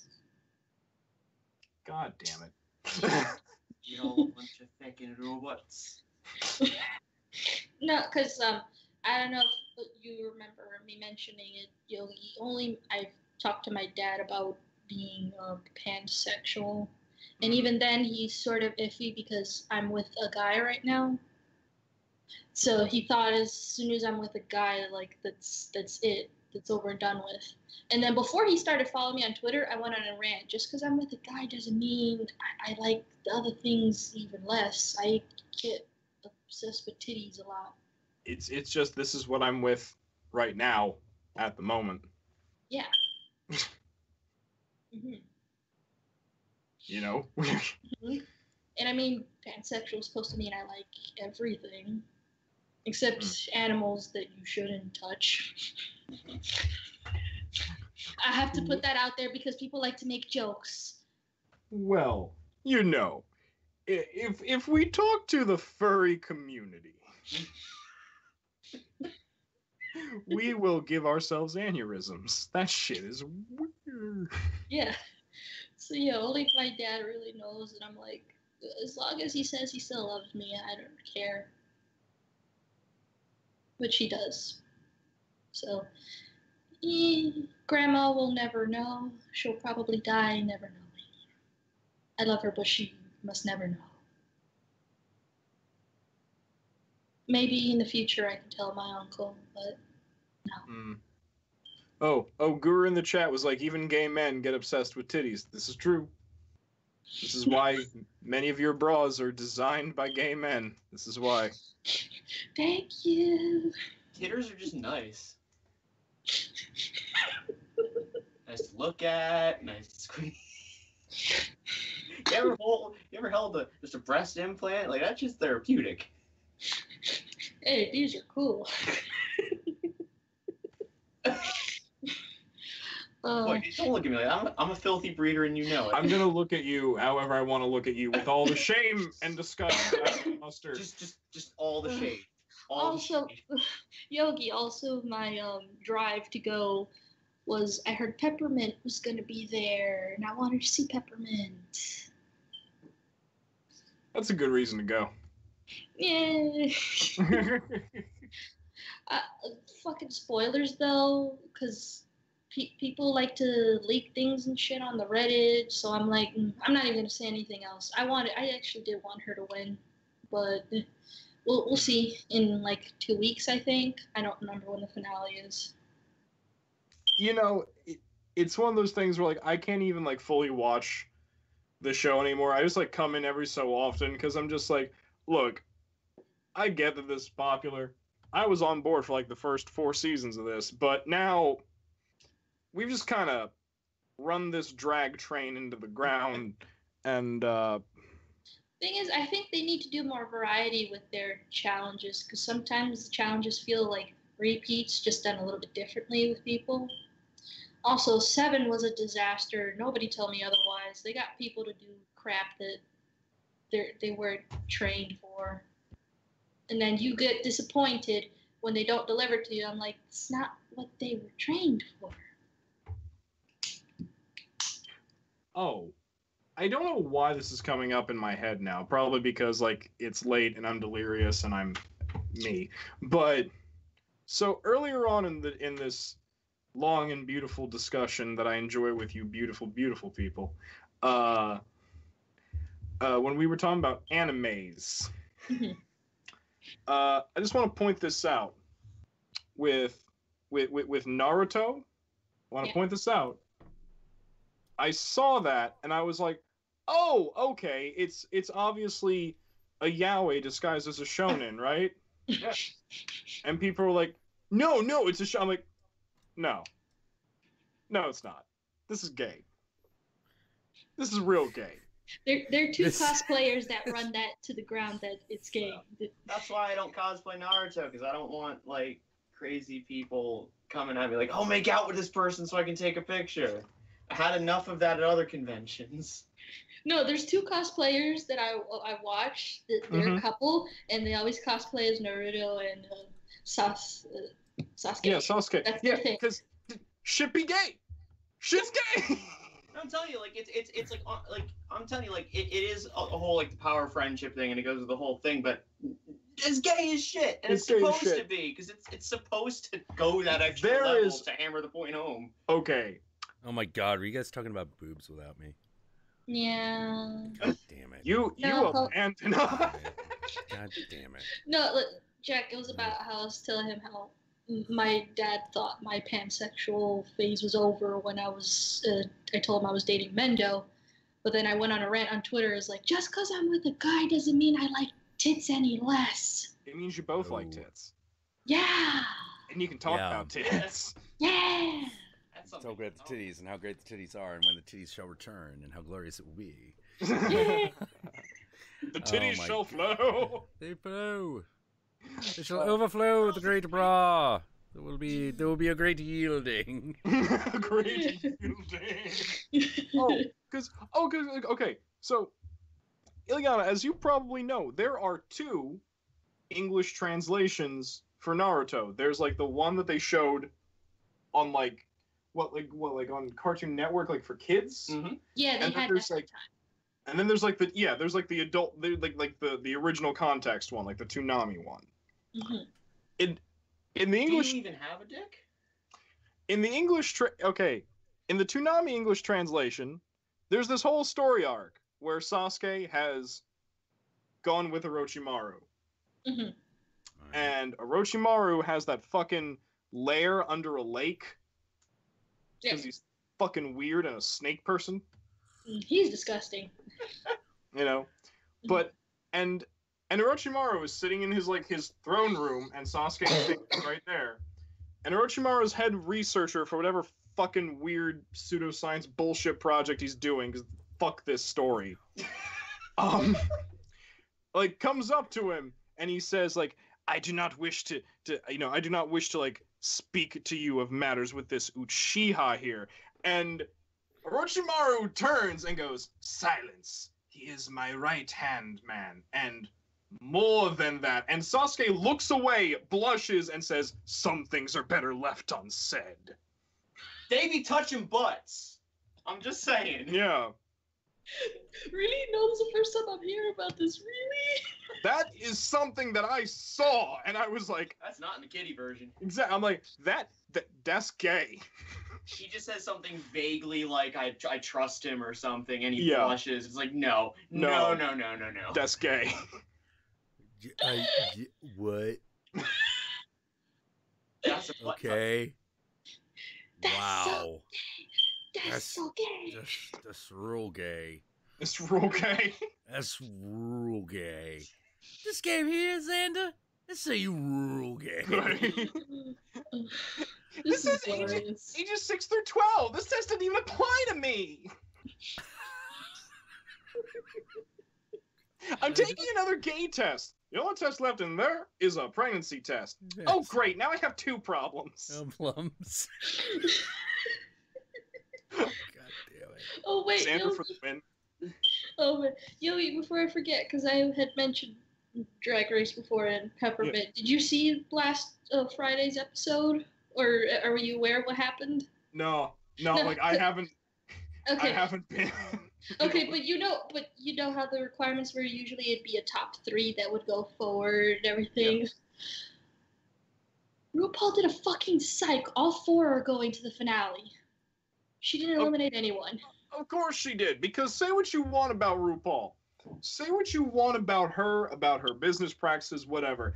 That bitch know how to make money. She does. So... No, because it's like, as much as I love Peppermint, people were thinking that she was going to just be eliminated the next episode and it'd be the top 3 and everything. But then I'm watching the whole episode and I'm like, holy shit, this is coming too close. Oh my god, what's going to happen? And she's like, that whole American Idol thing too, is like, tonight I will eliminate no one. It's all 4. It's the first time it's the top 4 going to the finale. So apparently the finale's gonna have new rules since it's 4 instead of 3. Never thought I'd say it, but bring back Michelle Visage.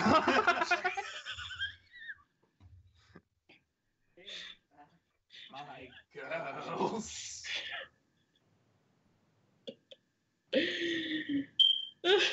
What? I'm sorry. Did they just get like way too gay? I'm sorry. What? That went over. That is. I am now in gay depths that I've never quite been in before. I'm in slightly uncharted territory, and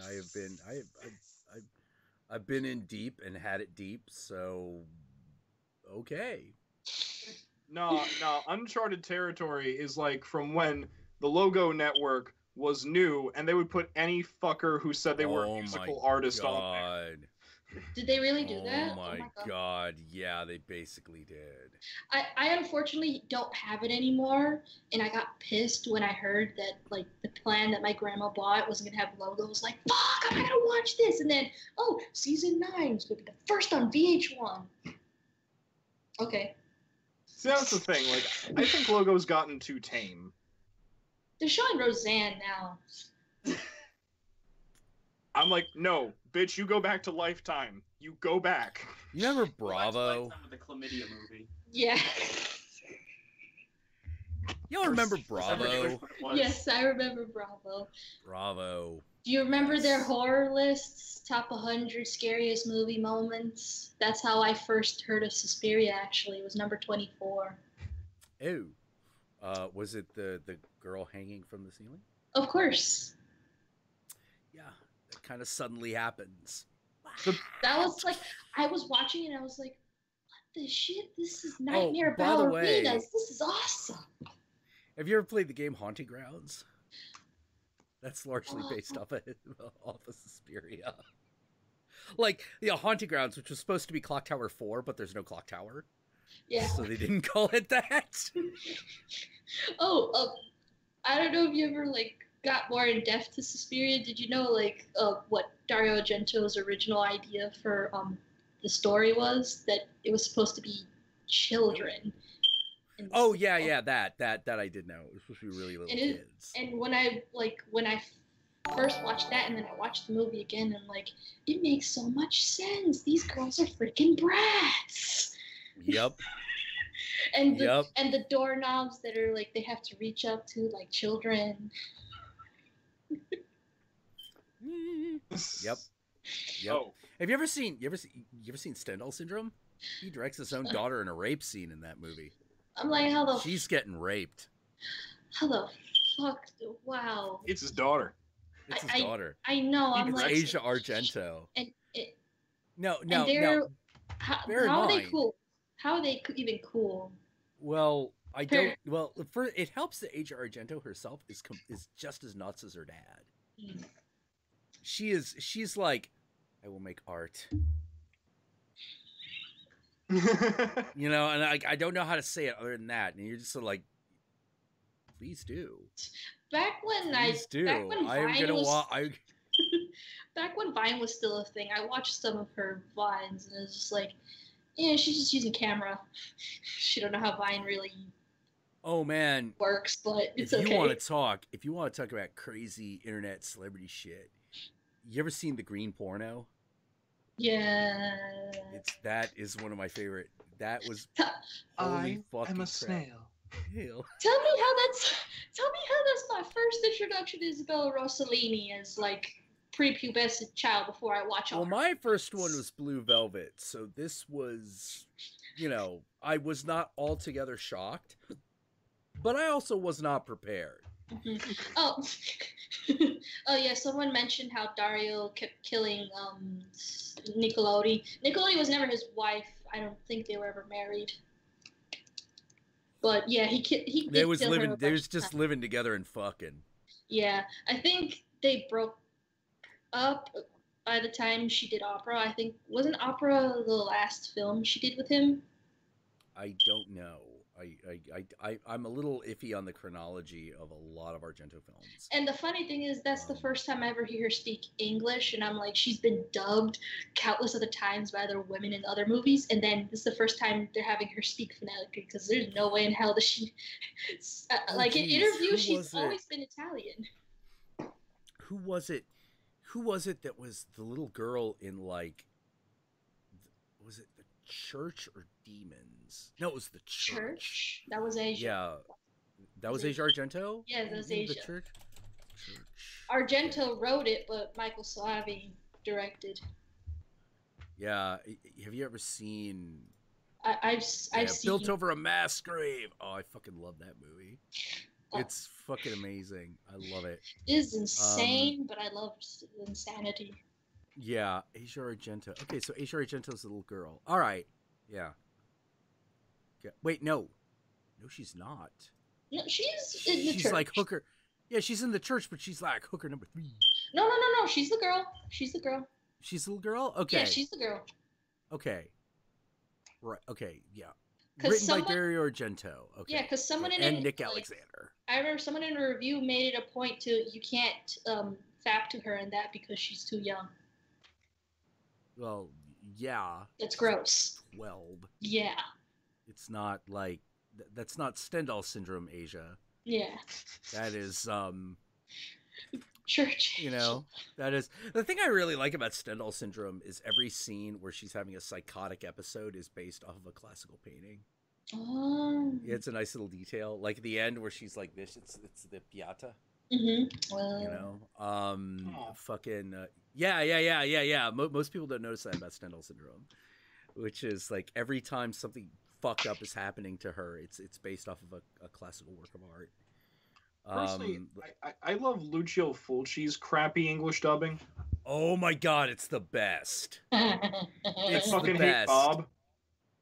Oh fucking yeah. I fucking hate Bob. Bob. They let fuck him you, live. Bob. They let him live. Damn it. Yeah.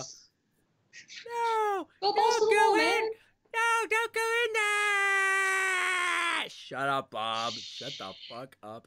Get eaten already. Why are you getting fucking eaten? movies? Is in all of them that little fucker. Oh wait, I don't know why this make me think of it. Do you ever see Daria Nickelodeon Shock, which I think Mario Bava did? It was in 1977. What was it called again? Shock. And then it was also advertised as Beyond the Door 2 for some fucking reason. Oh. That sounds I horrible. think so.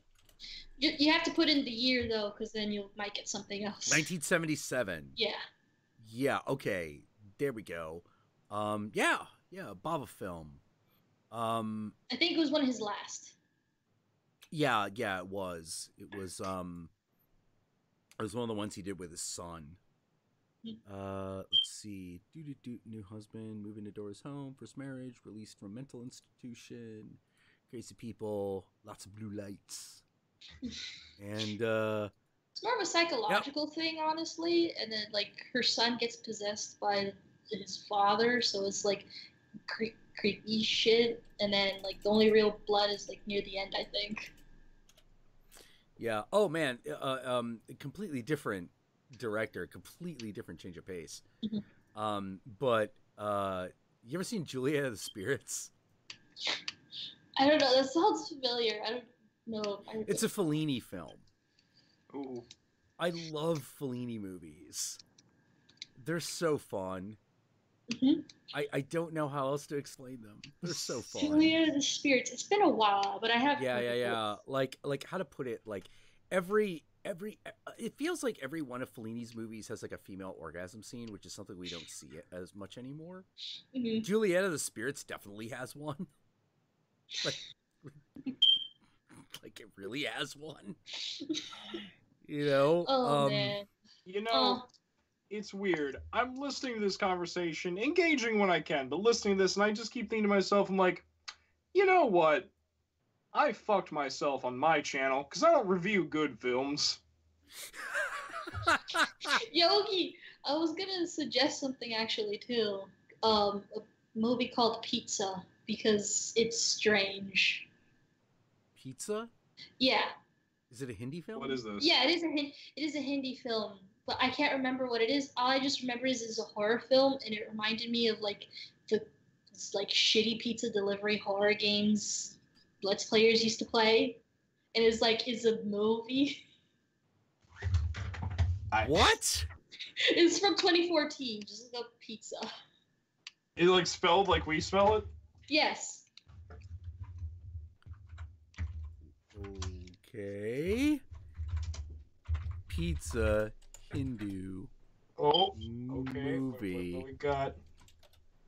Oh my god, this looks terrible. What? Oh, it's literally about pizza. But it's a horror movie. Yeah, well, read more about it. I think this is more about it, though. Oh my god, the whole movie's on Daily Motion. Is it? Damn. It is. It is. I shit you not. I'm looking at it as we speak. Oh my god, it was advertised as in 3D. What? Oh, this plot is thick, even for a Hindi film. This plot is thick. Okay. Pizza delivery boy who lives with his wife. She's an aspiring novelist and is researching for. Oh, okay. Whoever wrote this is not an English speaker. Okay.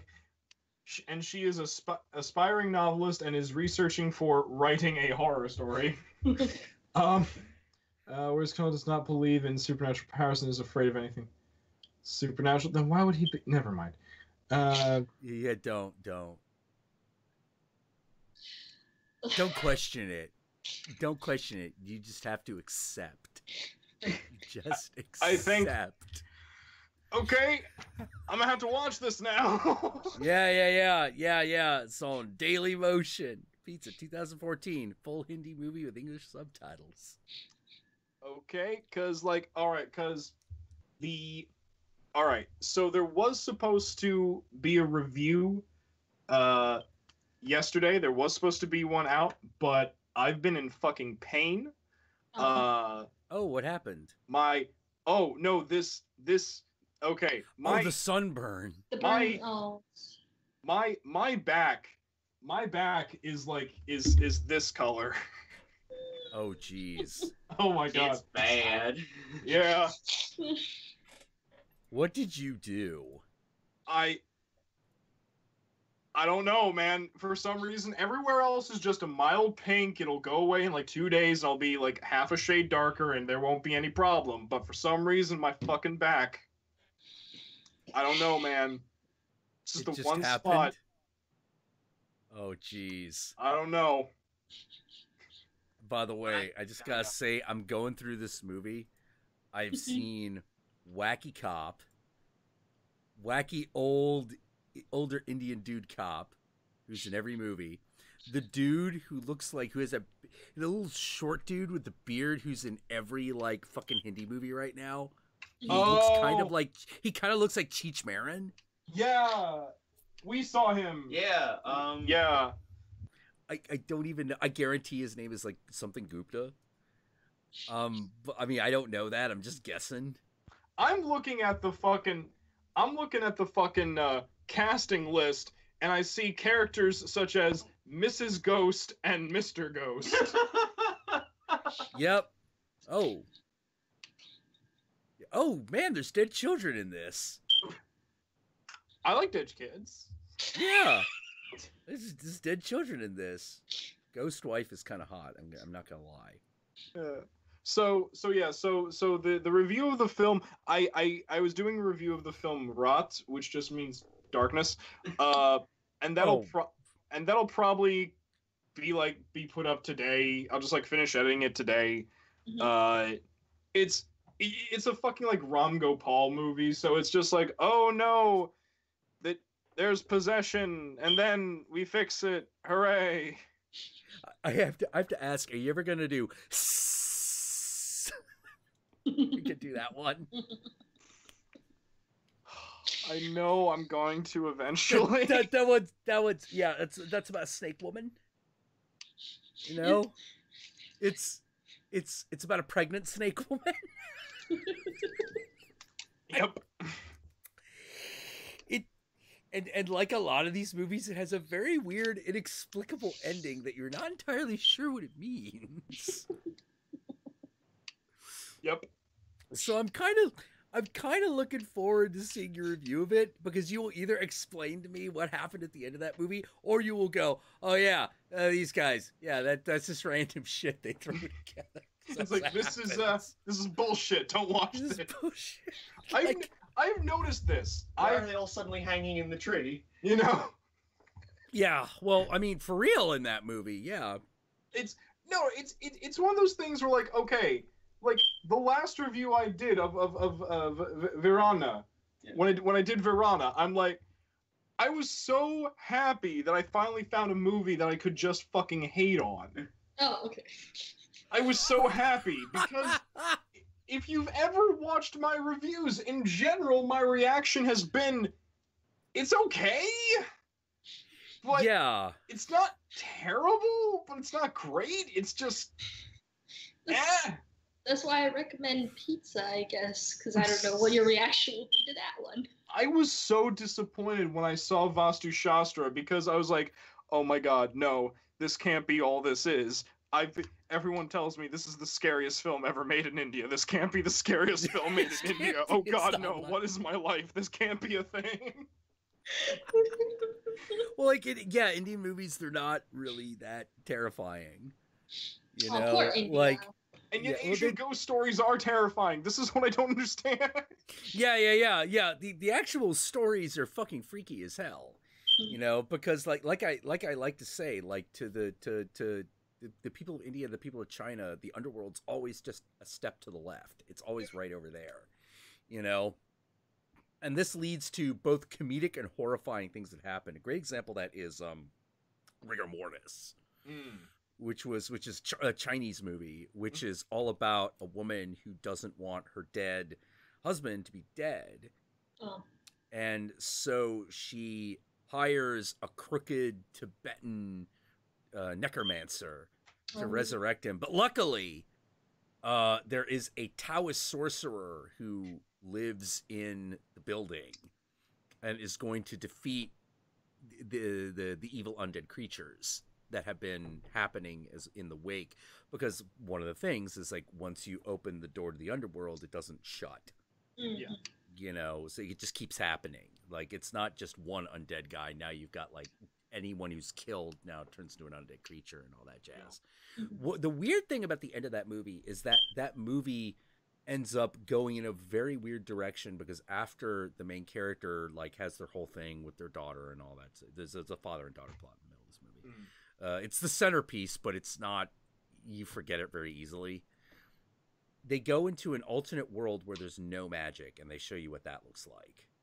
And you're like, why? Yeah, it's kind of inexplicable, and it comes out of nowhere. Because China. Yeah, because China. And you're just sort of like, wait, is this like your way of doing a supernatural story without doing a supernatural story? You're China. Why do you give a shit? You know, I mean, I know they have a problem with, like, skeletons, but, like, ghosts is usually fair game. You know? Like for real, they have a superstition about seeing skeletons. My grandmother is like that. This is particularly funny given that one of the shirts I always wear is a Chinese painting of a dancing skeleton called the Zen Bones. Oh, she must hate that shirt. Oh, she does. She does. She totally does. I used to have the black one that had the Zen Bones in white. Mm-hmm. That was really super cool. I lost that one. That one died. Oh. Yeah. So now I have a white one with black Zen Bones. Not as good. Oh. But yeah, she hates that shirt. Yeah, she hates that shirt. And like, she's also like kind of like, you know, a little perturbed by like half the things that like I show her. So she's just sort of like, all right, giant robots and monsters. I got that handled. And I have to keep explaining to her, I'm like, this is your fault, you know. This is your fault, you know, because every night before I went to bed, you would tell me a ghost story. Both my grandmothers would tell ghost stories. So those things was like, we're Chinese, this is what we do. Yeah, it's Chinese what we do. And I'm like, well, then what are you getting mad at me now? Why is this not a problem? Perpetuate this. Yeah. Like, I'm going to be passing that on. What are you talking about, you know?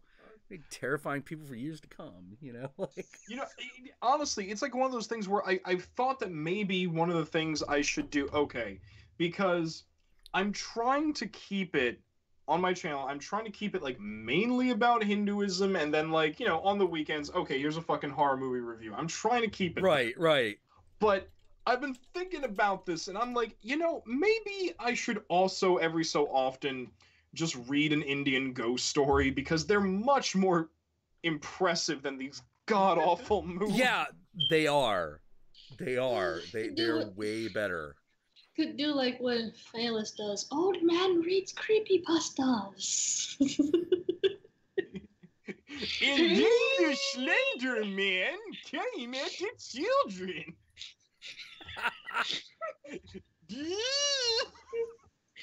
Yeah, the first time I ever saw that review, that fucking killed me, because I actually watched that Beauty and the Beast show, that specific cartoon. Someone gave me that, like, DVD. These spices are useless now.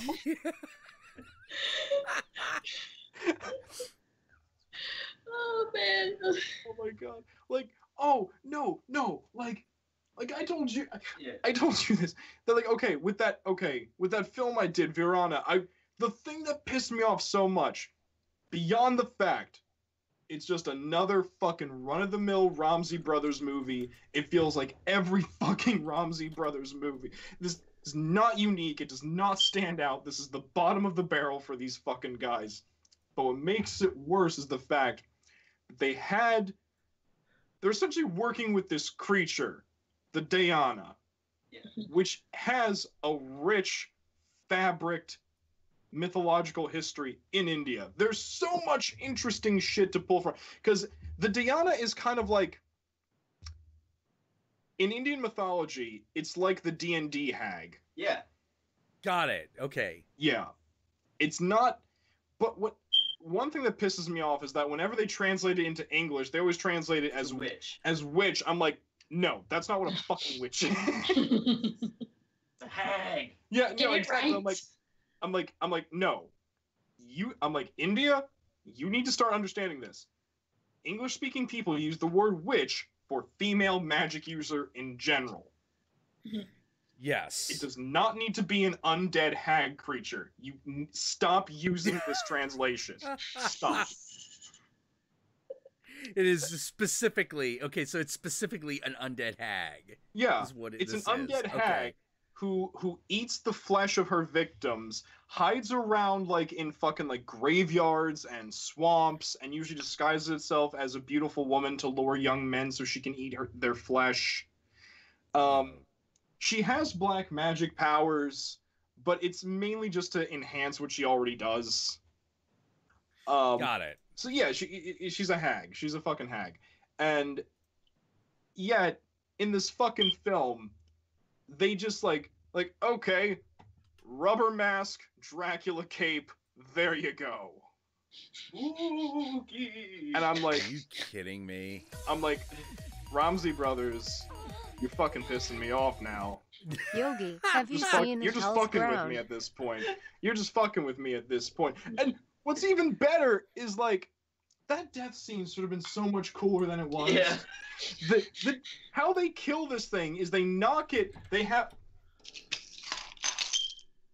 force it back into its resting place with a giant wooden Ohm sign painted gold with bedazzled shit glued on it. It's like this big. It's on a stick. It's a giant Ohm on a stick. It has its own carrying case. It has a carrying case. What? It's retarded. This is what it do. No, I'll just let you know, I'll be back. I'm not going anywhere.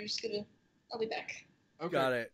Well, like, there's one monster I've always wanted to see on, like, the big screen. Yeah. It is, and I've seen versions of it, but sometimes you're like, yeah, this isn't bringing the awesomeness of this concept to its full reality, which is the Penanggalan. Ooh. The Penanggalan is is Indonesian in origin, Southeast Asian, and it is it sucks people's blood at night. Okay. It flies around like a bat. But here's the twist, and the twist is, it is a head that comes off a beautiful woman. Now, that's not going quite far enough, because it's not just the head of a beautiful woman. It is a head of a beautiful woman behind which the organs of the body are also trailing. It uses its lungs to flap through the air like a bat. Yes! That's it. Penanggalan. I love this thing. I fucking love this monster. It uses its lungs as bat wings. As bat wings. Yeah. Specifically. This is very specific. Fucking Asia. It strangles you with its lower intestine. And then drinks your blood and then retreats back to the body where it's like, I'm a beautiful woman. Aren't I lovely? Here, I will move into your house. Pay no attention to the strange jars I have brought with me, which are the organs of my sisters. Why? Yeah. For real. This monster is amazing. I first ran into this creature because there was during the urban horror role-playing boom of like the early 90s. There was a game. I always wanted to bring this game back, but I could never do it because the guy who wrote it fucking went crazy and disappeared. I thought I was going to be able to get the rights from him because he was another occultist who made role-playing games. So I was like, oh, hey, I could probably call dude up and be like, yo, man, remember me? What's the haps? Yeah. Turns out he went super nuts. And He took his entire family. Yeah, he literally disappeared. Like, he took his entire family off the grid. I have talked to everyone who ever did business with him. And I was like, what happened to this guy? I need to buy the rights from him. And they were all like, he vanished. And I'm like, what do you mean vanished? Like, you still sell his product. Where does the check go? And they're like, there's a stack of checks unclaimed that are all for him that he has never picked up. And I'm like, what's the value of those checks? And they're like, well, it's not too much, but it is a few $1,000s that have accumulated over the years. When was the last time you spoke to him? They're like, 2001. And I'm like, so wait, 9/11 happens and this guy vanishes? They're like, yep. He was convinced it was the end time. And I'm like, what? Like, well, where did he go? They're like, we don't know. As far as we know, he disappeared into the woods and lives in a log cabin with his family. And I'm like, but all his kids were on Facebook. Guy go poof. Yeah. Like he fucking starts going nuts in 2001, And then sometime in like 2008, he utterly vanishes, and all of his family members completely disappear from social media. Like, poof. Like, they're gone. You can find the old profiles, but there's a point at which all updates stop, and nothing else happens. I contacted all of them. Never heard word one. Wow. You know, I have contacted everyone. I went so far as to go to every last known location that this man lived in and call every shop in that area that he could have been affiliated with to see if I could find him. Yeah. And nothing. Wow. Absolutely fucking nothing. And I was like, okay, well, this project is over.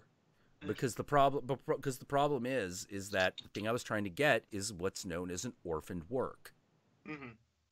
That means no one knows who holds the rights. So legally, you would think at that point, legally, it would slip into the public domain. But no, it doesn't. It doesn't. So no one can use it. Damn. But no one can sue you over using it either because no one's sure who owns it. Yeah. But you also can't make money. You're just like, what? It's a fucking stupid cycle. What? Yeah, it's like, an insane what does this cycle. mean? Yeah, there are entire law firms. Every law firm has what is known as a copyright law firm has what is known as the orphan works file. And it is the single largest bunch of files that they have. These are just things that just disappear. They should go into the public domain, but they don't. But thanks to the Disney decision, they can't. And so we have been accumulating things that no one can use for the past 30 years. Beautiful. You know, and one of them is the work that I was after, which is called Nightlife. Which you hear that name and you're like, oh man. Like that's what I wanted. I wanted the name. I was like, all right, I'll do a monster game. We'll call it Nightlife. Yeah. You know, like that sounds awesome. And I really wanted that name, and I was willing to pay what I thought was a generous amount for a fucking property that's not doing anything. Yeah. You know, and just couldn't find the guy to even make the deal. Wow. I've literally contacted everybody else, and they were like, nope, we have no idea where he went. It's so funny because, like, my parents are very distraught over the fact that some part of them knows that not forever, but for at least like maybe a year that will happen to me, and they're very distraught over this. That you'll disappear for a period of time. Yeah. I think that happens to most. We don't usually take all our families with us. You know, yeah, no, like that doesn't usually happen. Yeah, it's too much baggage too. It's really risky. Jack, that's the thing about me and some of my family. Like, even on my father's side, we still have contact with a bunch of fucking people, not just like the immediate family, fucking cousins and shit like that. Like, there's a bunch of my dad's cousins in this neighborhood. In fucking Perth Amboy, there's Perth Amboy, Sayreville. There's some cousins there that I haven't seen in a few years, and even both of his sisters live in Georgia, so that was also another factor into him moving there for retirement. His sisters are there, and then my cousin, one of the sister's daughters, is moving back there too, because apparently she's gonna get discharged. We're like a military family. Yeah, like, God, fucking Jesus Christ. Let's see if I can. We love our family. I'm sorry, my mind now is kind of re-boggling at this fucking insane journey I went to find fucking like, at the success of which he just went poof. Poof. Just disappeared. Fucking L. Lee Cerny. He's the one guy I couldn't find. I found the guy with the unpronounceable Jewish name.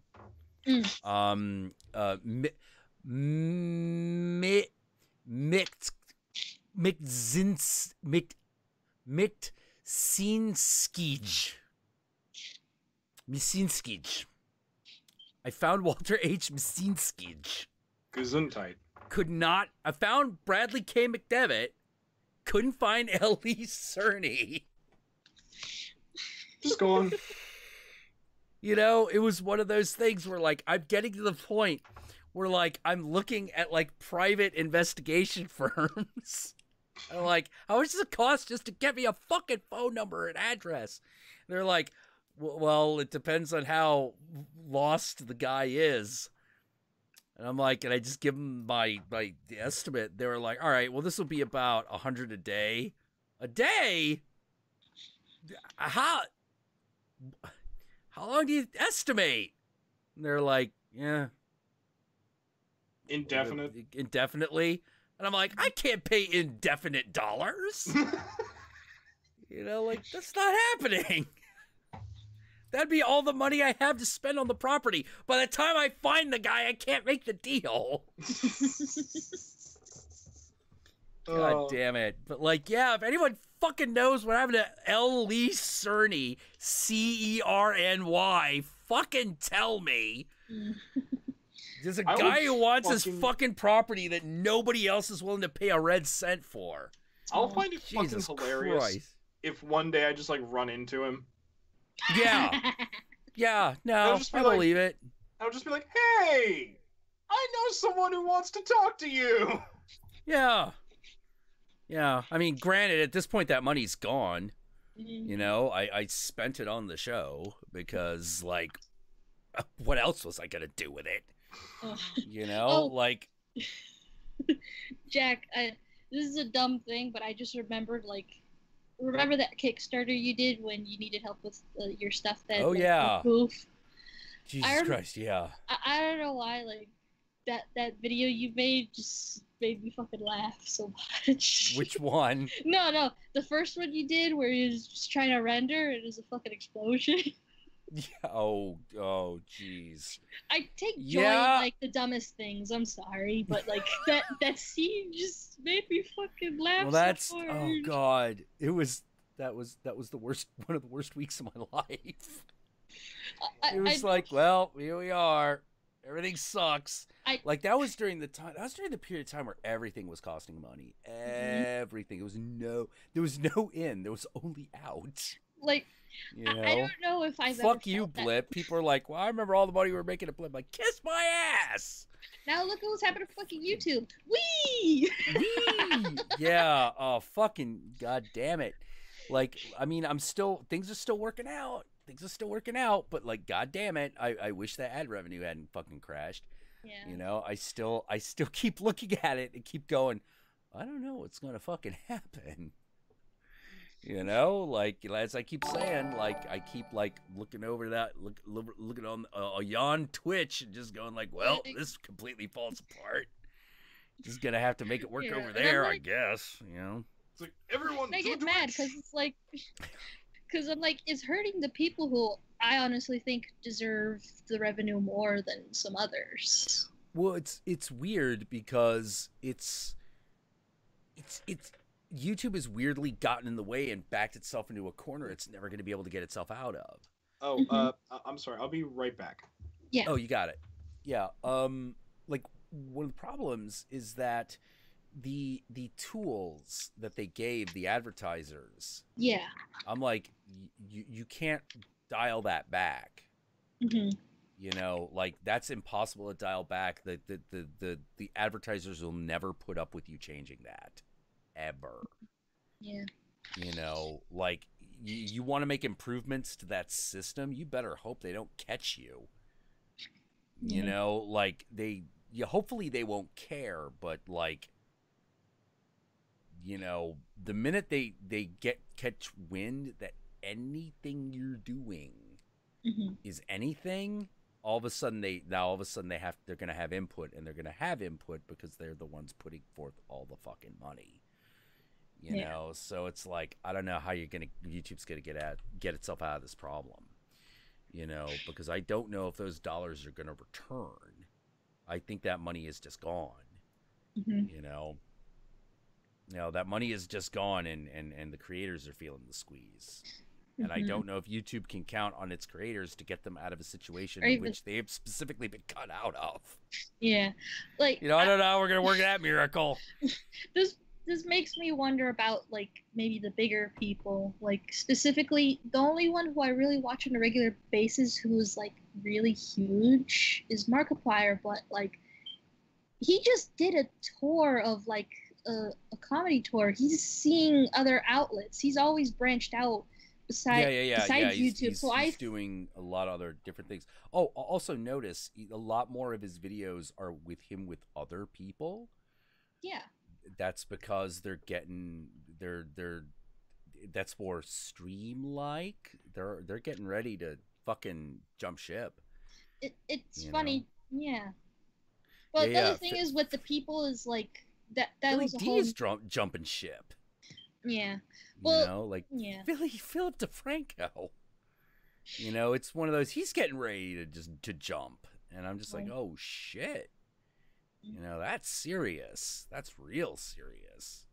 Mm-hmm. You know, so we'll see how this goes down. Yeah, PewDiePie, I had some sympathy, but I don't even know what's his status anymore, honestly. Yeah, I think a lot of people, not a lot of people know what's going to be going on. Like, the good thing is those thems that made money made lots of money, and so if they were reasonably intelligent about it, they're set. You know, they don't have to worry. You know, PewDiePie was definitely in the bracket where if he had diversified his bonds, like he's fine. You know, and the other thing is that YouTube also is just liquid assets. Yeah, that also reminds me of like other YouTubers who just use YouTube as an outlet to get somewhere, and then it's like they'll probably not be so sad missing it because they'll have reached their point. Like certain people I know, like if they want to get into acting or if they're showing off like what they can do there, like this YouTuber Brandon Rogers, like he's just known for his offensive videos, and they've gotten him enough clout where he's gotten his own show, Magic Funhouse, which is on full screen now, and that's what he's always wanted to do. He hasn't said he'll abandon YouTube yet because he knows a lot of his fans still love his work. Right, but what he really wanted to do was getting to the directing and writing part of the world. He wanted media. Right, so right. This was an outlet where he just played all these offensive and nasty characters that everybody just loves.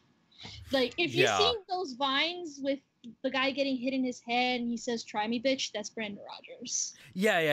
I'm familiar. But the full video of that is hilarious, and he's done much more, and it's just they're offensive but enjoyable. The one I really liked was actually it was like the Mobius strip of the apartment. Mm-hmm. You know, or it's just basically him. He comes in, he goes out, he leaves. It's just the same thing over and over and over again. Oh, you know, like for some reason that one I really appreciated because it's really well done. You know, you know, that was a great. But yeah. Like a lot of I don't know. Yeah. So yeah. Welcome to my stress. Welcome to my life. You know, I wake up. It's like, hey YouTube, how you doing? All right, still on fire. Great. Okay. You know, it's just this is fine. This is fine. This is fine. This is completely fine. Well, I like fingers crossed. Patreon seems to be helping out. I hope. Well, yeah, it's hopefully like Twitch gets there. Well, here's the weird thing, as I keep saying. This is the weird thing. I have, at this point, I am now getting more money out of YouTube than I ever had. Mm-hmm. But ad revenue has never been worse. Yeah. You know, it's one of those weird things where it's like, God damn it, what the fuck? So you know? Literally, it's even when the ad revenue was at its best, it didn't match up to this. No, because we weren't. It's really weird. Like my views have per video have they've both gone up and down. It's weird. I think maybe it's the change. So weird. I do think it's the change maybe in content. I think that's some of it, but here's the thing: it was already going down. Like, for example, like when I would put out a video on like Channel Awesome, like a regular like horror video, there was a certain minimum number of views that I knew I could get. Yeah. That stopped being the case. Like, that stopped being the case around last October, which was really upsetting because I was like, wait a minute, this is like my best month. Yeah. It's October. Yeah. I'm the horror guy. It's October. Yeah. You know, like, what the fuck? Yeah. You know? And it was actually not that great per video. You know, like that's the thing. Like, per video, not that great. And I was like, okay. And so I was like, okay, well, I'll pile everything up and I'll do a Christmas thing. Yeah. And I worked my ass off, barely slept the entire month of December. And yeah. I was working through Christmas. You know, when that video finally aired, that the last of the War on Christmas, that was when I finally got to sleep. And that was well into Christmas evening. And I'm like, okay. They did well, but they didn't do as well as I had hoped. Oh. Yeah. And so that was really discouraging. So I was like, okay, well, we'll just keep plugging on, you know, we'll just keep going on. And, you know, I was like, okay, blah, blah, blah. Then the PewDiePie thing happens, and I'm like, God fucking damn it. Really? Okay, fine. So I do my defense of him, just like the defense of James Rolfe video. It gets me in huge trouble. And it's not even from, like, management. It's just one of those, how to put it, there was definitely a lot of, oh, he's at it again. What? And I'm like, yeah.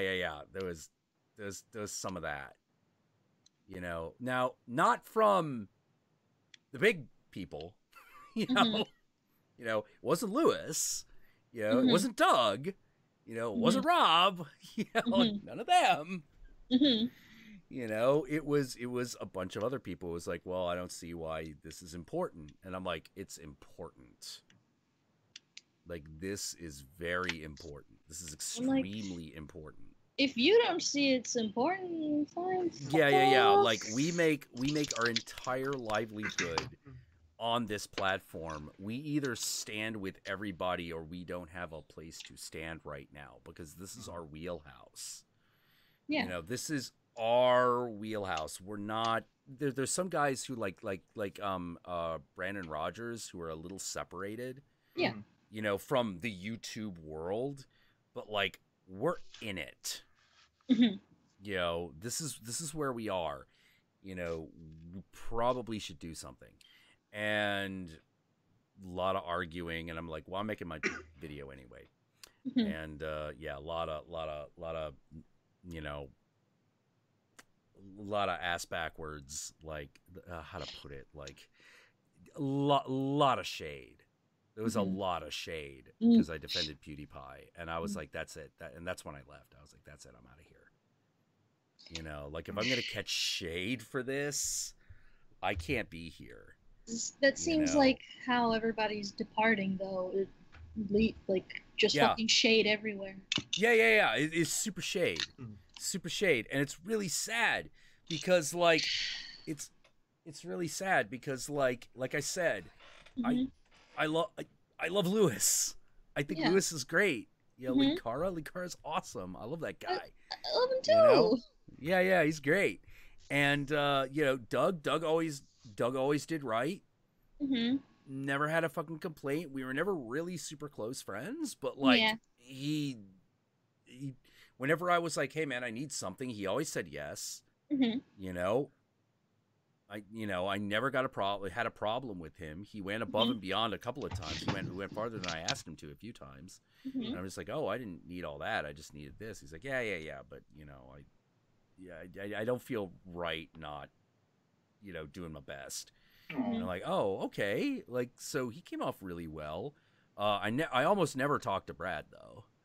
I don't know, like, so he neither gave me praise nor shade. He's always over in like his own production world. Which is weird because the two of you seemed like you would get on really well. Yeah. You would have thought, but I actually had like some of the least amount of talking. Like X talks to him highly, but also shits on him when he thinks he's doing something like wrong. Oh yeah. Well, that's the way Mr. X is. You know? But of course, because like I watch X on the regular, so of course I'm gonna hear his stuff.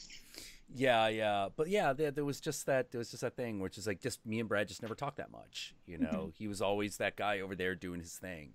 Surprised though. Yeah, Again, you guys would have fit really well if you did a video together. Well, Brad is notoriously hard to get a hold of. Like, it's one of those things where, like, Lewis and Doug have a hard time getting a hold of him. Like, as Lewis says, it's like, look, I don't take it personally. I have his text, I have his email, I have everything, and I have to use all of them. Just so you will respond. And I'm like, oh, okay. Okay, so that's like... It's like Stone Gremlin Productions' its own universe. It doesn't... Yeah. I have to find out which dimensional portal. And then I don't want to be mean, man. But even fucking Mendo at least got to him once. They did a Leprechaun movie. Yeah. I really. Darren, a rep critic, love Darren. I told you how I geeked and I didn't even get to talk to him. I said like a little hi, and then when we walked away, I went, he's such a nice guy. I know, but he was busy when I saw him in MagFest, so I didn't. Which one was it? No, it was the one this past January when I. Oh, okay, got it. Yeah, because Darren. Yeah. Oh, I'm surprised. Darren's generally very approachable. No, well, I think maybe he was just busy during the comic, and when I went to see him, he was in the lobby and he was on his computer. So we were just like passed by, me and Mendo. I did hang out with Zenith a lot, and Zenith's cool.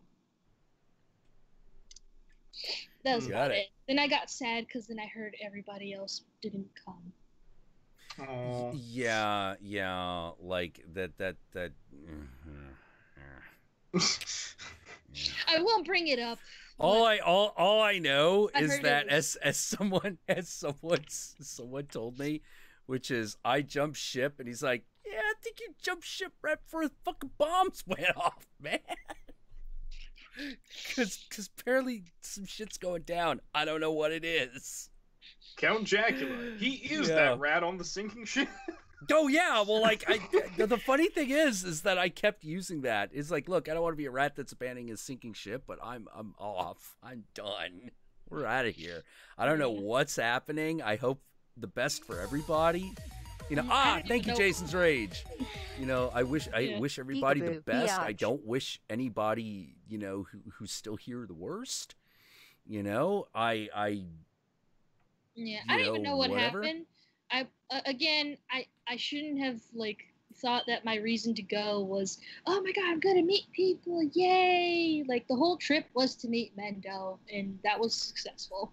Yeah. Jeez, man, I remember when Mendo used to do his show. I actually always appreciated his persona.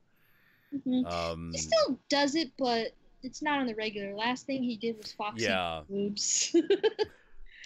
Oh, I'm holy shit, you did Foxy dudes.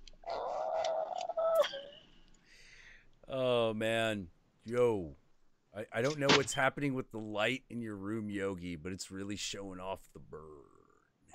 You know what? I think I might know what that is. I think I might know what that is. Is Santa come out tomorrow? What was it? All right. Does that appears better? Yes. It was. Yeah. It was that infernal, horrible thing that rises in the sky. I was right. Yay! Which causes this. You see. Oh man. See, here's the thing, boys and girls. The sun is a lot like a Mexico City whore.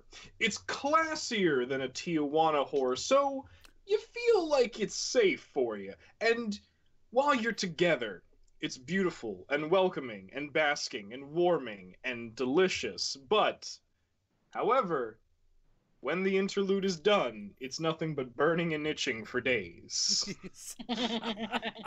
Oh, dude, I've been fucking around, because every couple of years I go back to like fucking around with RPGs because I love role playing games. Yes. And I started redoing, my favorite setting of all time, which is Shadowrun, because as I've always said, best setting ever. That game system's dog shit. It's always been dog shit. I've always hated it. I have always suffered through it just because I love the setting. So I was going through it and I was giving a lot of thought to Santa Muerte. Oh. Yeah, because I was going to put one of the things I really wanted to do was bring back the idea of the magical traditions. Mm-hmm. Because they kind of got rid of that in the current edition. I'm like, it's balls. No, bring it back hardcore. And I was thinking about Santa Muerte, and I was thinking of putting it into the Santeria stuff. And then I realized it's not Santeria. Oh. It's not Santeria at all. It's this weird, distinct thing. Oh yeah, that can by only this point exist in Mexico. It can only come out of Mexico. Yeah, by this point, it's just like evolved into its own thing. Where it's so weird because it's one of those things where it's like a lot of the Mexican Santismo Muerte devotees are also Catholic. Mm-hmm. But then you could also be a Santismo Muerte devotee and not be a Catholic. You can belong to a different religion. Or you can belong to no religion except for Santismo Muerte. It's your choice.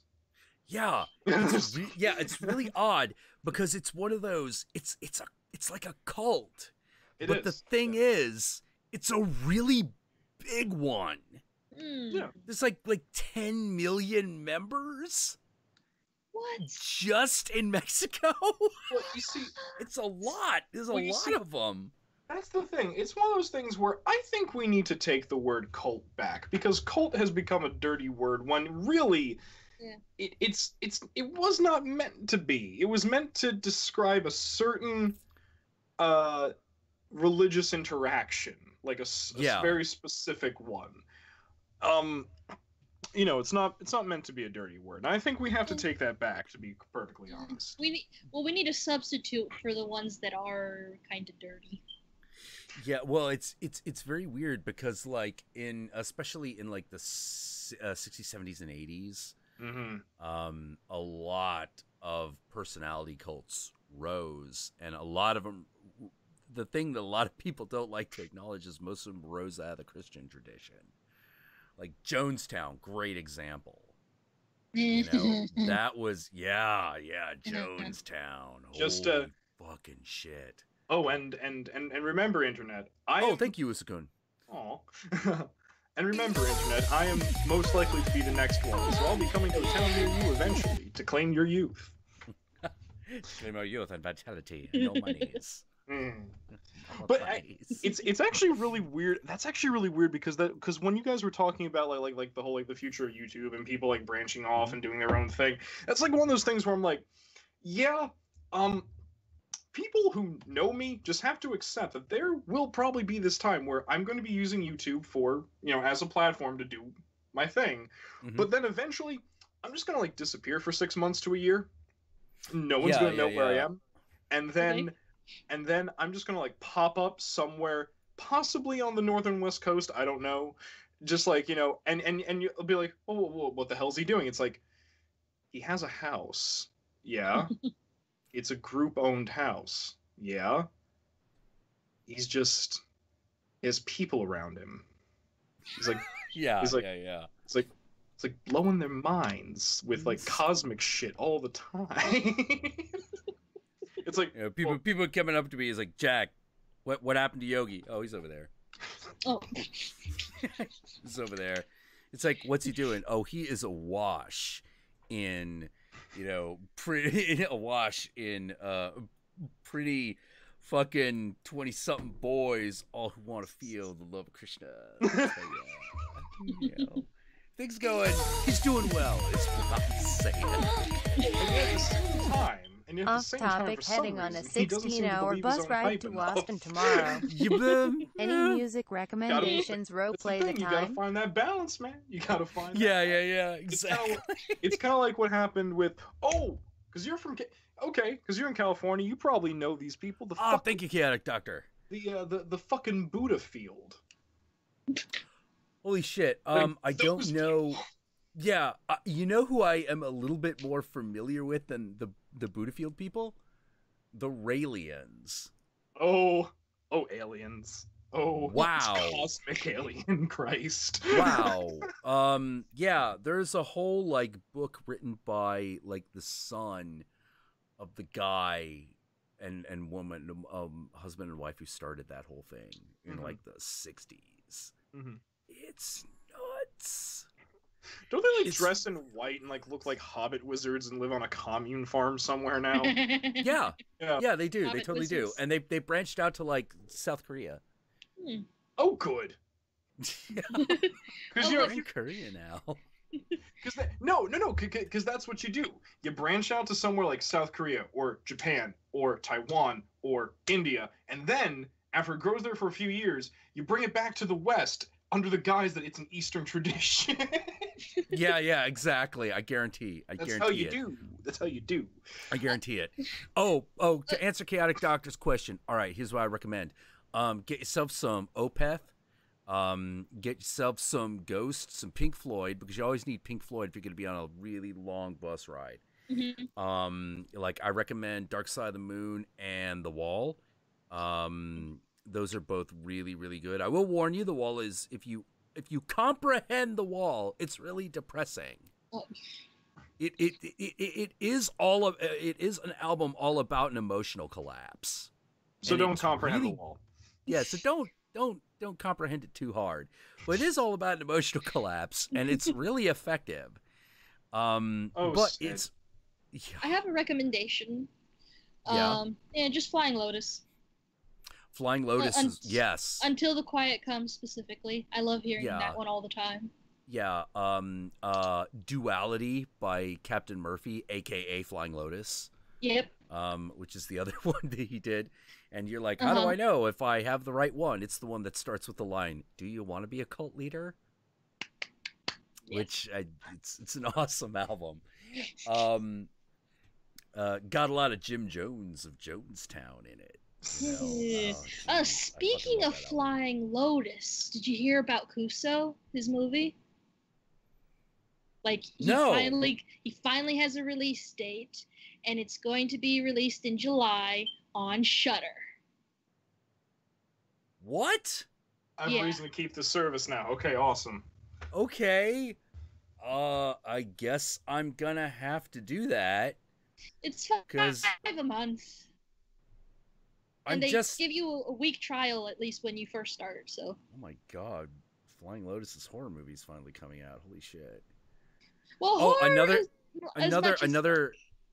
thing that I recommend, Kendrick Lamar's Damn and To Pimp a Butterfly. Yeah, To Pimp a Butterfly is great, and you need to listen to that one all the way through. When the four corners of this cocoon collide. Yeah. You want to listen to that whole thing. It's long. It does feel like you've been through a journey with Kendrick. You know, because you have. I also recommend, if you want things that are really good but a little more light, yeah, definitely. Well, anything lighthearted compared to Kendrick Lamar is kind of a given. But something a little bit. If you want some pure male aggression, I recommend Run the Jewels. I really recommend Run the Jewels. If you saw the Black Panther trailer, that song is called, that is by Run the Jewels. The song is called Legend Has It. And the funny thing is the minute Horror Guru was like, Jack needs to see this video. And I'm like, yeah, I know, it's a Black Panther video. But he's like, no, you just need to see it. And so I was busy, so like I waited like a couple of days because I was being jaded.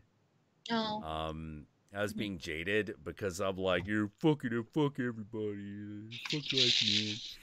And then I finally saw it, and the minute I hear that one note, bah, I was like, wait, bullshit. That is not gonna be what I think it's going to be, and it was Run the Jewels, Legend Has It, playing while Black Panther is doing his thing, fucking hanging out, landing his fucking high-tech plane in the land of the Orishas.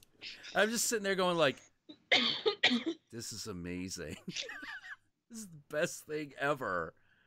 Holy fuck. I guess we're just gonna do this.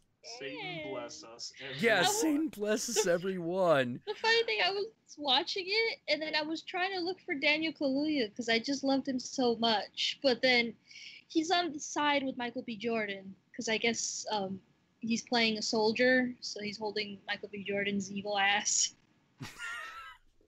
Yeah, like I'm sitting there going like, holy shit, Black Panther gonna face off against Kang the Conqueror.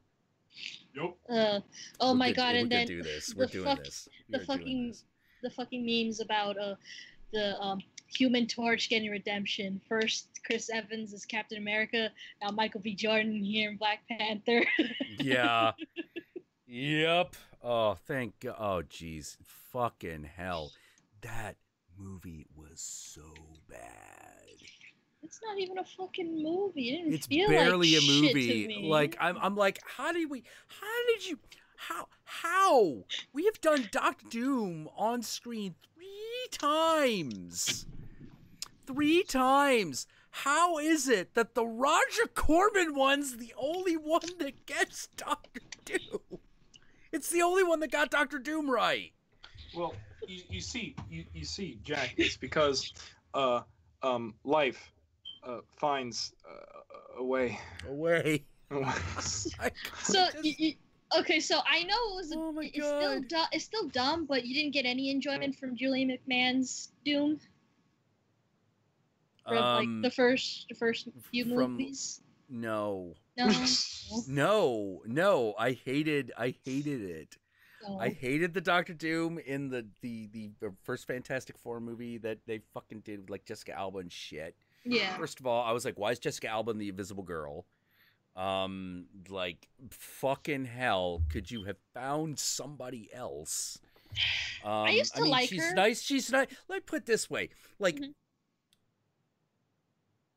the Invisible Girl needs to be hot in the way that your mom was. Yeah. Before you came along. Yeah. And you want it over there.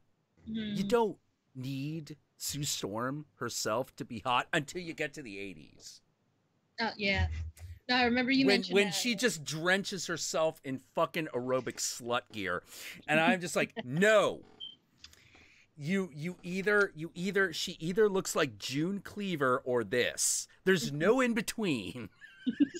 There's no in between. It's all or nothing. Well, Jackula, I think that's perpetuating the virgin whore complex, just ever so slightly. Oh, hell yeah, it is. Because that was after she had her kid. It was after she had Ben. And I'm like, so she's wandering around with a baby looking like fucking, holy fuck. And it's just like, I have the strangest boner right now. Like, it's very confused because there's a lot of stuff happening. Like, this is during that period of time where if she had had a titty hanging out, feeding a baby, and giving someone else the middle finger, like you would have been like, yeah, that's Sue Storm in the 80s. Just cool. Yeah, that's just her in the 80s. Like, she's pissed. She cheats on fucking Richard. It's like, yo, Namor, get up in here. Namor's like, who hollered your boy? All right, Prince Atlantis is coming on in. Fucking hell. Then she fucking starts fighting with Namor, and he's like, woman, what the fuck? You hollered at me. What the hell's this? I didn't do shit. I didn't do shit. The fuck is this? You know, fucking Johnny Storm's like, yo, Sue, you gotta come back, take care of the baby. Richard's a fucking mess, and I've got no purpose in life because I'm the Human Torch, and you're just gonna go underwater where I can't follow you? You bitch. I hate life. I'm just gonna be over here now. And she's like, I'm in my energy bubble, so I can just live underwater. Blah, fuck you, brother, Human Torch. I hate you. You're a fucking asshole, and my husband's a stupid head. You know, no. 80s Fantastic Four. 80s Fantastic Four is a complete train wreck. It's the Living with the Kardashians of the fucking Fantastic Four. Oh. It's amazing. It's like Hogan Knows Best. It's crazy. And I always find myself going like, I don't know if the Fantastic Four should start here, but I always feel like it needs to hit this phase. Yeah. This phase where it just goes off the rails, which is why I wanted to do it as a television show that jumps decade every season. Yeah, just make the cosmic rays make them immortal, and they just live for like 50 years as like 20, 30-year-olds. Like Fargo right now. I don't know if you've seen Fargo recently. No, I have not. Season 3's been getting like fucking intense. Apparently people were complaining it was pretty slow in the beginning, but I'm like, shit got real. Holy fuck. Yeah, I imagine it's a lot like the movie that way. No, but oh my god, the movie takes its sweet fucking time. Is that your friend there in the chipper? Yeah. Oh god, like Ray Wise, oh my god, like money he had doesn't like buy a you guest. happiness. Don't you know that? Don't you? he got like this sweet ass like special guest role in the last episode. It was just like as creepy as hell. He's sort of like playing like God or something in like purgatory for some of the characters who are like walking in. Is like, it's the fucking bowling alley from Big Lebowski. Out of nowhere, shit. Somewhere. It's like empty. Like this is spoiling season 3 a little bit, like this episode. So it's like, so they end up in Los Angeles? No, it's not even Los Angeles. Like it's still Fargo. They're like, it's these two cons right now. One is a girl, and one of them is actually Mr. Wrench from season 1. People remember him. Like he's actually been the most recurring from these seasons. And he's helping her out because there's these guys after her because she knows too much about something. So they're walking in the snow. They're kind of like bleeding because they had fucking crossbows. They crossbowed her leg. Holy shit. Right. And so they just go to the bowling alley, and Ray Wise is just there. He's sort of like the stranger from Big Lebowski talking to the girl there. Yeah. And it's just amazing. like he's kind of sort of like giving her and him judgment. Okay, so I'm getting the vibe that it is a Coen Brothers movie stretched out into a television show. Yeah. And this is why it is important that every day we say with devotion and sincerity, our dude who art in Los Angeles, hallowed be thy handle. Thy rug will come, thy chill be done, all over the earth as it is in your bungalow. Give us this day our daily Caucasian, and forgive us our trespasses, as we forgive those who trespass against us, and lead us not into Simi Valley, but deliver us from the real reactionary and the human paraquat, for thine is the lane, the ball, and the pin down through the ages, lodged against an abutment. Fucking A, man. It's beautiful. Oh, I didn't even make that up. That's actually a thing. No, the Church of Nude. Yeah, it's the dude's prayer. It's the dude's prayer, which is meant to be said every day before sipping your daily Caucasian. I shit you not. No, but like real quick before we go off of it, so like he gives her and Mr. Wrench judgment that like they were sort of doing like bad, but now they're on the right path. So he's gonna let them go. He gives them he tells them there's a car outside for them so they can escape. And then the other guy who was after them comes in. He doesn't get a warm welcome, and then he's just like, the guy talks to him by name, and he's like, "How do you know my name?" And he's like, "I'm here on behalf of all of these women that you wronged." And then he looks at the camera, and then it just shows black and white all these rows of women. Yep. Because there's also that quirk in the characters. Like, you know this guy when you first saw him in the past episodes that he was bad. He would always talk about women so terribly. He actually beat up the woman who I told you just like escaped. They didn't even show it. It was off screen, and it was so brutal. Even though you didn't see it, it's just awful. That reminds me. I actually gotta watch Twin Peaks. Yeah, the new series, you mean? Or? Yeah, the new Twin Peaks series. I haven't seen it yet. Just on the basis of, okay, David, strap in. If he's not gonna do fucking movies anymore, might as well watch this. Well, he's done some weird shit. Like, you ever seen Inland Empire? Yes, and I'm like, why? This is a weird movie. It's a really weird movie. It was David Lynch going, I could just walk around with an autofocus and a camcorder. Yeah, like, literally, that's what the movie is. And you just like... In fact, I'll do that right after I get my shake from Big Boy. My Eraserhead made more fucking sense. Yeah, it's a haunted house movie in the Inland Empire. Or it's one woman going crazy. Because it's a David Lynch movie. It can't be that simple. Renegade Cut came up with Renegade Cut came up with some I have a lot of disagreements with Renegade Cut, but I will always give him this. He gets David Lynch. Mm-hmm. He understands David Lynch really well. I don't know. He doesn't understand horror movies, in my opinion, worth a fuck. But he understands David Lynch movies super well. Yeah, I do see that. Just never forget, boys and girls, that 2 years ago, the keynote speaker at the David Lynch Foundation was Jim Carrey.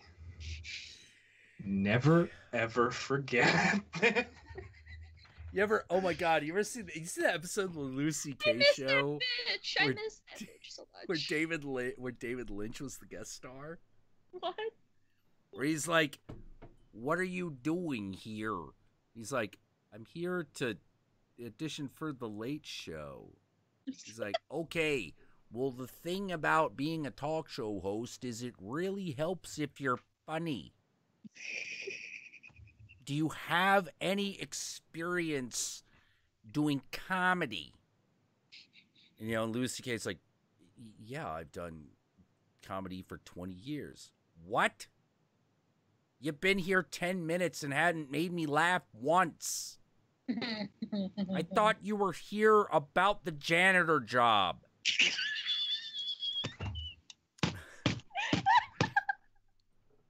He's like, well, no, I'm here to go, I'm here to audition for, the host of the Late Show. Okay, well, go. Go? Yes, go now. Funny. Y'all know he's Mexican, right? Yeah. I can imagine David Lynch doing this though. That's the thing. Well, yeah. I can imagine David Lynch doing a lot of shit. Never mind. Yeah. Well, the Cleveland show. What? Yeah, and then like, fucking Louis C.K. like just kind of goes out on stage and he's like, "Oh, what could be?" And all of a sudden, from behind the piano is David Lynch again. He goes, "Okay, go. Go? Yes. Go. Do it." He's like, "I don't have anyone to interview." What? Oh, fine. This is Belinda. She cleans here. Sit down. Interview her. Remember, funny. He sits back down and he's like, "Hi, how you doing?" "What is that?" He's like, "Well, I'm trying to talk, trying to start a cut." "No, just go. Start." "Well, maybe I could if you yelled at me. If you were doing it right, I wouldn't yell at you. Go. Funny. Good God. How long have you been saying you've been doing this? 20 years? All right. Just go." Yeah, oh my God. David Lynch is it's like amazing. one of those. It's David Lynch, amazing. David Lynch is one of those people who I secretly want to work with more than anyone else in the world, but am also terrified of ever being in the same room. Oh my God. I want to hang out with David Lynch at least once in my life, at least. Like, I just want to just be there and, you know, just have him occasionally look at me and go, "What are you doing here?" And I'm like, "I am just watching." It's like, "Is that what you do? You watch? Is that it?" It's like, this time around, yeah. "Okay. All right then. I'm going over here. You can follow, but I'm not going to wait." You know, like, I expect it's going to be like that. And it'll just be him, like, sitting in a chair, smoking, and putting his ash butts into, like, a fucking, like, SpaghettiOs can that just happens to be there. And it has been there for, like, the last 10 years. And it will continue on his to be property. There? Yeah. He's just like, It's like, you ever thought of actually landscaping this place? Why? It's just how I like it. That's if I landscaped it, then I would have to keep it up. And I couldn't just burn the bonfire whenever I wanted. If I need to start a bonfire at 4 a.m., it's got to be over there. Otherwise, the whole building goes up. So, no, I don't landscape. You know, okay. I hear stories that people have told about interacting with David Lynch, and I listen to, like, the shit that he supposedly says. And you know what scares me about it? You know what really kind of scares me about it? Wow. Is that there are times when because, you know, it's weird, because up here, I'm at the top floor of the house that I live in. Yeah. All right? This little, like, slanted A-framed room. You see that shit comes down behind me and shit. It's weirdly angled. I'm very much like the wizard in the tower up here, okay? Yeah. So sometimes when I'm alone and I've been left to my own devices in here for long enough, the shit that David Lynch says starts to make sense. And I go, well, of course. Yeah, you can kind of follow it. When he talks, you can kind of follow his logic. But when you actually step back and go, where am I now versus where did we start? It is not an obvious path. But that's the thing. Like, I'll, like, listen to him and I'm just like, yeah, this makes perfect sense. It's fine. And then I realize that I'm saying that about shit that David Lynch is saying, and I'm like, I might need to go outside now. Yeah. Apparently, a roommate of mine had the privilege of dropping acid at David Lynch's house. And yeah. He's a guy named Teo. Really nice dude.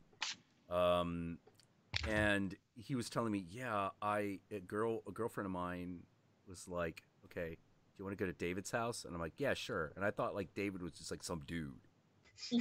I get there, it's David Lynch. And everyone's dropping acid, so of course I did. You know, and at some point, and everything's going okay, everything's fine. And all of a sudden, out of the shadows, comes David Lynch with that hair of his. Like, that's just how his hair is. You know, he that doesn't style it. Hair. Yeah, he just has it. He's like, "What was your name again?" And he's like, "My name was Teo." Teo. Okay. Have you heard the transmissions from the Alien Brotherhood? And Teo's like, "What? Yeah. Didn't you know? Aliens have come down from the fourth dimension in order to speak to you, and it comes in the form of a serpent. It has spoken to you. I can see it. Your DNA has changed 4 times since we started this conversation."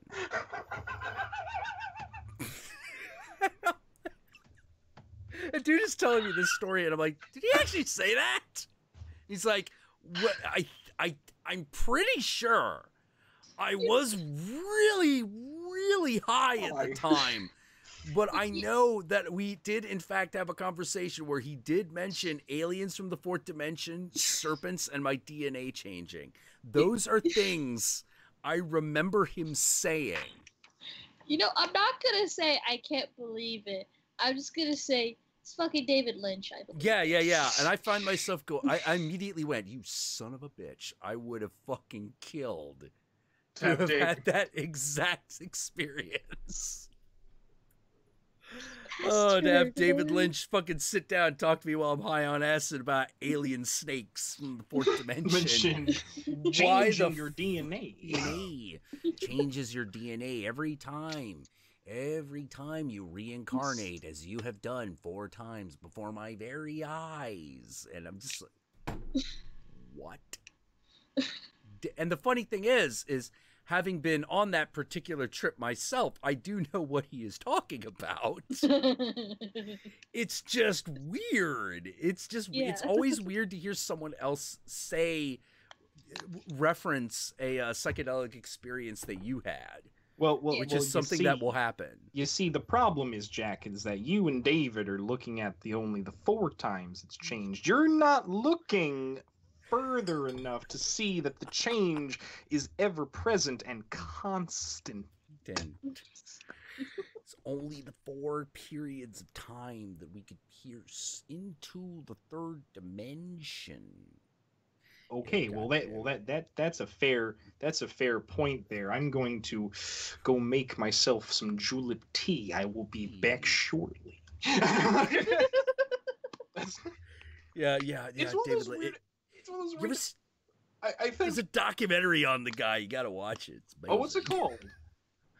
Fuck. Like, I have to look it up. Like, hold on. David Lynch documentary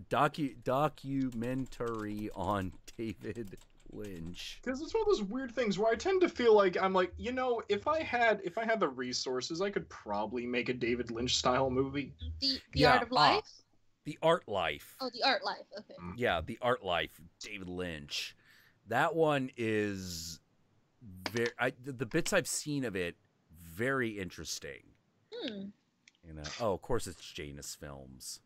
It's got like his very, very, very early work in it too. Janus Films, sponsored by Criterion, or the other way around, however. So confusing, whatever. Man. It's so weird to me because so a friend of mine, Tim, he's at college right now for film. And he's volunteered to he's like, you know what? No, I'm gonna be home off on and off again.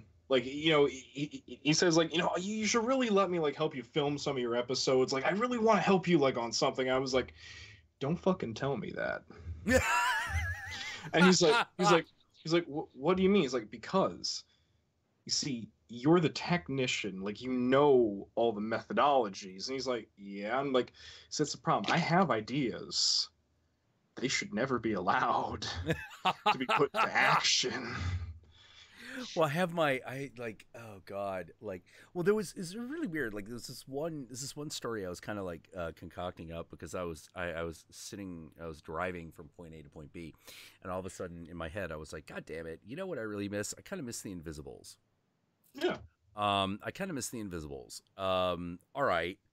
So how would I bring that back? And I'm like, well, I probably wouldn't want to bring that back unless it was for some strange reason, someone was like, "Hey, you, nobody, why don't you direct the Invisibles television show?" To be like, okay.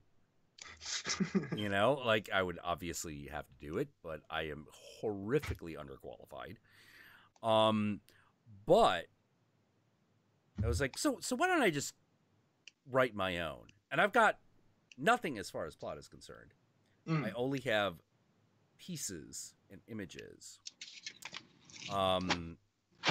where it's basically the idea is it's the only thing I know is it's a little bit American Gods style, i.e. there are new gods, so to speak. Oh, that. But they're not like, but it's not like internet or media or things like that. It's literally an ideological war, and all the ideologies are like personified. Ooh. Yeah, and that's kind of the rogues gallery. Those are the villains, are these embodiments of ideology. That's cool. You know, and you have things like, but like they've got weird names like Jihad the Exploding Man. Yeah, shit like that. You know, Jihad the Exploding Man, the Hijab, and yeah, just going in this weird ass direction. I don't even know how our main characters even deal with them. I'll be back. Bathroom. Yeah, no problem. You know, I had like this weird. I had this weird script that like I wrote half of it. I only have half of it. Not one streaming half of it. It's like bits and pieces that equal a half. And I wrote it while I was high. Okay. And it's one of those like things where, okay, I know that I wanted it to be called Cigarettes and Hash Browns, and that it took place at 3 a.m. at a diner in New Jersey, because Jersey is the land of 24-hour like diners. Ooh. We're the land of shopping malls and diners. It's weird. God damn it! I've only got an IHOP. Nah, fuck IHOP. That ain't a diner. Yeah, you know? Yeah. I can't get cholesterol poisoning in an IHOP, not quickly anyway. Exactly. There's no point. So I wanted to say, I even know the diner that I want, because they're like not too far from my house. There's this thing called the Route 1 Diner, and it's like this. It's just like, I can't describe it other than it's an 80s Americana diner. It just is. And it hasn't changed. Like, they still have like linoleum from 1981. Like, they just do. I wanted to be set there at 3 a.m. and basically it would be like it would basically be like four friends, each very bizarre, like sitting at this diner, sitting at a table, and and I know that like all the tension and drama would be these four friends interacting and like arguing with each other or agreeing with each other. It'd be like, but there has to be one guy who just randomly, he carries a guitar case, but he doesn't play guitar, and there's not a guitar in the case, but there's random shit in the case. Like at one point, I know that again, plot, not so much, but I know that at one point I wanted like just like this random kind of shady Mexican dude to just walk in, go up to the guy with the guitar case. He opens the guitar case and hands him like an antique alarm clock, and then the guy just walks away. And it's never addressed. And the film has to end with that same guy who has the guitar case just walking out of the diner, going down to the corner, the intersection corner where the one street lamp is. He puts down the guitar case. He opens the guitar case, takes out a harmonica, and starts playing it. And then randomly, this guy with a saxophone just wanders in from the shadows and starts joining him in on the tune, and the credits roll, and that's the end of the film. Oh my god. You know. Yeah, like, oh god, one of these. That sounds abrupt. God, one of the other images that I had, I don't have a name for her. I know what she is. But it was this image of this like sneering woman whose face is like broken into like 4 different places, and she moves from extreme expression to extreme expression. It's always like twisted and fucked up. Yeah, I know what she's all about. I don't have an actual name for her yet, though. I just know what she's about.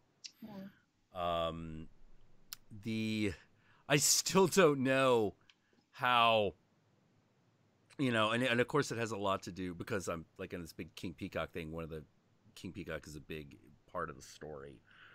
And just trying to figure, and we have like a normal kid, kind of a normal kid who's carried along by, this crazy like magician who's like, follows King Peacock.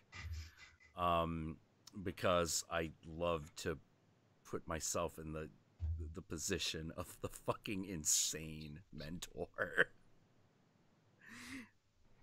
Even though I don't know what this kid is actually about, he's just kind of experiencing this world that these idiots live in, these madmen live in, just trying to make sense of it. And it's, it's supposed to be about a lot of like weird magical concepts, like, well, how do you trap an idea? You trap an idea with another idea. You get lost in ideas all the time. You put that box in a box, and you put that box in another box, and then you mail it to yourself and smash it with a hammer. It's simple. Hammer. Yeah. Oh. Or to save time on postage, I could simply kill him. Or to save time on postage. Wait, bitch, was that Emperor's Groove? Yeah. I love that movie. Why do we even have that level? Like that movie? Why don't I don't think they knew what to expect. I certainly didn't. I look at that thing and I can't believe it's a Disney film. I thought it was genius. Well, I was a child when it came out, so of course it was my demo. I was the demographic for it. So, but later on, I still enjoy it. I look at that movie and I'm surprised. I'm like, you're playing Emperor Cusco, but I don't hate you in this. Oh. Good for you. David Spade? Yeah, I'm just like... Yeah, David Spade usually rubs me the wrong way. Exactly. Yeah. I mean, maybe because I heard him in that, and then I watched the nice things he did with Chris Farley, because I just adore Chris Farley. Well, like, that was how most of us knew David Spade, which is he's Chris Farley's second fiddle. Mm-hmm. Yeah. And you're like, what does this guy do by himself? Not much. The answer is not much. I still remember I had a huge amount of confusion when they cast Age of Ultron, and I thought someone had said David Spade instead of James really? Spader. Oh my god.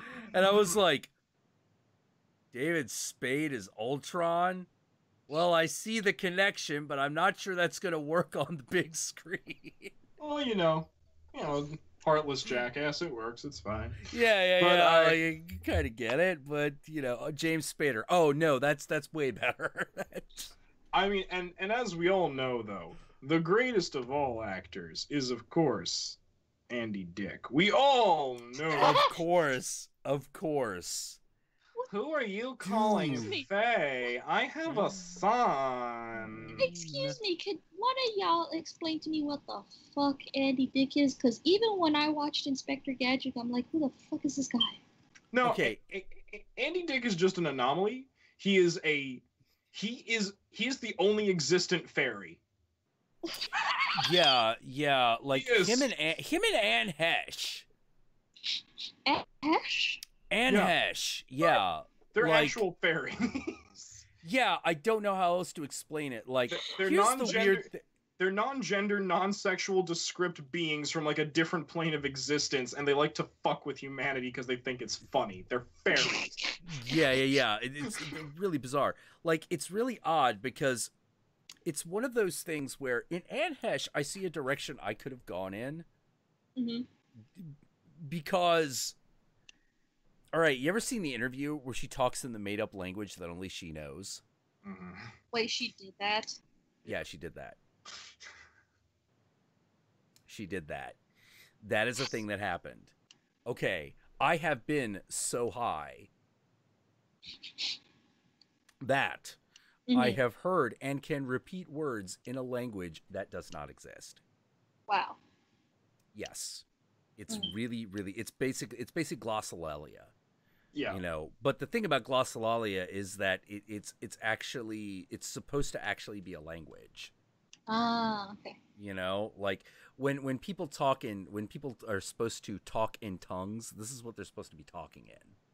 You know, okay. and it's really bizarre because you're like, wait, how did I make up a language in my head by myself in like 4 hours? You know, like, and here's the weird thing. You don't even necessarily know what all the words mean. You just know the words. It's weird. So when she starts doing that shit, I'm like, okay, those aren't the words that I know, but that comes from that same experience. You know, I believe that she was in that same space and came out of it with this thing. And she also, like, the way she described it, it was like aliens. The way I described it is this is the language that all the lizards that make up the lattice work of Asmodee speak. I will accept one of those answers. Yeah, like it's something about like the modern American mindscape. You know, aliens, man, they're the thing that make the most sense and the least sense. You know, because everything else has like mythological pedigree to it. It's got a lineage.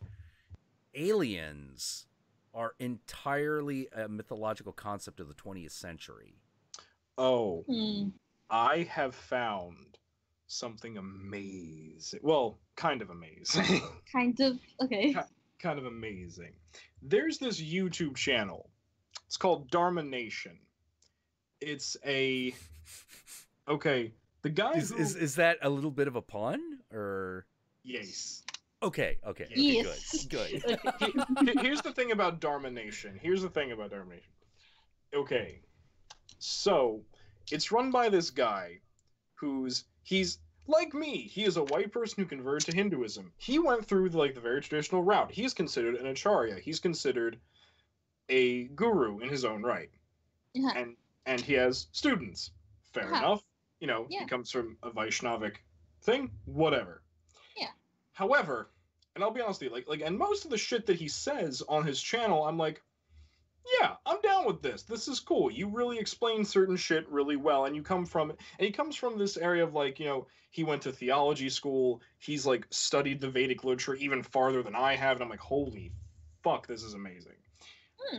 But every so often, he says shit, and I'm like, hold the phone. Apparently he wrote a book recently called The Dharma Manifesto because he is calling for a revolution to bring the Dharmic Vedic way of governance into the modern era. And I'm like, no thank you, no kings for me, I'm fine. I'm fine, thank you. Okay. Okay. Which to me makes no sense because I'm just like, according to the scriptures that you and I both read, shit has to work itself out the way it works itself out. We don't go backwards. We can build off of shit, but we don't go backwards. It's not how this goes. We go cyclically, but we don't fucking go backwards. Yeah. The time of kings, if it is going to return, it will simply return. Exactly. We don't need to make it. You don't need to make a revolution. It just needs to revolve. Yeah. You know, it. And in that book, he talks about gay people, and he talks about it as a social disease of the age of darkness, and I'm like, okay, Where? All right, where's that coming from? No, exactly. I'm like, there were gay people at the time of the writing of the Vedas. There are stories. We have stories. Literally, Arjuna, one of the heroes of the Mahabharata, Krishna's best friend, pretended to be a transsexual to hide from an enemy. Not pretended to be a lady, pretended to be a male who lives as a lady, because transsexuality, just like various different types of sexuality, were accepted and understood during this time. Yeah, they're accepted as a thing that happened. Yeah, this is a thing. So, so every so often, he just says some crazy shit. He made this video explaining how, the whole ancient aliens theory. Oh, no. They're devas. Oh, no. Anything that anyone experiences as aliens is just the devas talking to them. No. And I'm like, okay. I'm just like, I'm gonna put this down now. Yeah, that's going a bit far. I'm like, gonna put this down. Well, like my thinking was always this, which is like, all right, there is a thing that we experience as angels, devas, aliens, whatever. Mm-hmm. There is a thing we experience, and it filters through our perceptions and we experience them as beings, and we experience them as beings from a different plane than we are currently inhabiting. How and what they are, that's yeah, that's a little culturally relative. Yeah. It is a little bit of that contact, like, well, we appeared in the form that you would most understand. It's a little bit of that shit. And especially if these are just things that live inside your own mind, that would make a huge amount of sense. It's like, hey, you think angels have wings, therefore I do. I do it. It's you were expecting aliens, and so we appeared as alien greys and made beep beep noises at you. See, that's the thing. I listened to this and I was like, okay, even if you want to say these are like the same kind of beings, fair enough. In its own right, fair enough. But did you just give credence to the ancient aliens theory by saying it's okay as long as they're not aliens but they're gods? What? Did you just do that? Get out. Well, they've been doing that to like the Aztecs and the Mayans for ages. What, saying they were aliens, not gods? Yeah, saying they were aliens. They also keep saying things like the Orishas were aliens, and you're just like, what? Come on, okay, stop. Stop. I really want to understand how is aliens more logical than gods at that point? I don't know. I have no fucking clue. Like it's like it's a little bit more plausible because maybe there's life out there, but there's not necessarily an afterlife. And I'm like, well, yeah, but we're both working from highly theoretical premises at this point. Yeah, unless you can actually point at something that's not from this earth that we know has spoken to us, we're just as likely to be correct. It's just as likely to say like, yes, from the aliens from Planet X, is I am to be right by saying, oh, well, according to the demons which live in the fifth dimension.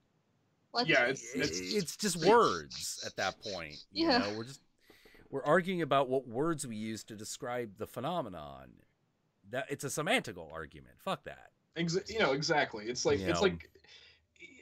it gets me, like that particular argument. It gets me. It's like how like I tell like both my fellow theists and I tell my atheist friends, I'm like, you realize that this argument doesn't fucking matter, right? Yeah. You realize that it literally changes nothing. Yeah, nothing is different now. Yeah. Nothing. To paraphrase, because that's the thing. I tend to be a pragmatist more than anything. I call myself a pragmatic transcendentalist. That's what I call myself. I do believe in these transcendental ideals, but at the same time, I try to be very pragmatic. And to quote American pragmatist Henry James, the minute that the curtain on a play goes down, it does not make the play better to say that it has a genius for a creator, nor does it make the play worse for saying that the creator was a hack. Either way, it is the play. As such, It does not make the universe make more sense or less sense to say there is or is no creator. It is still the universe. It is still life. Yeah. You know, this doesn't. It doesn't fucking matter. Yeah. Well, it's like I was saying about like the 3 Hermetic books. You know, like you just read, very interesting, and then you get to the weirdness. You know, like it's a point you reach. It's weird. It's when the ideas start to become religion. That's when the weirdness sets in. You know, like the real weirdness, like where you're just sort of like, wait, you just lost me. What were we talking about? You know, a minute ago we were fine. Now you're saying we need to kill all gay whales. What? You know, yeah, like weird shit goes on. To be fair, you know, it was the gay whales that were in. It was the gay whales that were in the animated Titanic movie. So maybe we should kill the gay whales. I'm just saying. Well, it's not even the ancient aliens theory. That's not even atheists. That's conspiracy theorists specifically. Oh. Oh yeah, that's yeah. I love like that one. They always like turn to that one fucking Egyptian carving. They're like, look, it's a. I'm like, that's a cartouche. Why are these? That's very clearly a cartouche. These dumb sons of bitches get on my nerves. Conspiracy theorists. It's a spaceship. No, it's not. It's right over there. It's a nameplate, bitch. It's a nameplate. It's like, well, why does it look like that? I'm like, maybe because it's several thousand years old. And sand and wind tend to fucking do shit to rock. Yeah. And if it was really intended to be this thing, they would have repeated it. You know, they would have repeated it constantly. It wouldn't be one time, one symbol, one place. This. Yeah. It'd Egyptians be all over the place. Don't work that way. No, because that would be like, hey, we found this symbol. We call it the letter A, and it only appears once in the English language. Guess what? That doesn't fucking happen. Not even like fucking retarded letters like fucking Z and Q are that rare. You know, like. I think you mean Z. Z. Oh. Yeah, I meant X actually. No, I meant X actually is what I meant. No, but what is that shit? I didn't even know that they call it Z in other countries. Yeah, they call it Z in Britain as opposed to Z. Are we wrong? No. No one's wrong. No one's wrong. How language evolves. We have been empowered by the power of Benjamin Franklin's version of the All-American English Dictionary. Thank you very much. It is how we spell things correctly over here. Benjamin Franklin. We do not call it a spanner. We call it a wrench. Oh, okay. This is not a jumper. This is a pullover. This is not a cardigan. It's a fucking zip-up sweater. Yeah. You know. Oh my god. I love that shit. So it's like, no, these are not pants. These are underwear. Wait, they call underwear pants? Yeah, that's the thing. In England, like underwear, they don't use the word underwear. They use pants. And all what we call pants, all of them, whether they're jeans, khakis, whatever, they're called trousers. They're all trousers. Yep. Yeah. You know, underpants. It's not pants. Over there. It's not gasoline. It's petrol. Petrol. Mm. Yeah, petroleum. I guess I don't watch enough British shows then. I thought I used to, but not anymore. Over there, they're not potato chips, they're crisps. Mm-hmm. Yeah. It's not French fries, it's chips. Chips. Yeah, conspiracy. It's pseudo-skeptics. Ooh, good way. That's actually a really good way of putting them. Mm-hmm. You know, like I'm never getting over chemtrails. Never. I am not fucking ever getting over chemtrails. You know, what is that? Oh my god, it's the dumbest retarded thing ever. It's super retarded. Okay, so when I heard of the chemtrail conspiracy, it's like putting chemicals in the air, man. We have proof. Now, I thought I never believed them, but I thought when they said that we had proof, that it was like, here, we've got the machine that goes beep, beep, beep and reads the cosine of the error coefficient. And we found fluoride, you know, but then it would be like, it turned out to be like a fucking mechanical error or something. No, it's not even that. It's not even that. It is literally plain exhaust. Wow. That's their proof. Plain exhaust. I heard like, that word, but I didn't know what it meant. That it was plain weird. Exhaust. It's plain exhaust. And they think it's just random chemicals that the planes are spilling out. I'm just like, you realize exhaust ports exist on these crafts, right? Yeah. It was in a Gorillaz song. I was like, yeah. What did they mean? So, I mean, if they wanted to say they're pumping chemicals in the air, man, it's like, yes, you are right. That is what exhaust is. It is chemical particles. It is waste product from you know what else fuel. So you know what else creates chemtrails? Your fucking car. Yeah. Car also creates chemtrails. But creates a chemtrail. You know, like, you know, your farts are chemtrails. Like, what the fuck is going on? What are you talking about? It's like people are worried about fluoridation. You know, fluoride poisoning. Oh. And I'm like, what do you mean? They're like, they put fluoride in the water to make everyone docile. And I'm like, what? No. They put fluoride in the water because it sterilizes a lot of stuff. And helps strengthen teeth. And it helps strengthen teeth. So they were like, well, hey, it fucking kills bacteria and gives strong teeth. Why not? Let's just dump it in. I mean,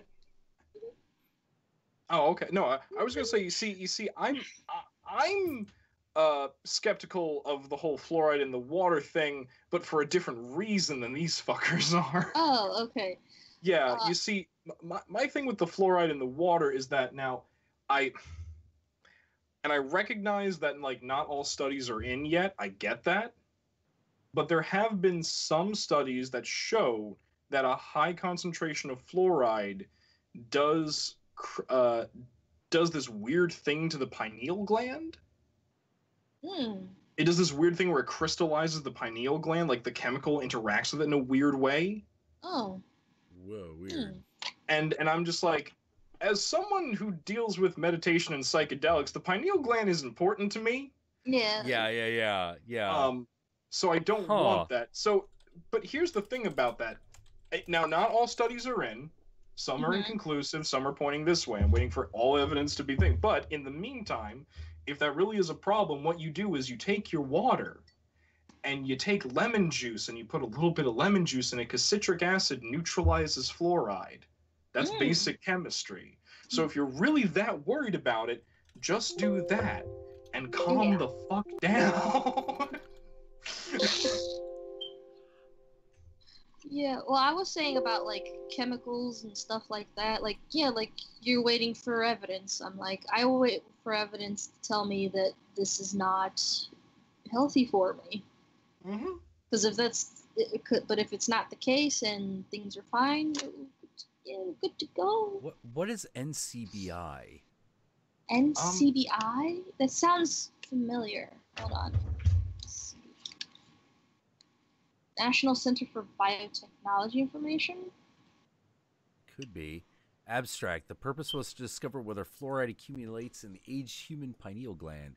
The aims were to determine F concentrations of the pineal gland, wet, corresponding muscle wet, and bone at will. This is probably way more technical than I can actually read. Yeah. You know. Yeah, NCBI sounds familiar to me, reading, like, all the medical papers I had for school. Okay, so, like, let's see, NCBI, National Center for Biotechnology Information. All right, so sounds legit. NCBI.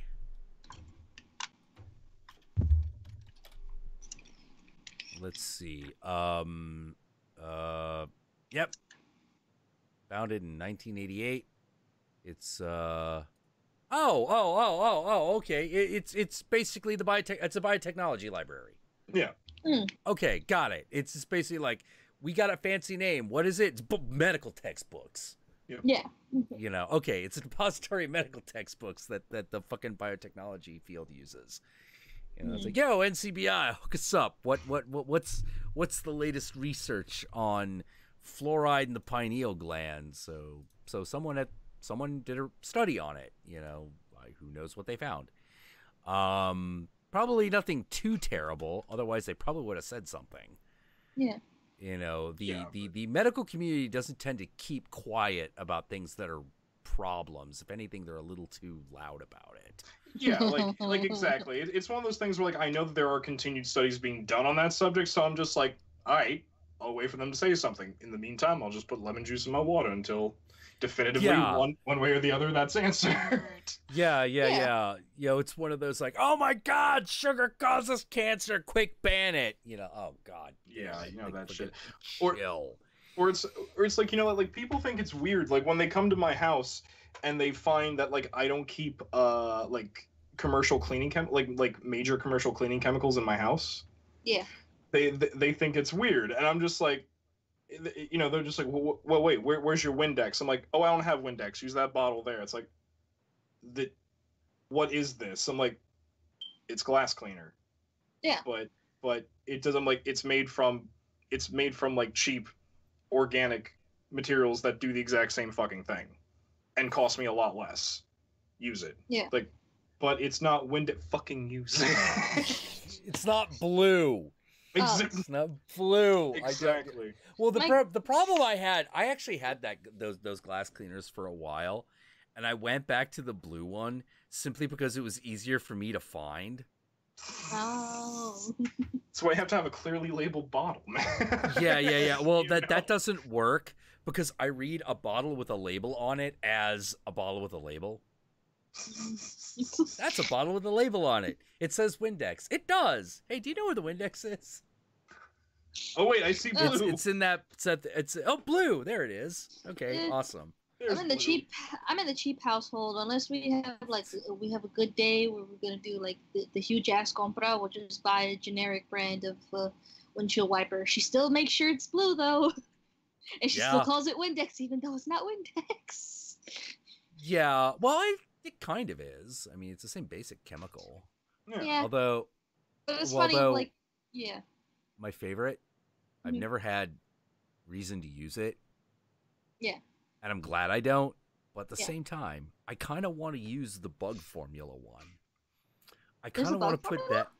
Yeah. There's one that specifically helps get fucking insect guts off your windshield. Oh. Huh. It's like pink. Oh, it's a pink. Oh. Yeah. I might have seen it, but probably didn't pay attention because it's like not on my radar of things to buy.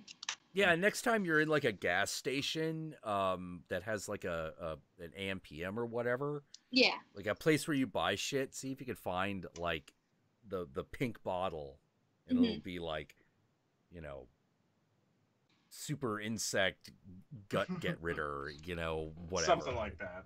Yeah, something. It'll have a picture of like a green bug on it or something. Oh, okay. You know, and you'll be like, oh, okay, that's for. I mean, and that's intended for like, you know, truckers who are just like, well, here we are, we're trucking. Goddamn grasshoppers on the fucking windshield. Yeah, let's use the old wipers. All right, that clearly is not the way to go. Oh man. Oh my god. Or people will like come over and they'll be like, you know, and I have like this like giant fucking bottle of like Dr. Bonner's like hemp and castile soap. Oh like, man. Yeah, because somebody won't let me use that anymore. Oh. What? Why? Because of the scent? Dr. Bonner's soap won't let me use it anymore. Forget why. I think you tried to actually use it as mouthwash once. No, I did not do that. Okay, it says good. You can, but that would be stupid. No, that'd be terrible. I did. It was a mistake. I think it's just not very good on my hair. Really? Yeah, my hair is weird that way. Oh, okay. I always like that stuff. It's tingly. I mean, that's really the only reason I like it. It smells like peppermint and it's tingly. Because that's the thing. It's super concentrated. Peppermint. Like It's weird. Like, I get a bottle about that big, and it's like $20, and people are like, "Oh my god, why is this 20?" I'm like, do you realize how fucking long this bottle lasts? It lasts forever. Yeah. You put like basically you put a little bit in your hand. That's a shower and some. Yeah, but the thing is, like, it's used for everything. It's not it's not just for. And I have this big bottle, and people are like, "Hey, I'm doing laundry." I'm like, "Okay, get the Dr. Bonners out of the bathroom," and they're like, "What?" I'm like, "Yeah, it's soap. You clean shit with soap." And they're like, "Yeah, but you use." I'm like, "Yes, because it's soap." Yeah, the main thing that you need, is a thing which cuts grease. It's the main thing. Now, there are things which specialize in certain types of schmutz. Like, for example, like, well, Windex will do most everything except your stove and your kitchen counters. They're a little too greasy. So that's where the soft scrub comes in. Soft scrub, Windex, you're good. Although I do. Oh, actually, no. You also need like a floor cleaner. Grandma uses Easy Off. I use Mr. Clean. Or whatever Pine Sol fucking off-brand they're foisting off on me at the dollar store. You're like, oh, Pine Clean. Like, you see that's the thing. Like, what was called Soul Pine? That was my favorite. Soul Pine. Soul Pine, brother. As opposed to Pine Sol. I was like, are you fucking shitting me? Nope. That's the power of Soul Pine, brother. Soul Pine. Yeah. And I'm like, okay, is this thing intended to get rid of Jerry curl juice stains? What the fuck is this? Comes in pine, grape, and orange. How fucked? Oh my god, that's horrible. I haven't seen Pine Sol in years, actually. Maybe because my family don't buy that shit. Maybe it's too expensive now. They don't believe in fork. No, they use the Hispanic shit here as Mistolene or Fabuloso. Have they ever used? Okay, have you ever cleaned a floor with La Bamba? La Bamba. La Bamba. What? La Bamba. I think an aunt of mine had that. Here's the thing. It's a very effective floor wash, but guess what? It's also a fucking Santeria product because it's made with herbs that also spiritually clean the house. So it really cleans the floor on multiple levels, which is fantastic. Wait, no, I gotta find out about this. This sounds amazing. I think I have a bottle. Hold on, I think I have a bottle. What? I think I do. Oh, okay. Oh, if that's the case, maybe the aunt that's not into La Bamba multi-purpose cleaner. What the fuck? There it is. Oh my god. Okay. I have seen that, but in a store, they don't touch that. It's fucking purple, apparently. Yep. And here's the thing: if you look, it has Saint Jude. Was it the Our Lady of Fatima, Michael the Archangel, and Saint Heather all there. Oh yeah, Yogi. No, they wouldn't touch that. Not with saints on it. Okay. It fights bacteria and spiritual buildup. It fights ghosts. So Ghostbusters just needed La Bamba then. Now, I have to ask, that's not what the song is about, is it? I hope the fuck not. Wouldn't that be amazing? No, what the fuck? Yeah, if it actually turned out La Bamba actually was just about a cleaning product. Like, la la la la la la Bamba, they just like, oh, it's actually just about this fucking floor cleaner. They kind of just changed the whole fucking meaning. Yep. God damn it. Wouldn't it be great though? Wouldn't that be great though to like, I don't know, have like a Ghostbusters type situation and then out of nowhere, just like this like Santero, just like this very flamboyant Santero just bops out of nowhere, and be like, la la la la la la la. That brings me back. That brings me back to this thing I was gonna mention fucking ages ago. When we were talking about Santa Muerte. Yes. So one of the things in that setting is that every tradition summons up a different type of spirit. You know, or it has a different like group of spirits it can take from. And so when I was gonna do it with just put it with you know, like Santeria, I was just gonna be like, okay, well, it just summons that.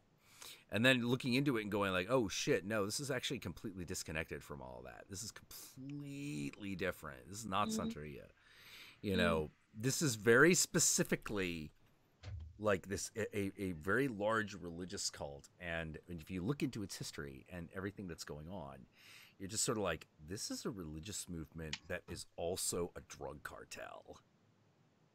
Not entirely, though. That's the thing about it. Well, there's a lot of that going on. It is, but you know, it's so funny because, like, okay, like the drug cartels, okay, this is what's so weird about it, right? Is that like the DEA is trying to criminalize the worship of La Santísima Muerte based on the fact that cartels will use her, to which I'm like, well, cartels will also put images of fucking like St. Jude and shit on their goddamn cocaine to try to protect it. Does that mean you're going to ban St. Jude medals? No, that's fucking stupid.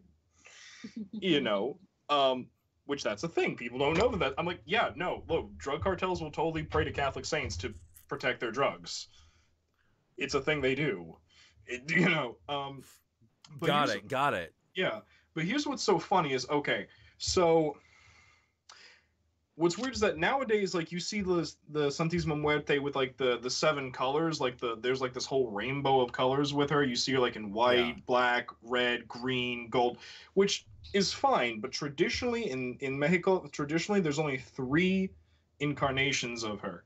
La Niña Blanca, Niña Roja, and La Negra. She only comes in, traditionally she comes in white, red, and black. White, La Niña Blanca, the white lady, she's the version of Santísima Muerte that you pray to or deal with when it comes to things like health, healing, purity, spiritual affairs, you know, like things like that. She's kind of like the you can think of like what the Virgin Mary's attitude is like, but with a skeleton. That's what she is. Got it. La Niña Roja, the red lady, she is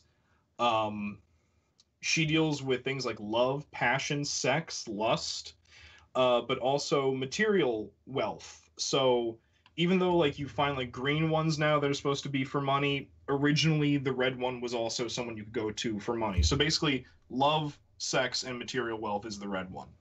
And then La Negra, the black one, this is her as death. Yeah. This is death, destruction, the negative aspect of Santísima Muerte. And it's this one that the cartels work with to either kill their enemies or protect their product. But here's the thing about this, is that because she's death, she's just. So yeah, you can call on La Negra to protect your cocaine or to kill your enemy. You can do this, but she gets you back eventually. There might be a price. Yeah, here's the thing, like if you use her for that, she'll pretty much always come back for you. She always comes back for you. You know, so, now here's the thing. You could also use La Negra for things like destruction of evil energies, and that in and of itself is fine. That's not really, you know, as long as like you give her a proper offering to get her to do this, that's perfectly fine. But when it comes to actually like killing people or protecting unrighteous activity, she'll do it. But that's the thing. That's what costs. It always comes back. Yeah, that's the thing about it. Like, yeah, because I had this image. And it was so the you know, the image of the you know, like the street magician, and instead of like conjuring up like a nature spirit or an elemental, it was literally you're conjuring up the spirit the spirit of a dead member of the cult. You know, like, yes, someone who has given their life to the Saint Death. And so, like, you know, if you as the magician to like summon up guys that look like ghosts of like dead gangbangers and stuff, you know, and they will attack dudes for you, you know, because that's what spirits usually do in that game. They attack things. You're like, go spirit, attack that thing, and they're like, yeah, will do. I hate you. I'm a spirit. You know, although actually the thing that was so fun about the spirits of Shadowrun was that they generally have a huge amount of personality. They're a lot of fun to portray. You know. Oh. So we feel like we.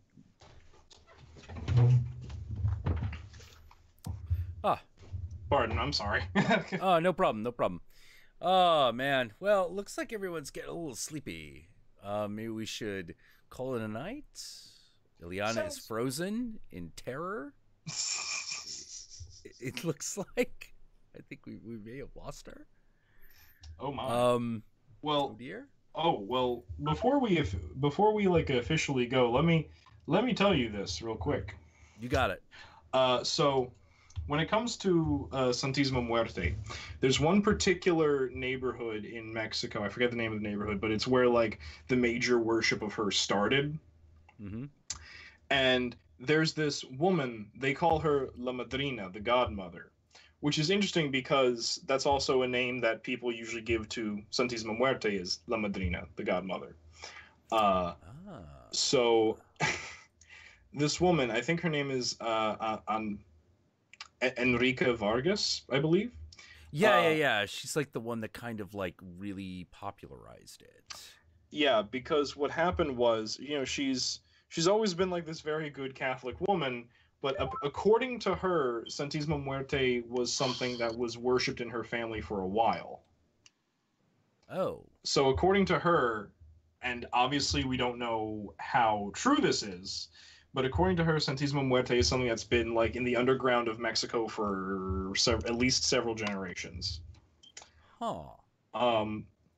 And what she said was that she, you know, her family was into it, but she was never quite into it. And then I forget who it was. I think it was like her brother or her cousin. It was a family member of hers got like stabbed 36 times, I think, by gangbangers on the way to work. Yeah. And she was so distraught, and like, you know, she went to church, she prayed the rosary, all this stuff, and it didn't make her feel any better. So she took out the image of Santisima Muerte that her family had kept around, and she said, okay, look, I'm not gonna. She says, okay, look, I don't know exactly why, because you are death, so I don't know why you took my family member. It was their time, I suppose, but here's what I'm going to say to you, is that if you can give me justice, I don't want revenge. That's what she said. She's like, I don't want revenge, I want justice. If you can give me justice, I will make sure that everyone knows who you are. I will put your statue out in the front of parlor of my house. I will have services. People will know who you are. Just give me justice. And apparently, within the next 2 weeks, all of the gangbangers who had stabbed this poor man 36 times all died horrific deaths. Like horrific, that's a weird coincidence that pane of glass fell on that guy at that angle. Deaths. Yeah. To which she said, tales go. Exactly. To which she said, okay, you're going out in the front parlor of the house now. We're going to do the services. And it's just grown ever since then. But yeah. So this thing, I don't know how much that story is true, as you never really do. But yeah, and that would be around 2010. Mm-hmm. Yeah, 2010. Like it's the popularity of Santa Muerte is really recent, like phenomenally recent, as far as the popularization is concerned. There is a Santa Muerte shrine in Queens, up near here in New York. This woman, she's a post-op transsexual woman. They tend to be for some reason. I know, right? Yeah. Well, because that's the thing, is like Santísima Muerte is like, you know, she's La Madrina, she's the godmother, and she does not judge. As long as like, you know, like she understands that like people can have good hearts but not be in the best of circumstances. So right. People who do petty crime to like feed their families pray to her. LGBT people who have nowhere else to turn to, but they still know that they still feel that God loves them, and they still feel they need a patron, will turn to her. Sex workers will turn to her. Yes. At the same time, cleaning ladies will turn to her. Like people from all walks of life turn to her. So this transsexual woman who has this shrine in Queens, she is like at the center of this now, like hugely. In fact, actually, Enrique Vargas like came all the way up to Mexico to like bless her and make her an officially recognized priestess in the worship of Santísima Muerte. So she's like at the epicenter of like this huge like community that's like blossoming up like on the Upper East Coast, and it's amazing. By the way, yeah, this is her. There's her. That is her. That is Arlie Vargas Gonzalez. You know, and where's this one located? It's in yeah. That's the one in Queens. You know, damn. Jeez, this is fascinating. Yeah, and the one in Queens is like huge. Like it's in her apartment. I don't know if like she might be moving it up soon, but it's in her apartment. It's like the entire fucking wall. Damn, son. It's like half the living room deep, and it's the entire wall is just like this huge shrine. All these different images of her, like some are life size, some are this big. It's like all these images of Santísima Muerte, and I'm like, that's amazing. I have to go here. You know, one of the really weird things. And maybe this is a sign, maybe this is telling me something. I'm finding all of these Santa Muerte temples. Do you know where I'm not finding one? Where? Here. I'm like, I'm not finding one here. And I'm like, whoa, wait a minute. Hold on. Whole Mission District? It's in San Fran? You got to be fucking kidding me. No way. You know. Oh, wait. No, that's not here. You know, there might be people like doing like private devotions in their homes, and a small community might be like developing inside houses, but just not. Yeah, possible, but like I'm definitely like looking at this. Like I'm looking at like other major places. Mexico City, okay, obvious. Duh. You know, there it's gigantic, but like all the major ones seem to be in Los Angeles. You know, which it's not. It makes sense that Los Angeles would be a place that it would happen, but I'm confused as to why there's not one here. I don't know. Like, it's weird. Like, people have been starting to like go back into hiding a little bit because like the Catholic Church has officially declared war on Santísima Muerte. Like, what? Yeah, there was a cardinal in Mexico where, again, in areas that can be considered second or third world nations, the Catholic Church gets away with a lot more fucking shit than they do up here. Yeah, that's true. Yeah. And there's this cardinal in Mexico he's like launched this huge anti-Santa Muerte campaign where like there were shrines. There were shrines to her all along the border. He paid he bribed like a military police force to like get a bulldozer and just fucking run all of them over. Whoa. They've literally like declared war on Santísima Muerte, and I'm like, here's the thing about that though. You may have a problem with her veneration and her image, but you may disagree at the anthropomorphization and the personification of death. You may disagree with that, but you cannot deny that La Muerte exists. It is real. Yeah, yeah, like that. Those worshipers mean business, dude. Yeah. My friend was mugged by them. Oh fuck. A friend of mine, John Evans. He's in Mexico City. He's like, oh my god, look at the shrine to Saint Death. It is amazing. All of a sudden, there are guys with guns. You know, like they're speaking to him. They're going, camera, camera, camera. He's like, what? Oh, okay, all right. And it's basically like, you don't take a picture of that one. And yet at the same time, if you're in a situation where someone does want to mug you, even if it's just like, they're like, I want your money, not your life kind of situation.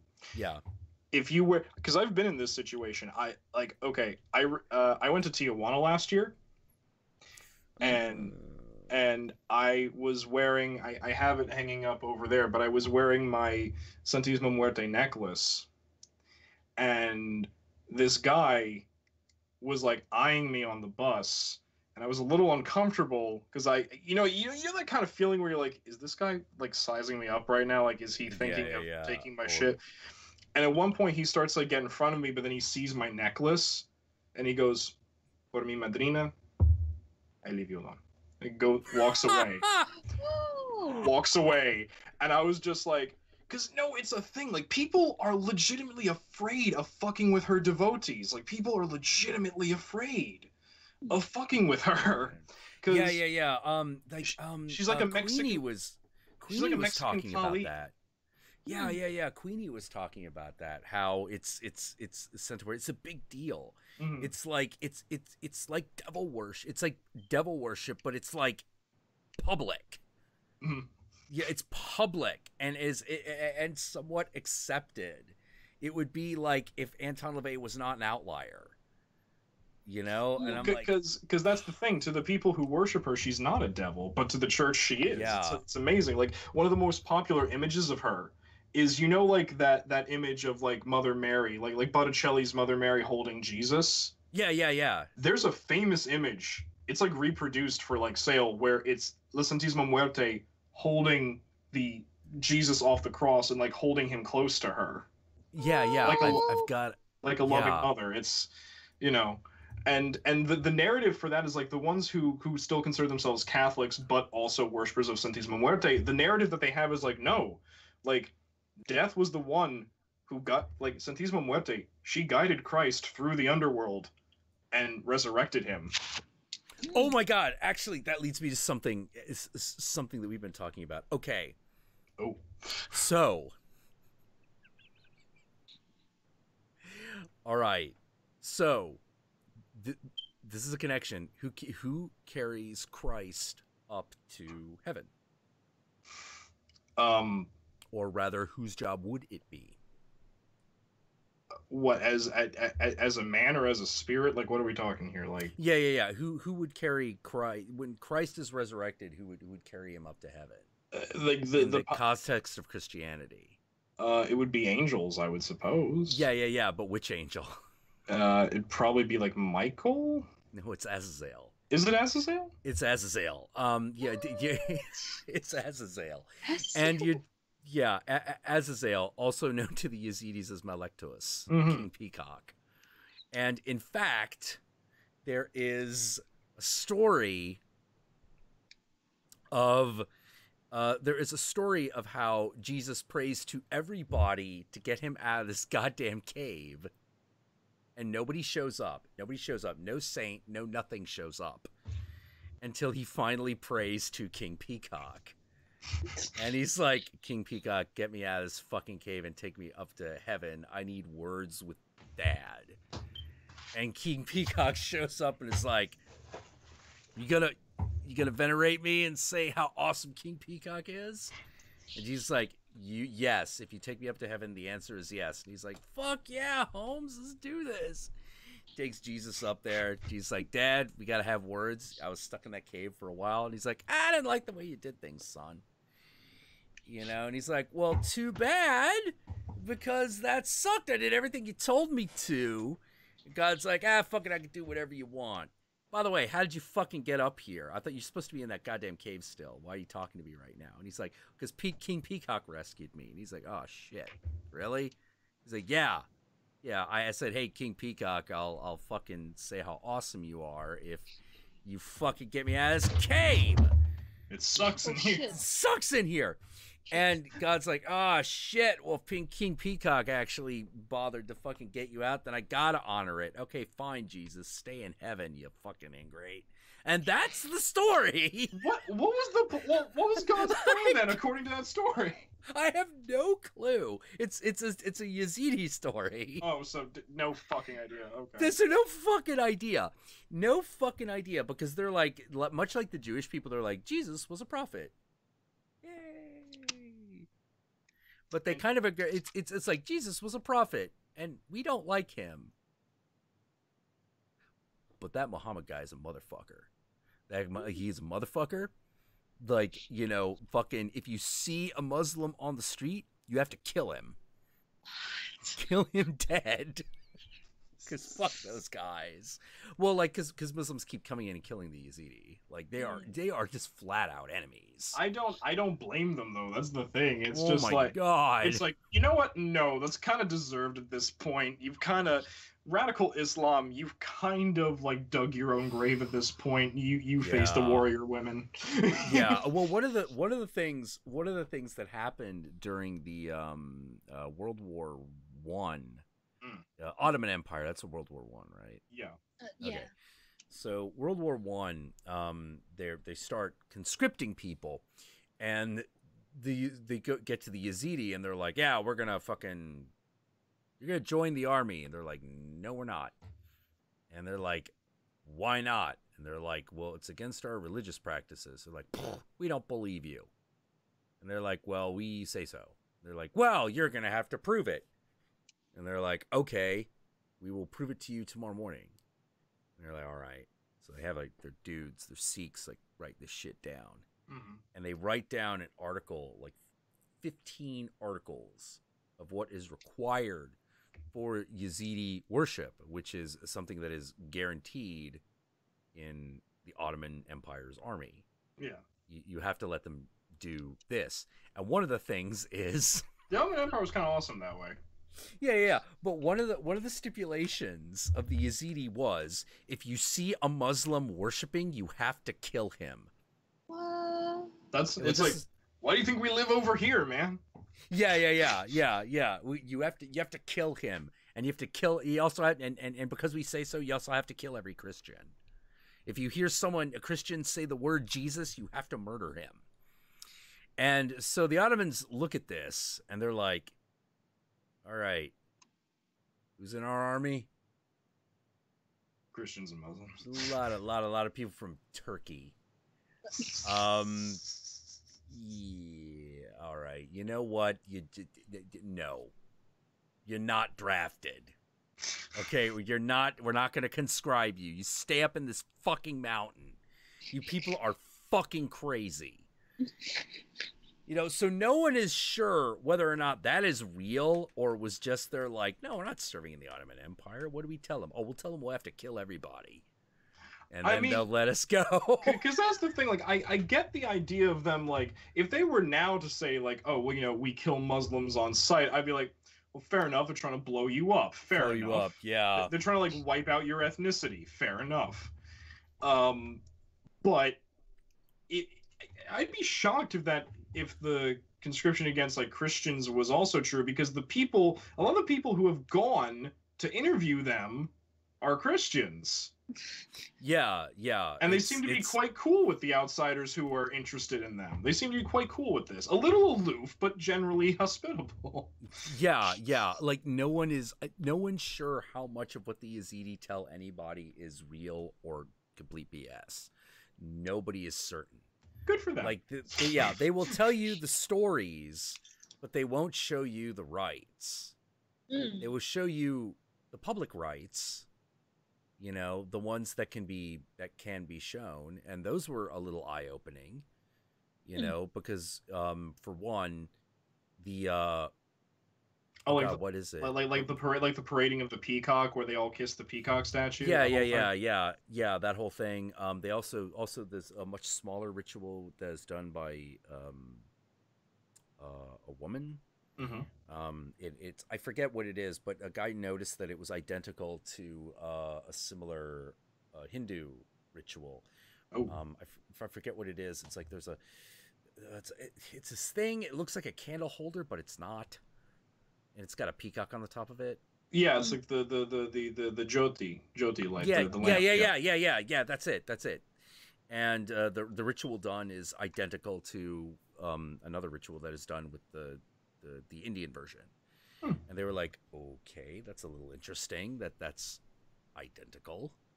You watch, it's like we're just gonna like find out the Yazidi are actually like the oldest culture on the planet. Yeah, something like that. Been like traveling the world, giving birth to like religions and cultures. Well, yeah. Well, they found out that basically ages ago, like long ass time ago, apparently the Yazidi had stories about this. They're like, yeah, a long time ago, a group of our children. There's like a lost tribe, essentially, and they're like, yeah, they went south somewhere.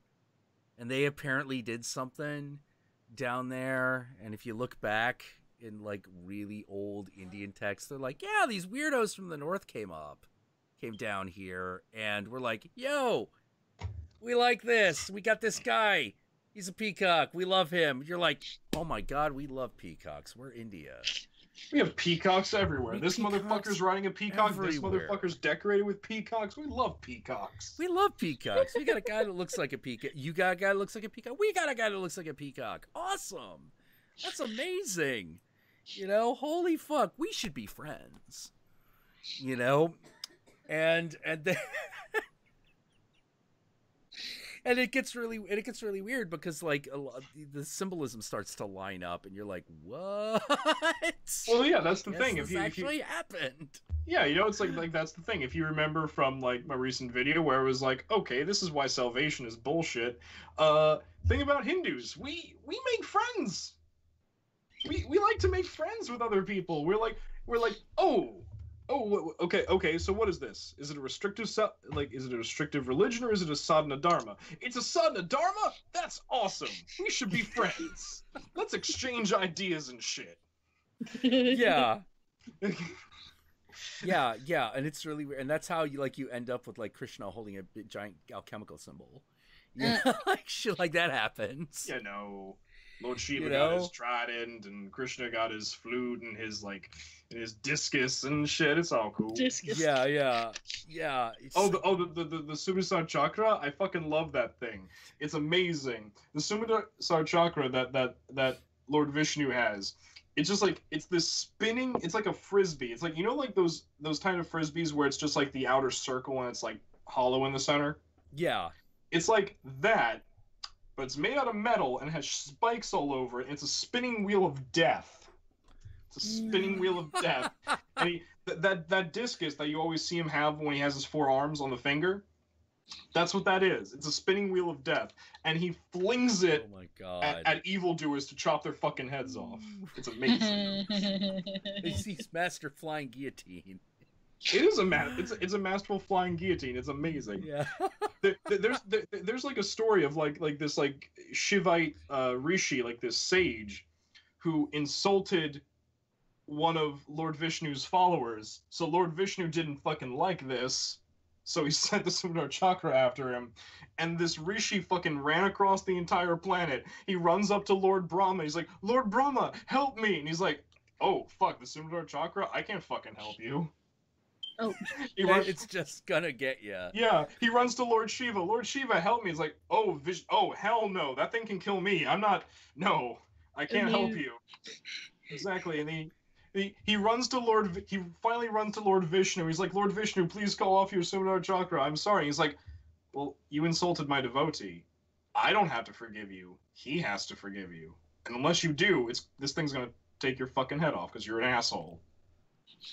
And and so he runs to the devotee. He's like, "I'm so sorry." He's like, "Whoa, what is this? Of course you're forgiven. What are you doing? I'm sorry." He's like, and then and the chakra just fucking disappears.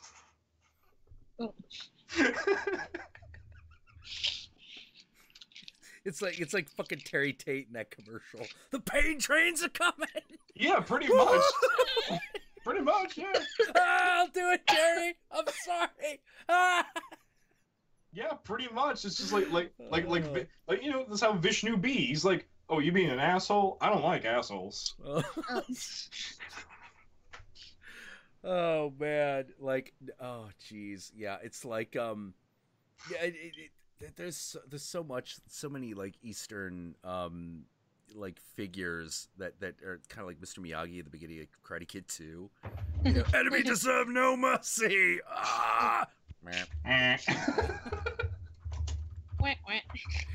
Yeah. Oh man. Yeah. Chakram.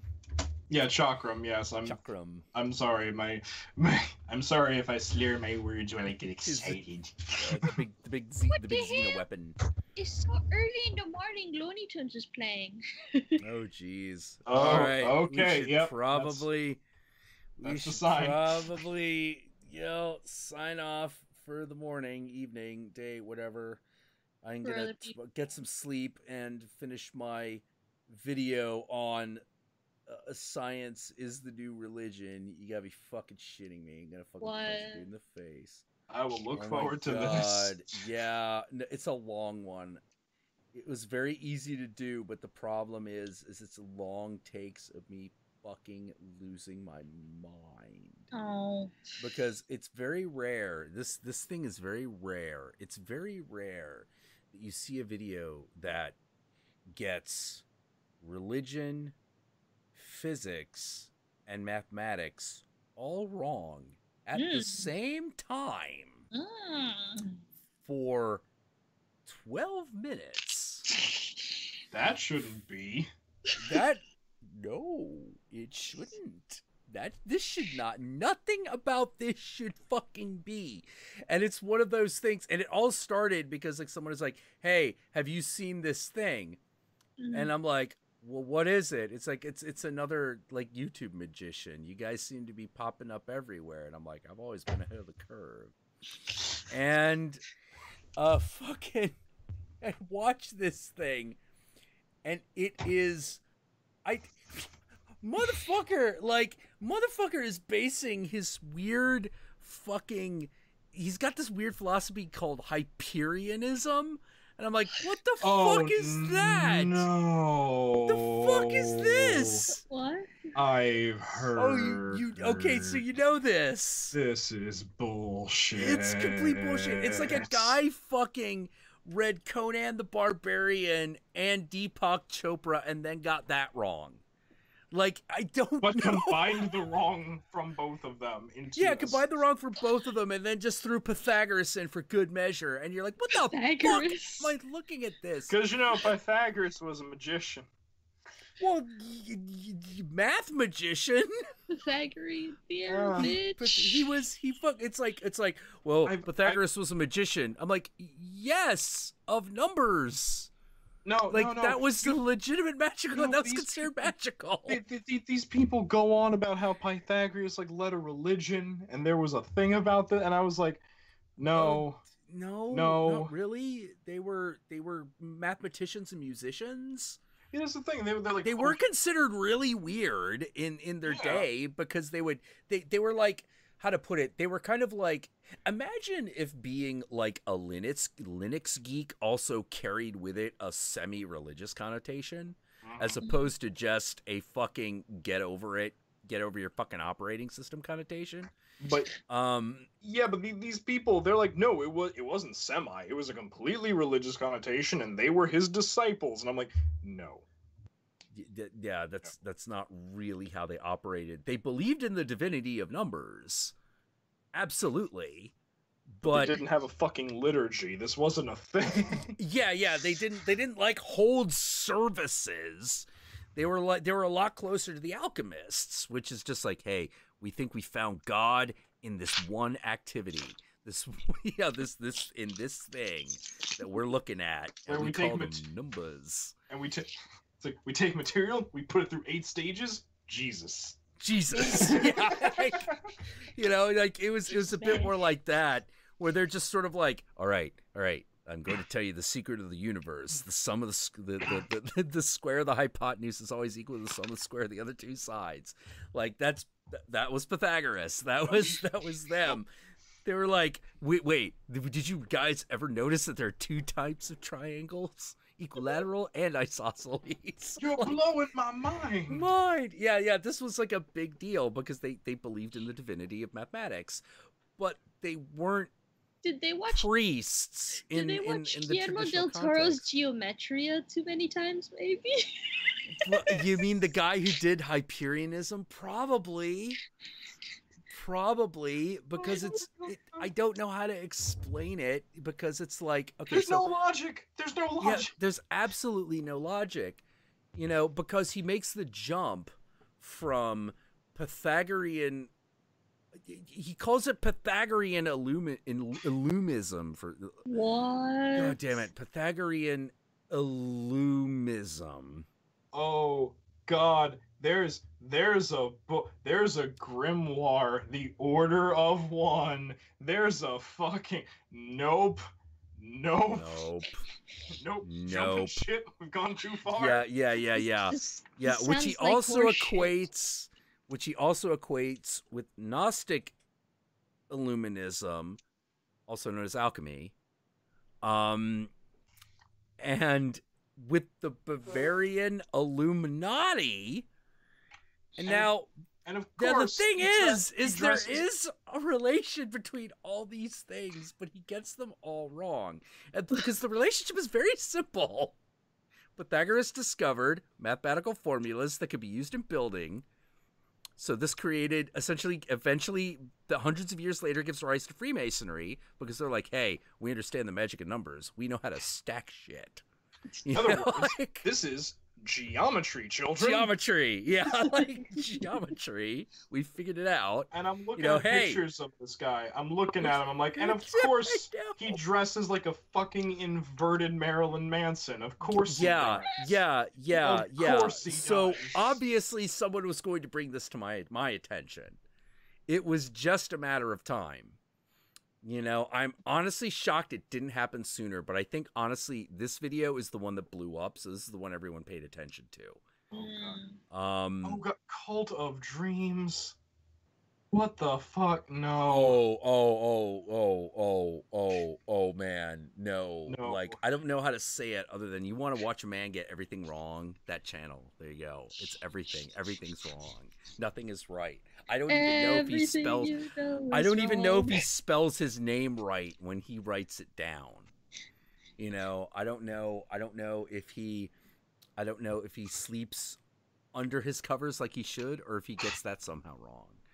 You know, like the levels of wrong are amazing. Fuck Discordianism, ladies and gentlemen. The true prophet of Eris.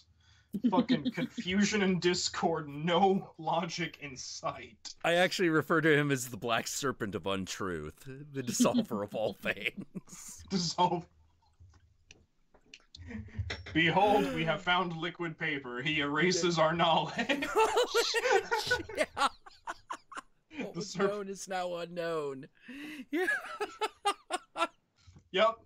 This is the magical equivalent of liquid paper. Congratulations. Yeah. Oh my God. Oh. Yeah. Like, God, where am I with that thing? Like, all right, I am like 5 minutes. I am like 2 minutes into his video, and already this video that I am making is 12 minutes. Oh no. Because we are going through everything, and it's just, I started watching it. I started having a conniption, and the Countess is like, "You are turning that microphone on." And I'm like, why? What the fuck? God damn it. I just could not stop. And I started doing voices and just, you know, like, demonstrating what deduction and induction actually means and how they work and how they're actually part of physics and what quantum theory actually is in relation to... There's deduction, there's induction. There's also deductive reasoning and inductive reasoning. All four of these are separate and not the same thing. They're all separate, they're not the same thing, and most importantly, they are all used. They are all used in this wonderful, beautiful thing we call science. It's all used, all of it, because you have to use inductive reasoning to come up with oh god, what are they called? Not systems, or is it systems? Fuck, it's been so long. Basically, the fundamental principles, the fundamental laws of whatever you're doing.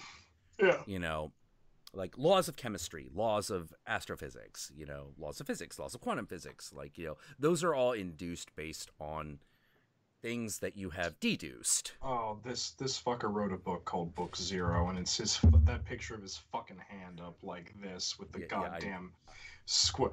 I know. He got that wrong. You know, like everything's wrong. It's like a work of art. It's a work of wrong art. It's like he got history, magic, and logic wrong.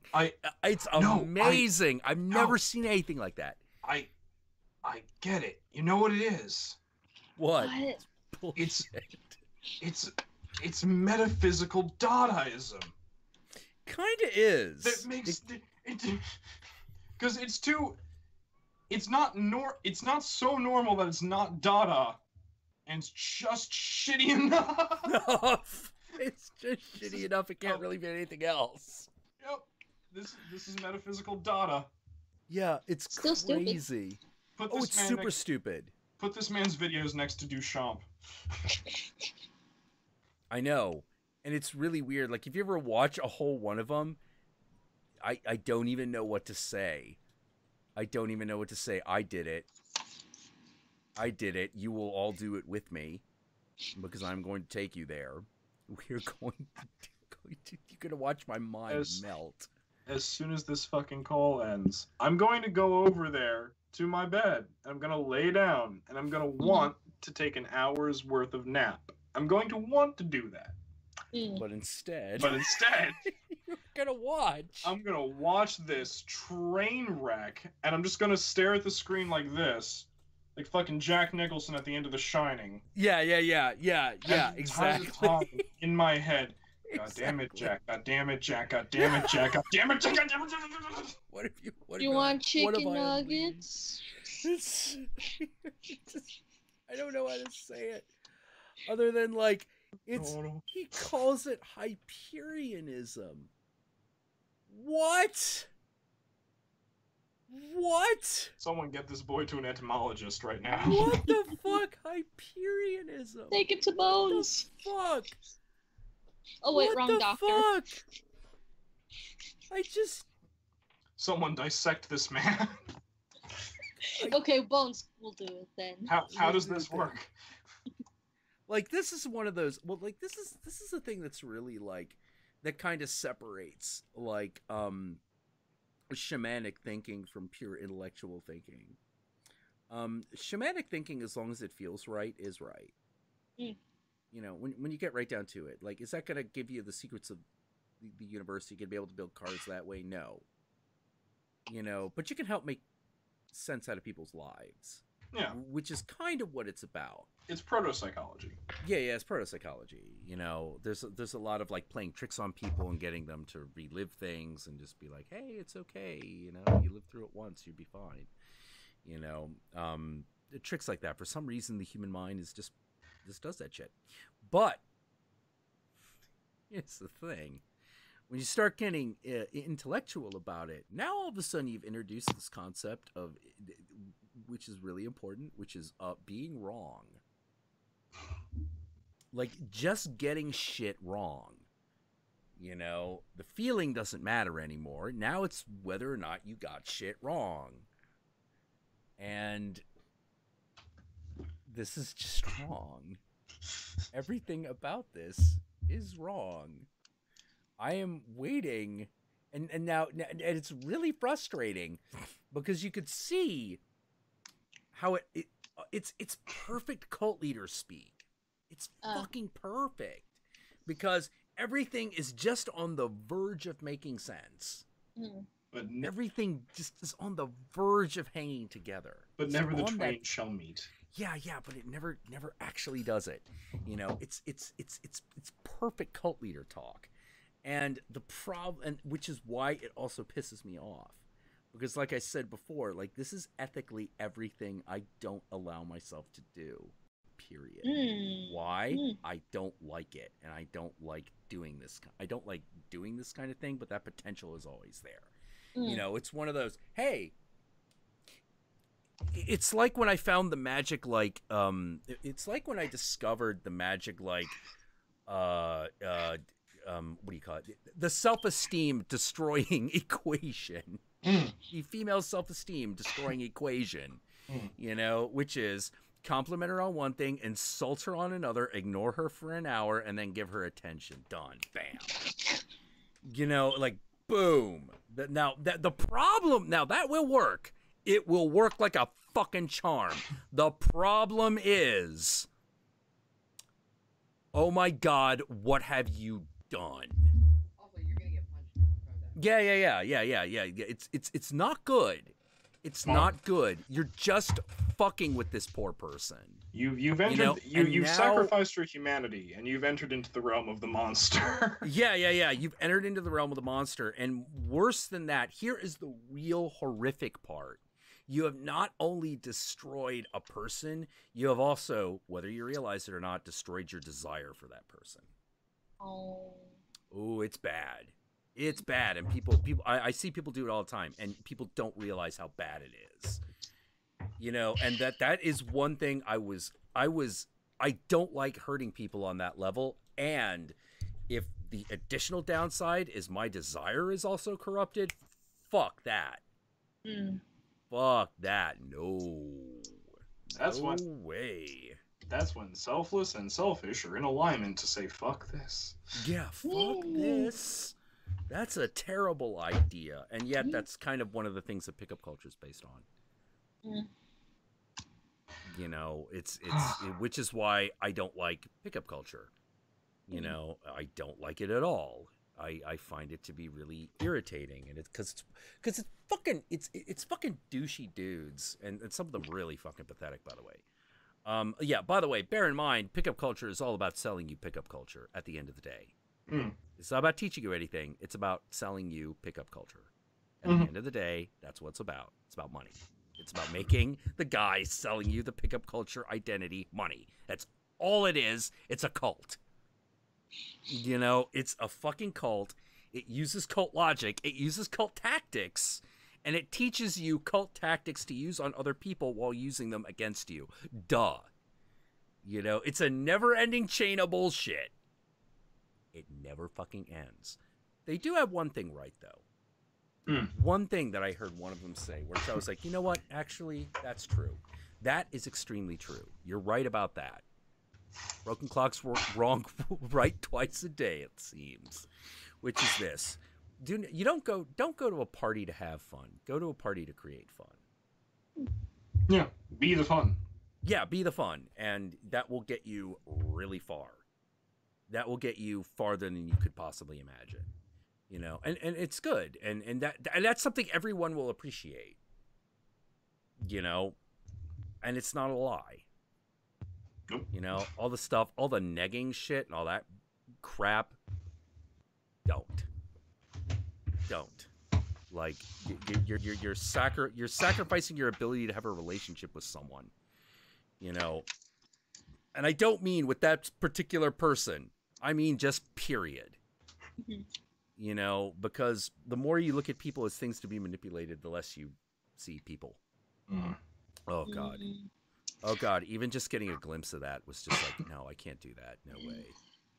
That is horrible.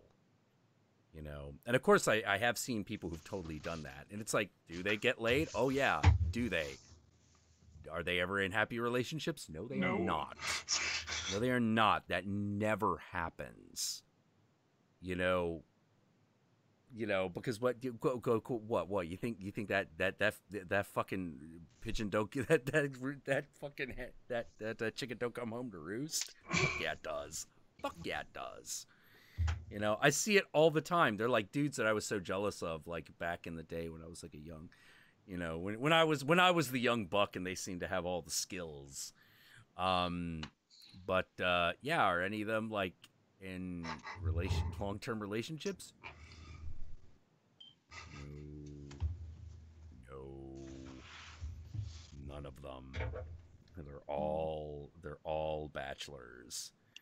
You know, they're not all pathetic bachelors, but they're all bachelors. You know, like there's, you know, so those tactics are great if you don't ever want to, if you want to live alone.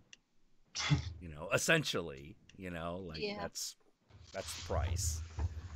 Oh, and on that promissory note, I am going to go off. I will enjoy the horror.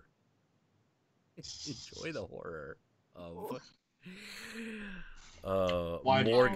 Morgue Official. Yo. And on that note, Satan and I love you all very much as we leave you in the horror. And we'll see you again next time. Hail Satan. Hail Satan.